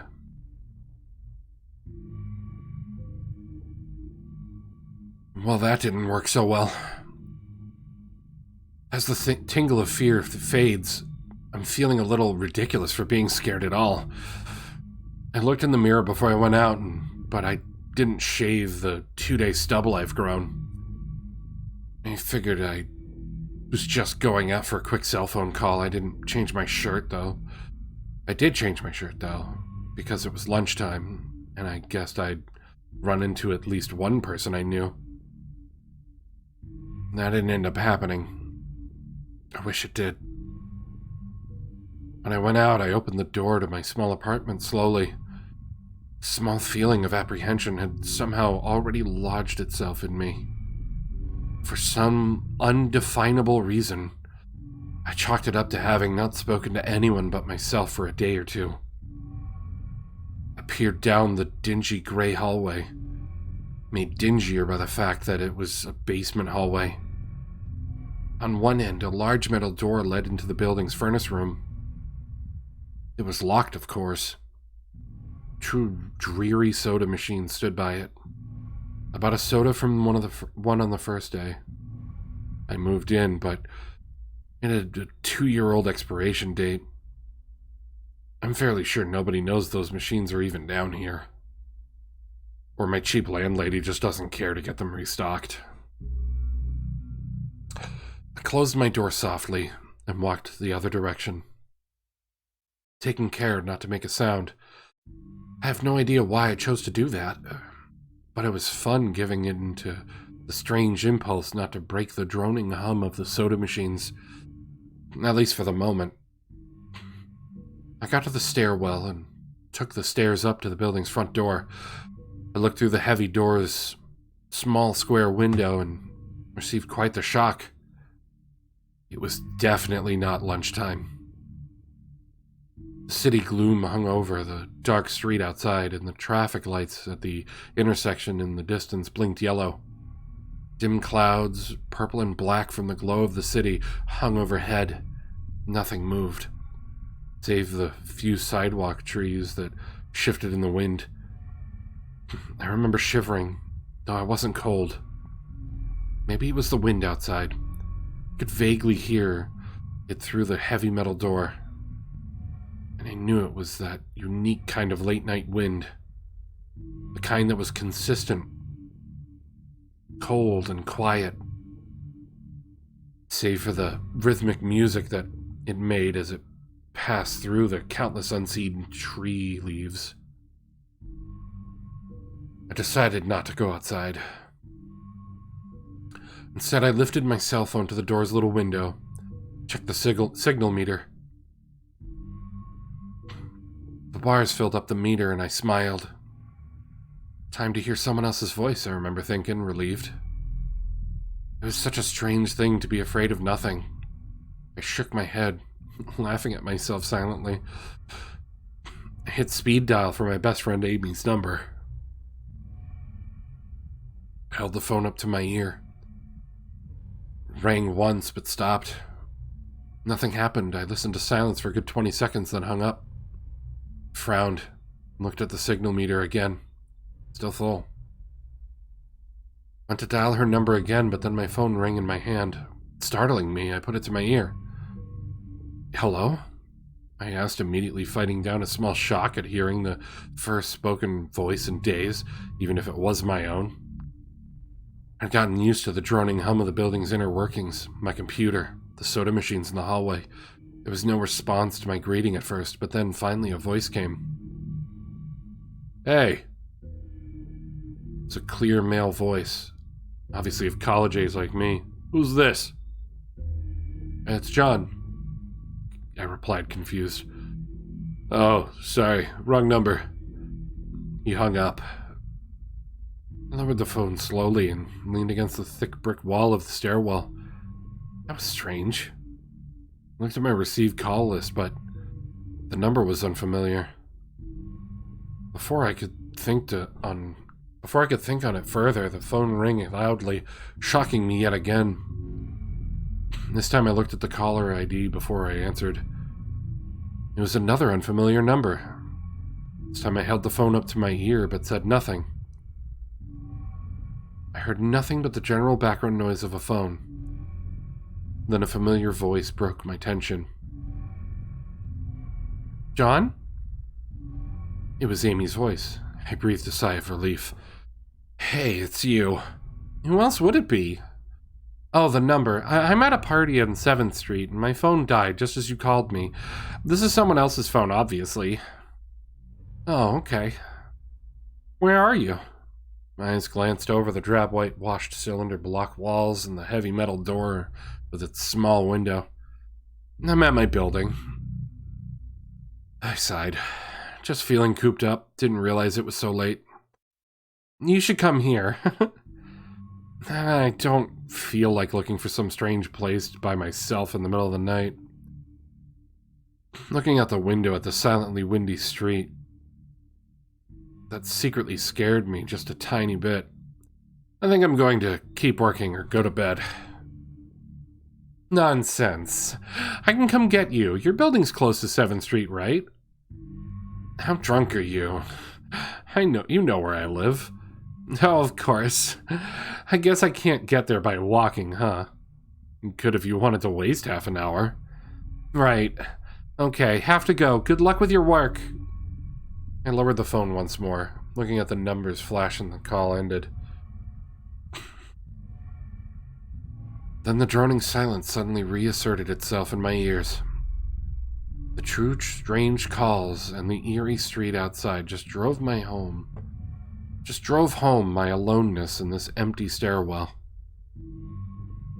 Perhaps from having seen too many scary movies, I had the sudden inexplicable idea that something could look in the door. Oh my god, I fucked that sentence up. Alright.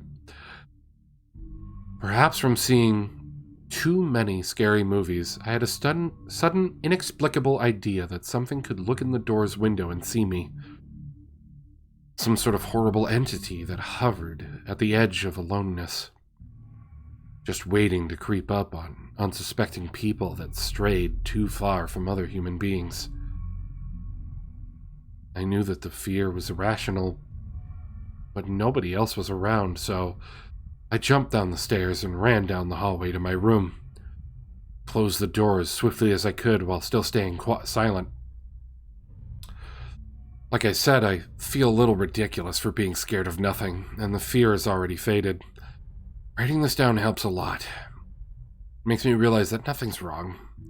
Filters out half-formed thoughts and fears, and leaves only cold, hard facts. It's late. Got a call from a wrong number.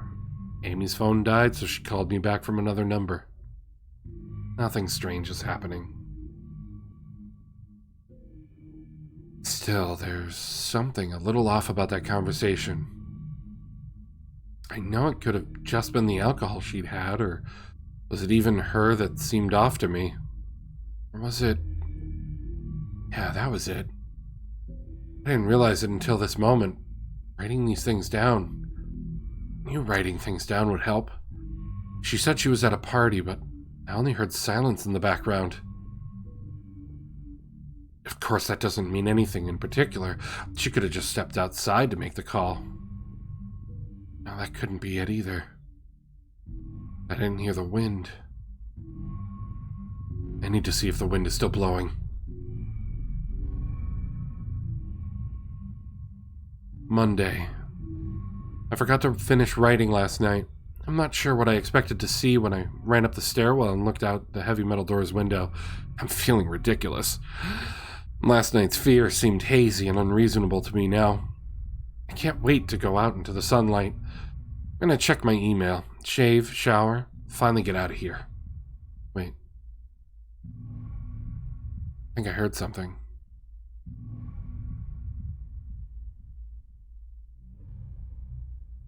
It was thunder. And that whole sunlight and fresh air thing didn't happen. I went out into the stairwell and up the stairs only to find disappointment. The heavy metal door's little window showed only flowing water, as torrential rain slammed against it. Only a very dim, gloomy light filtered in through the rain. But at least I knew it was daytime, even if it was gray.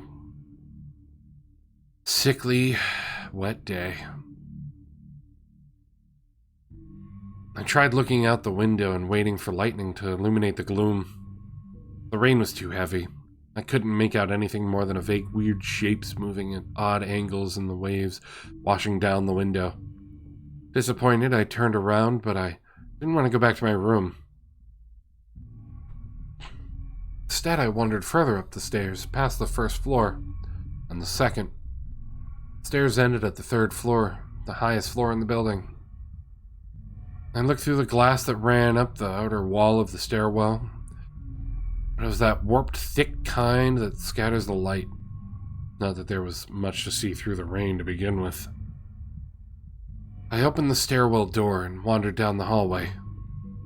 The 10 or so thick wooden doors painted blue a long time ago were all closed. I listened as I walked, but it was the middle of the day, so I wasn't surprised that I heard nothing but the rain outside. As I stood there, in the dim hallway, listening to the rain, I had a strange, fleeting impression that the doors were standing like silent granite monoliths, erected by some ancient, forgotten civilization, for some unfathomable guardian purpose. Lightning flashed, and I could have sworn that just for a moment the old grainy blue wood looked like rough stone. I laughed at myself for letting my imagination get the best of me. But then it occurred to me that the dim gloom and lightning must mean there was a window somewhere in the hallway. A vague memory surfaced. I suddenly recalled that the third floor had an alcove and an inset window halfway down the floor's hallway. Excited to look into the rain and possibly see another human being, I quickly walked over to the alcove, finding the large, thin glass window. Rain washed down it, as with the front door's window. But I could open this one. I reached a hand out to slide it open, but hesitated. I had the strangest feeling that if I opened that window, I would see something absolutely horrifying on the other side. Everything's been so odd lately. So I came up with a plan. I came back here to get what I needed. I don't seriously think anything will come of it, but I'm bored. It's raining. And I'm going stir crazy. I came back to get my webcam. The cord isn't long enough to reach the third floor by any means, so instead I'm going to hide it between the two soda machines in the dark end of my basement hallway. run the wire along the wall and under my door, and put black duct tape over the wire to blend it in with the black plastic strip that runs along the basement of the hallway's walls. I know this is silly, but I don't have anything better to do. Well, nothing happened. Popped open the hallway to stairwell door, steeled myself, flung the heavy door wide open, ran like hell down the stairs to my room, slammed the door, watched the webcam on my computer intently. Seeing the hallway outside my door and most of the stairwell, I'm watching it right now. I don't see anything interesting. I just wish the camera's position was different, so that I could see out the front door. Hey, somebody's online.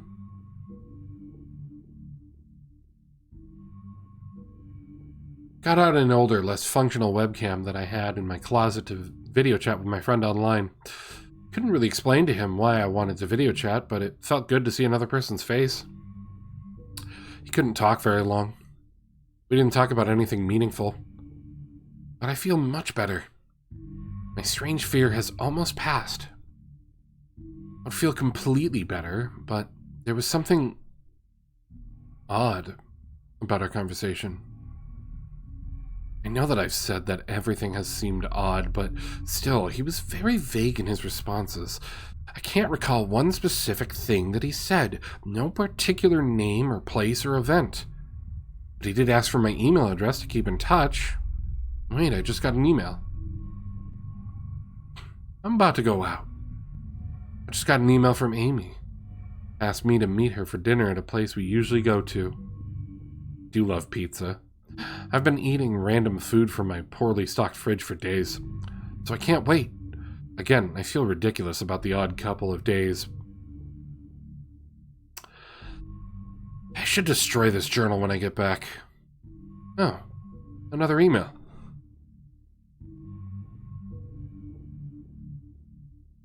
Oh my god. I almost left the email and opened my door. I almost opened my door. I almost opened the door, but I read the email first. It was from a friend I hadn't heard from in a long time. It was sent to a huge number of emails and must have been every person he had saved in his address list. It had no subject. It simply said, "Seen with your own eyes. Don't trust them." What the hell is that supposed to mean? The word shocked me. I keep going over and over in my head. Is it a desperate email sent just as something happened? The words are obviously cut off without finishing. On any other day, I would have dismissed this as spam from a computer virus or something, but the words, "seen with your own eyes."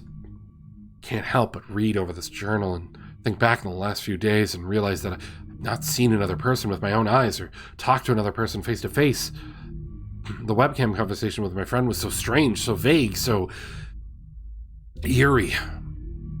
Now that I think about it, was it eerie, or is the fear clouding my memory? My mind toys with the progression of events I've written here, pointing out that I have not been presented with one single fact that I did not specifically give out unsuspectingly. The random wrong number that got my name. Subsequent strange return call from Amy. The friend that asked for my email address. I messaged him first when I saw him online. Then I got my first email a few minutes after that conversation. Oh my god. That phone call with Amy I said over the phone. I said I was within half an hour's walk with 7th Street. I know I'm near there. What if they're trying to find me? Where's everyone else? Why haven't I seen or heard anyone else in days? No, this is crazy. This is absolutely crazy. I need to calm down. This madness needs to end.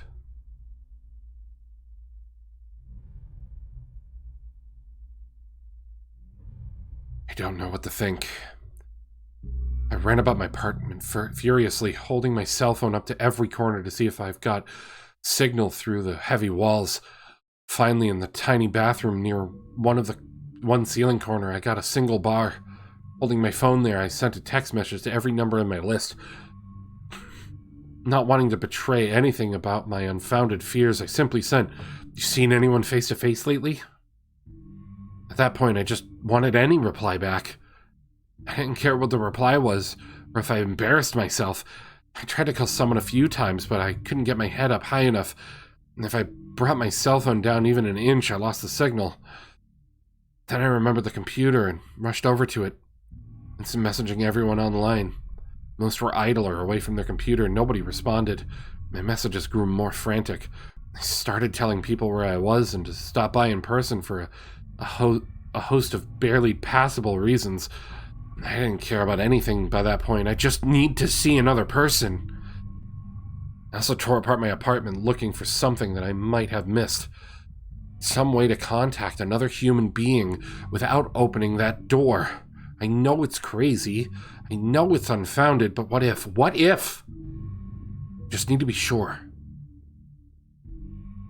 I've taped my phone to the ceiling just in case.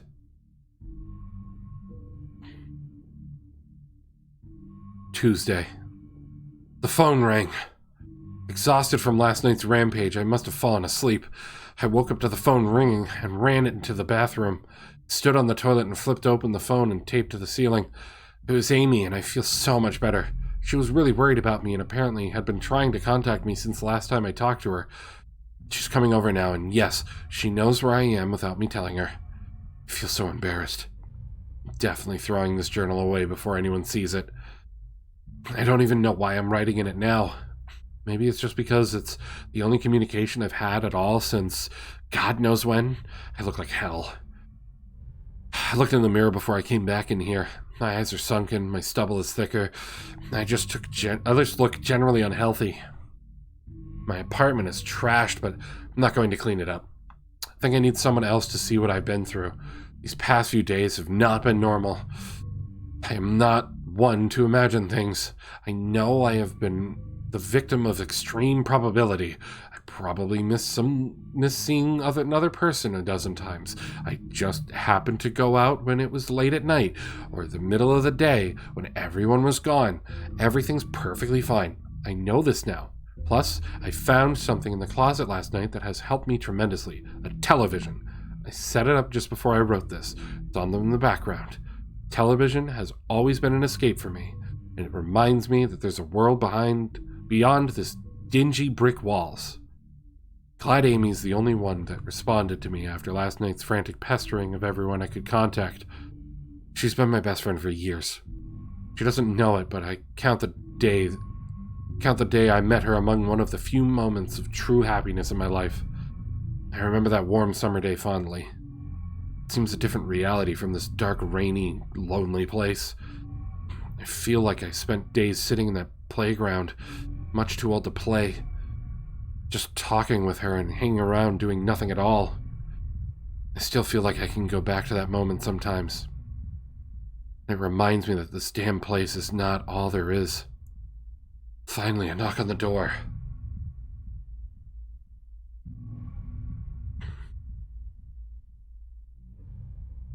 I thought it was odd I couldn't see her through the camera I hid between the two soda machines. I figured that it was bad positioning, like when I couldn't see out the front door. Should have known. Should have known! After the knock, I yelled through the door jokingly that I had a camera between the soda machines because I was embarrassed myself that I had taken this paranoia so far. After I did that, I saw her image walk over to the camera and look down at it. She smiled and waved. "Hey," she said to the camera brightly, giving it a wry look. "It's weird, I know," I said into the mic attached to the computer. I had a weird few days. "Must have. Open the door, John." I hesitated. How could I be sure? "Hey, humor me a second here," I told her through the mic. "Tell me one more thing about us. Just prove to me you're you." She gave the camera a weird look. All right. We met randomly at a playground when we were both way too old to be there. Sighed deeply and reality returned and fear faded. God, I'd been so ridiculous. Of course it was Amy. That day wasn't anywhere in the world except in my memory. I'd never even mentioned it to anyone. Not out of embarrassment, but out of the strange secret nostalgia and a longing for those days to return. If there was some unknown force at work trying to trick me, as I feared, there was no way they could have known about that day. All right, I'll explain everything. Be right there. I ran to my small bathroom and fixed my hair as best I could. Looked like hell. But she would understand. Snickering at my own unbelievable behavior and the mess I'd made of the place, I walked to the door and I put my right hand on the doorknob and gave the mess one last look. It's so ridiculous, I thought. My eyes traced over half-eaten food lying on the ground, the overflowing trash bin, the bed I'd tipped on the side looking for God knows what. I almost turned to the door and opened it, but my eyes fell on one last thing. The old webcam. The one I used for that eerily vacant chat with my friend. The silent black sphere laid haphazardly tossed to the side. Its lens pointed at the table where this journal lay. An overwhelming terror took me as I realized that if something could see through that camera, it would have seen what I just wrote about that day. I asked her for any one thing about us, and she chose the one and only thing in the world that I thought they or it did not know, but it did. It did know. It could have been watching me the whole time. I didn't open the door. I screamed. I screamed in uncontrollable terror. I stomped on the old webcam on the floor. The door shook, and the doorknob tried to turn. I didn't hear Amy's voice through the door. Was the basement door made to keep out drafts too thick? Or was Amy not outside? I could have been trying to get in, if not her. The hell's out there? I saw her on my computer through the webcam outside. I heard her on the speakers through the camera outside. Was it real? How can I know? She's gone now. I screamed, shouted for help, piled up everything in my apartment against the front door. Friday. At least I think it's Friday. I broke everything electronic. I smashed my computer to pieces. Every single thing on there could have been accessed by network access, or worse, altered.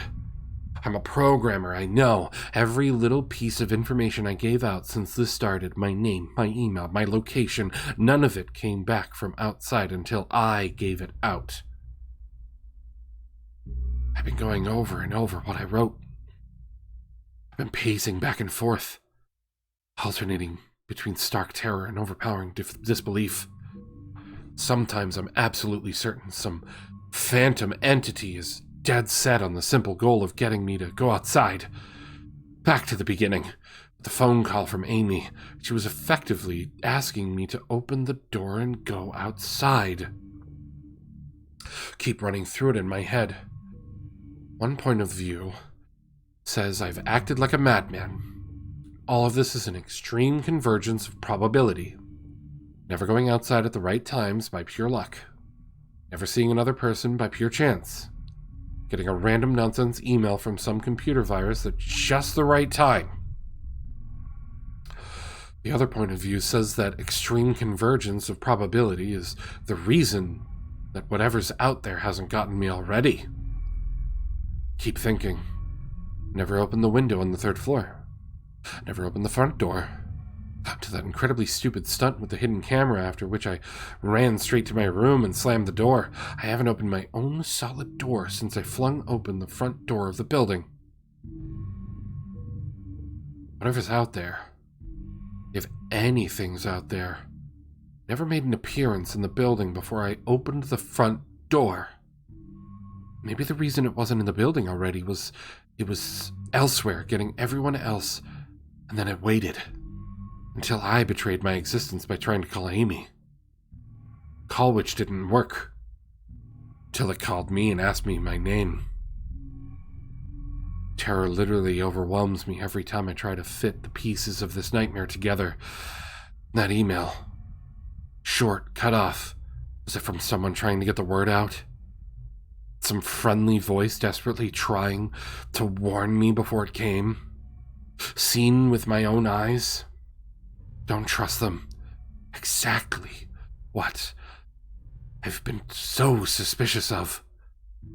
It could have masterful control of all things electronic, practicing its insidious deception to trick me into coming outside. Why can't it get in? It knocked on the door. It must have some solid presence. The door. The image of those doors in the upper hallway as guardian monoliths flashes back in my mind every time I trace this path of thoughts. If there is some phantom entity trying to get me to go outside, maybe it can't get through the doors.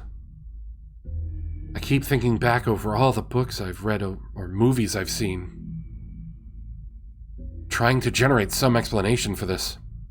Doors have always been such intense focus of human imagination.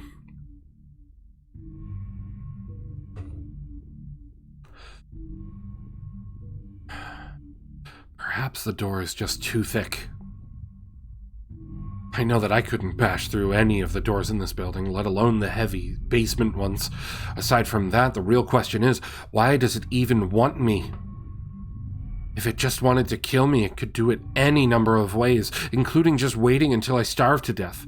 What if it doesn't want to kill me? What if it has some more horrific fate in store for me? God, what can I do to escape this nightmare? Another knock on the door.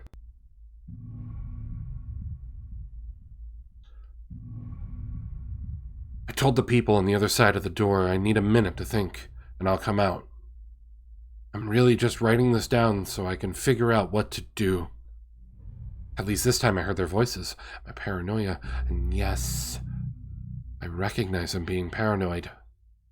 Has me thinking of all sorts of ways that their voices could be faked electronically.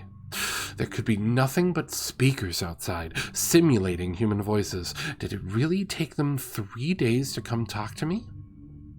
Amy is supposedly out there, along with 2 policemen and a psychiatrist. Maybe it took them 3 days to think of what to say to me. The psychiatrist's claims could be pretty convincing. If I decided to think this has all been a crazy misunderstanding, and not some entity trying to trick me into opening the door. The psychiatrist had an older voice, authoritarian, but still caring. I liked it. I'm desperate just to see someone with my own eyes. He said I have something called cyberpsychosis, and I'm just one of a nationwide epidemic of thousands of people having breakdowns triggered by a suggestive email that got through somehow. I swear he said got through somehow. I think he means spread throughout the country inexplicably, but I'm incredibly suspicious that this entity slipped up and revealed something. He said I am part of a wave of emergent behavior, that a lot of other people are having the same problem with the same fears, even though we've never communicated. That neatly explains the strange email about eyes that I got. I didn't get the original triggering email. I got a descendant of it. My friend could have broken down, too, and tried to warn everyone he knew against his paranoid fears. That's how the problem spreads, the psychiatrist claims. I could have spread it, too, with my texts, instant messages, emails to everyone I knew. One of those people might be melting down right now, after being triggered by something I sent them, something they might interpret any way they want. Something like a text saying, "Seen anyone's face-to-face lately?" The psychiatrist told me that he didn't want to lose another one, that people like me are intelligent, and that's our downfall. We draw connections so well that we draw them even when they shouldn't be there. He said it's easy to get caught up in paranoia in our fast-paced world, a constantly changing place where more and more of our interaction is simulated. I have to give him one thing. It's a great explanation. It neatly explains everything. It perfectly explains everything, in fact. I have every reason to shake off this nightmarish fear that something or consciousness or being out there wants me to open the door so it can capture me for some horrible fate worse than death. It would be foolish after hearing that explanation to stay in here until I starve to death just to spite the entity. That might have got everyone else. It'd be foolish to think that after hearing that explanation, I might be one of the last people left alive on an empty world, hiding in my secure basement room, spiting some unthinkable, deceptive entity just by refusing to be captured. It's a perfect explanation for every single strange thing I've seen or heard, and I have every reason in the world to let all of my fears go and open the door. That's exactly why I'm not going to. How can I be sure? How can I know what's real and what's deception? All of these damn things with their wires and their signals that originate from some unseen origin. They're not real, I can't be sure. Signals through a camera, faked video, deceptive phone calls, emails, even the television lying broken on the floor. How can I possibly know it's real? It's just signals, waves, light, the door. It's bashing on the door. It's trying to get in. What insane mechanical contrivance could it be using to simulate the sound of men attacking the heavy wood so well? At least I'll finally see it with my own eyes. There's nothing left in here for it to deceive me with. I've ripped apart everything else. It can't deceive my eyes, can it? Seen with your own eyes, don't trust them. Wait.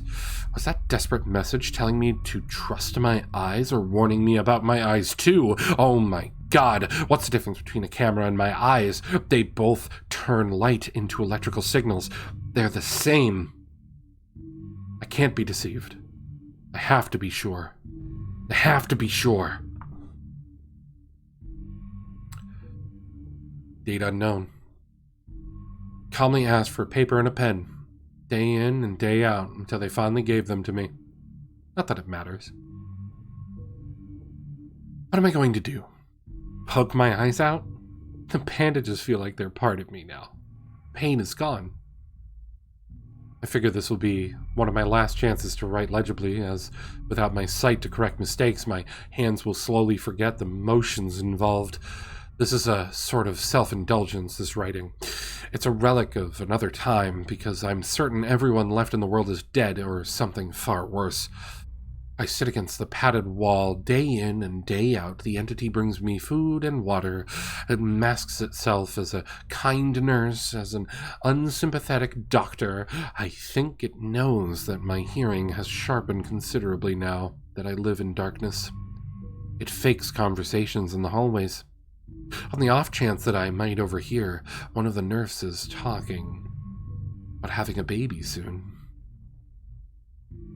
One of the doctors lost his wife in a car accident. None of it matters. None of it is real. None of it gets to me. Not like she does. That's the worst part. The part I almost can't handle. The thing comes to me, masquerading as Amy. Its recreation is perfect. It sounds exactly like Amy, feels exactly like her. It even produces a reasonable facsimile of tears that it makes me feel on its lifelike cheeks. When it first dragged me here, it told me all the things I wanted to hear. It told me she loved me, that she had always loved me, that it didn't understand why I did this, that we could still have a life together, if only I would stop insisting that I was being deceived. It wanted me to believe, no, it needed me to believe that she was real. I almost fell for it. I really did. Doubted myself for the longest time. In the end, though, it was all too perfect, too flawless, too real. The false Amy used to come every day, and every week, then finally stopped coming altogether. I don't think the entity will give up, though. I think the waiting game is just another one of its gambits. I will resist it for the rest of my life if I have to.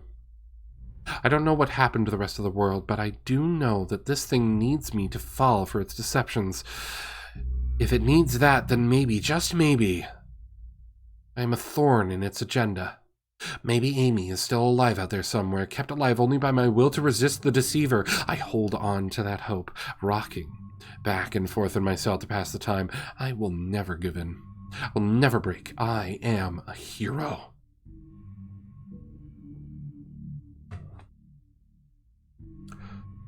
The doctor read the paper the patient had scribbled on. It was barely readable, written in a shaky script of one who could not see.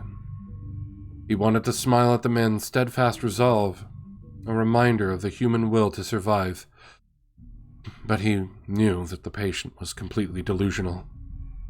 After all, a sane man would have fallen for the deception long ago. The doctor wanted to smile. He wanted to whisper words of encouragement to the delusional man. He wanted to scream, but the nerve filaments wrapped around his head, into his eyes, made him do otherwise. His body walked into the cell like a puppet, told the patient once more that he was wrong, and that there was nobody trying to deceive him.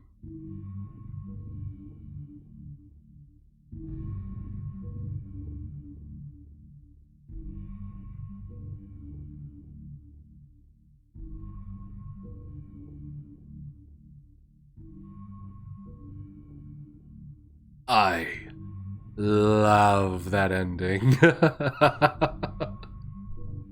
That was good. That was good. I thought this was going to dive into just the man being crazy, and it did, but he was right.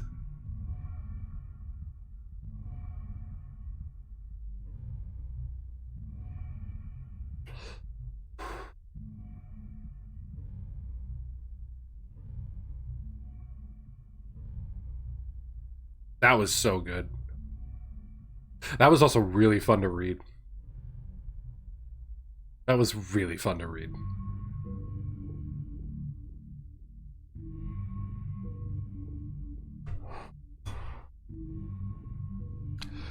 Not only was that fun to read, but I love that not only has this man completely fallen into insanity, but he's also fallen into it for being correct. That was so good. That was so good. Those of you who are here for the stream, what were your favorite stories of tonight? Thanatos, your favorite was Nighty Night? That one was a good one too.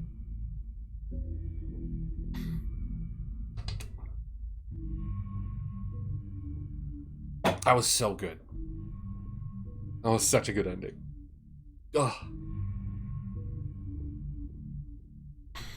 I don't know what it is, like, even though when it comes to psychological horror stuff that I can get so easily triggered by it, I still love it. It's weird.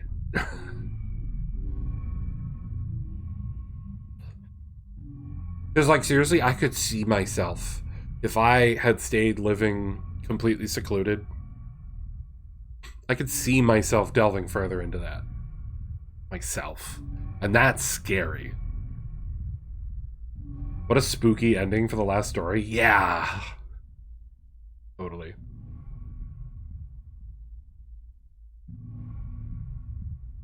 And not to mention that, like, so many people can sort of relate a bit to it now.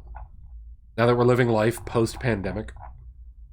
Even though, you know, COVID's still a thing. I'm not saying it's not. Trust me. As someone who is still suffering from it all this time later. I just feel like this story, which was written in 2010, can be felt on such a different level for so many people now. Because it's about how your mind is just trapped in that seclusion. And so many people just were secluded a long time.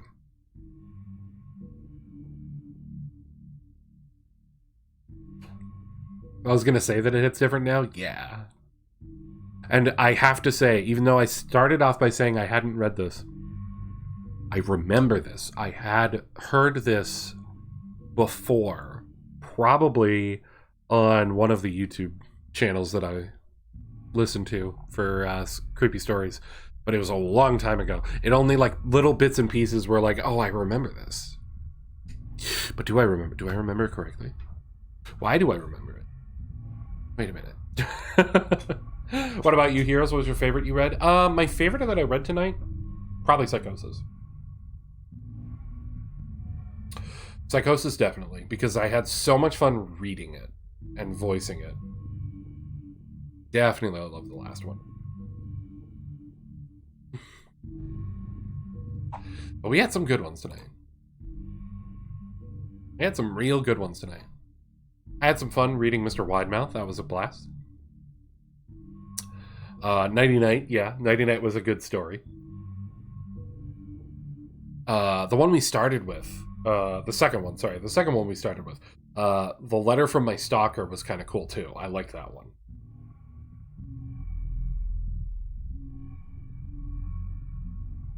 Terror in the Tunnels was alright. I liked the twist away from what it could have been.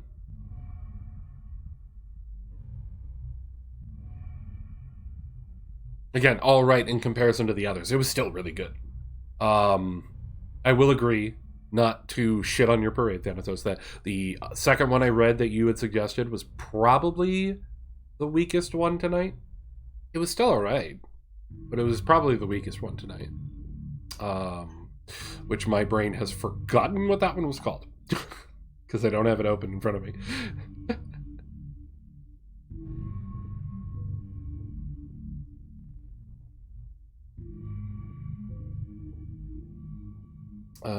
That was what? Don't Turn on the Light? Yeah.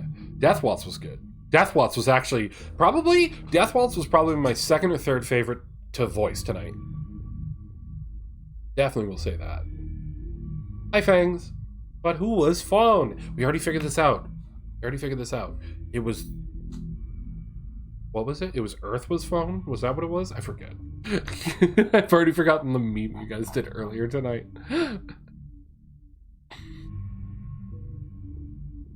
Ah, and I can't scroll that far back. Damn. The Earth was phone.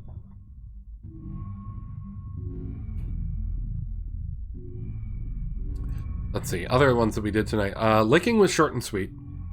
Kind of creepy.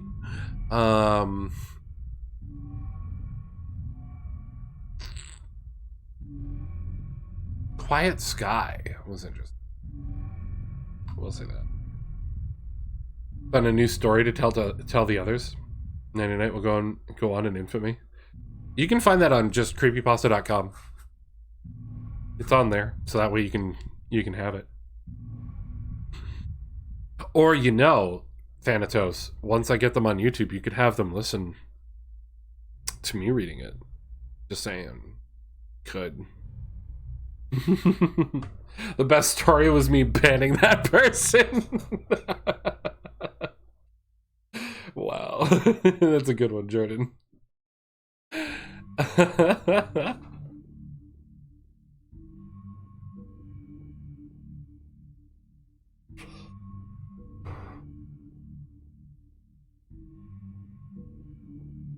Creepiest story of the night.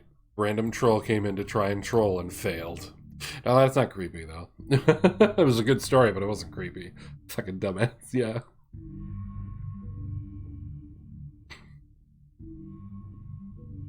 But I had fun with this, guys. I hope you did, too. We will have to see if we can do another one.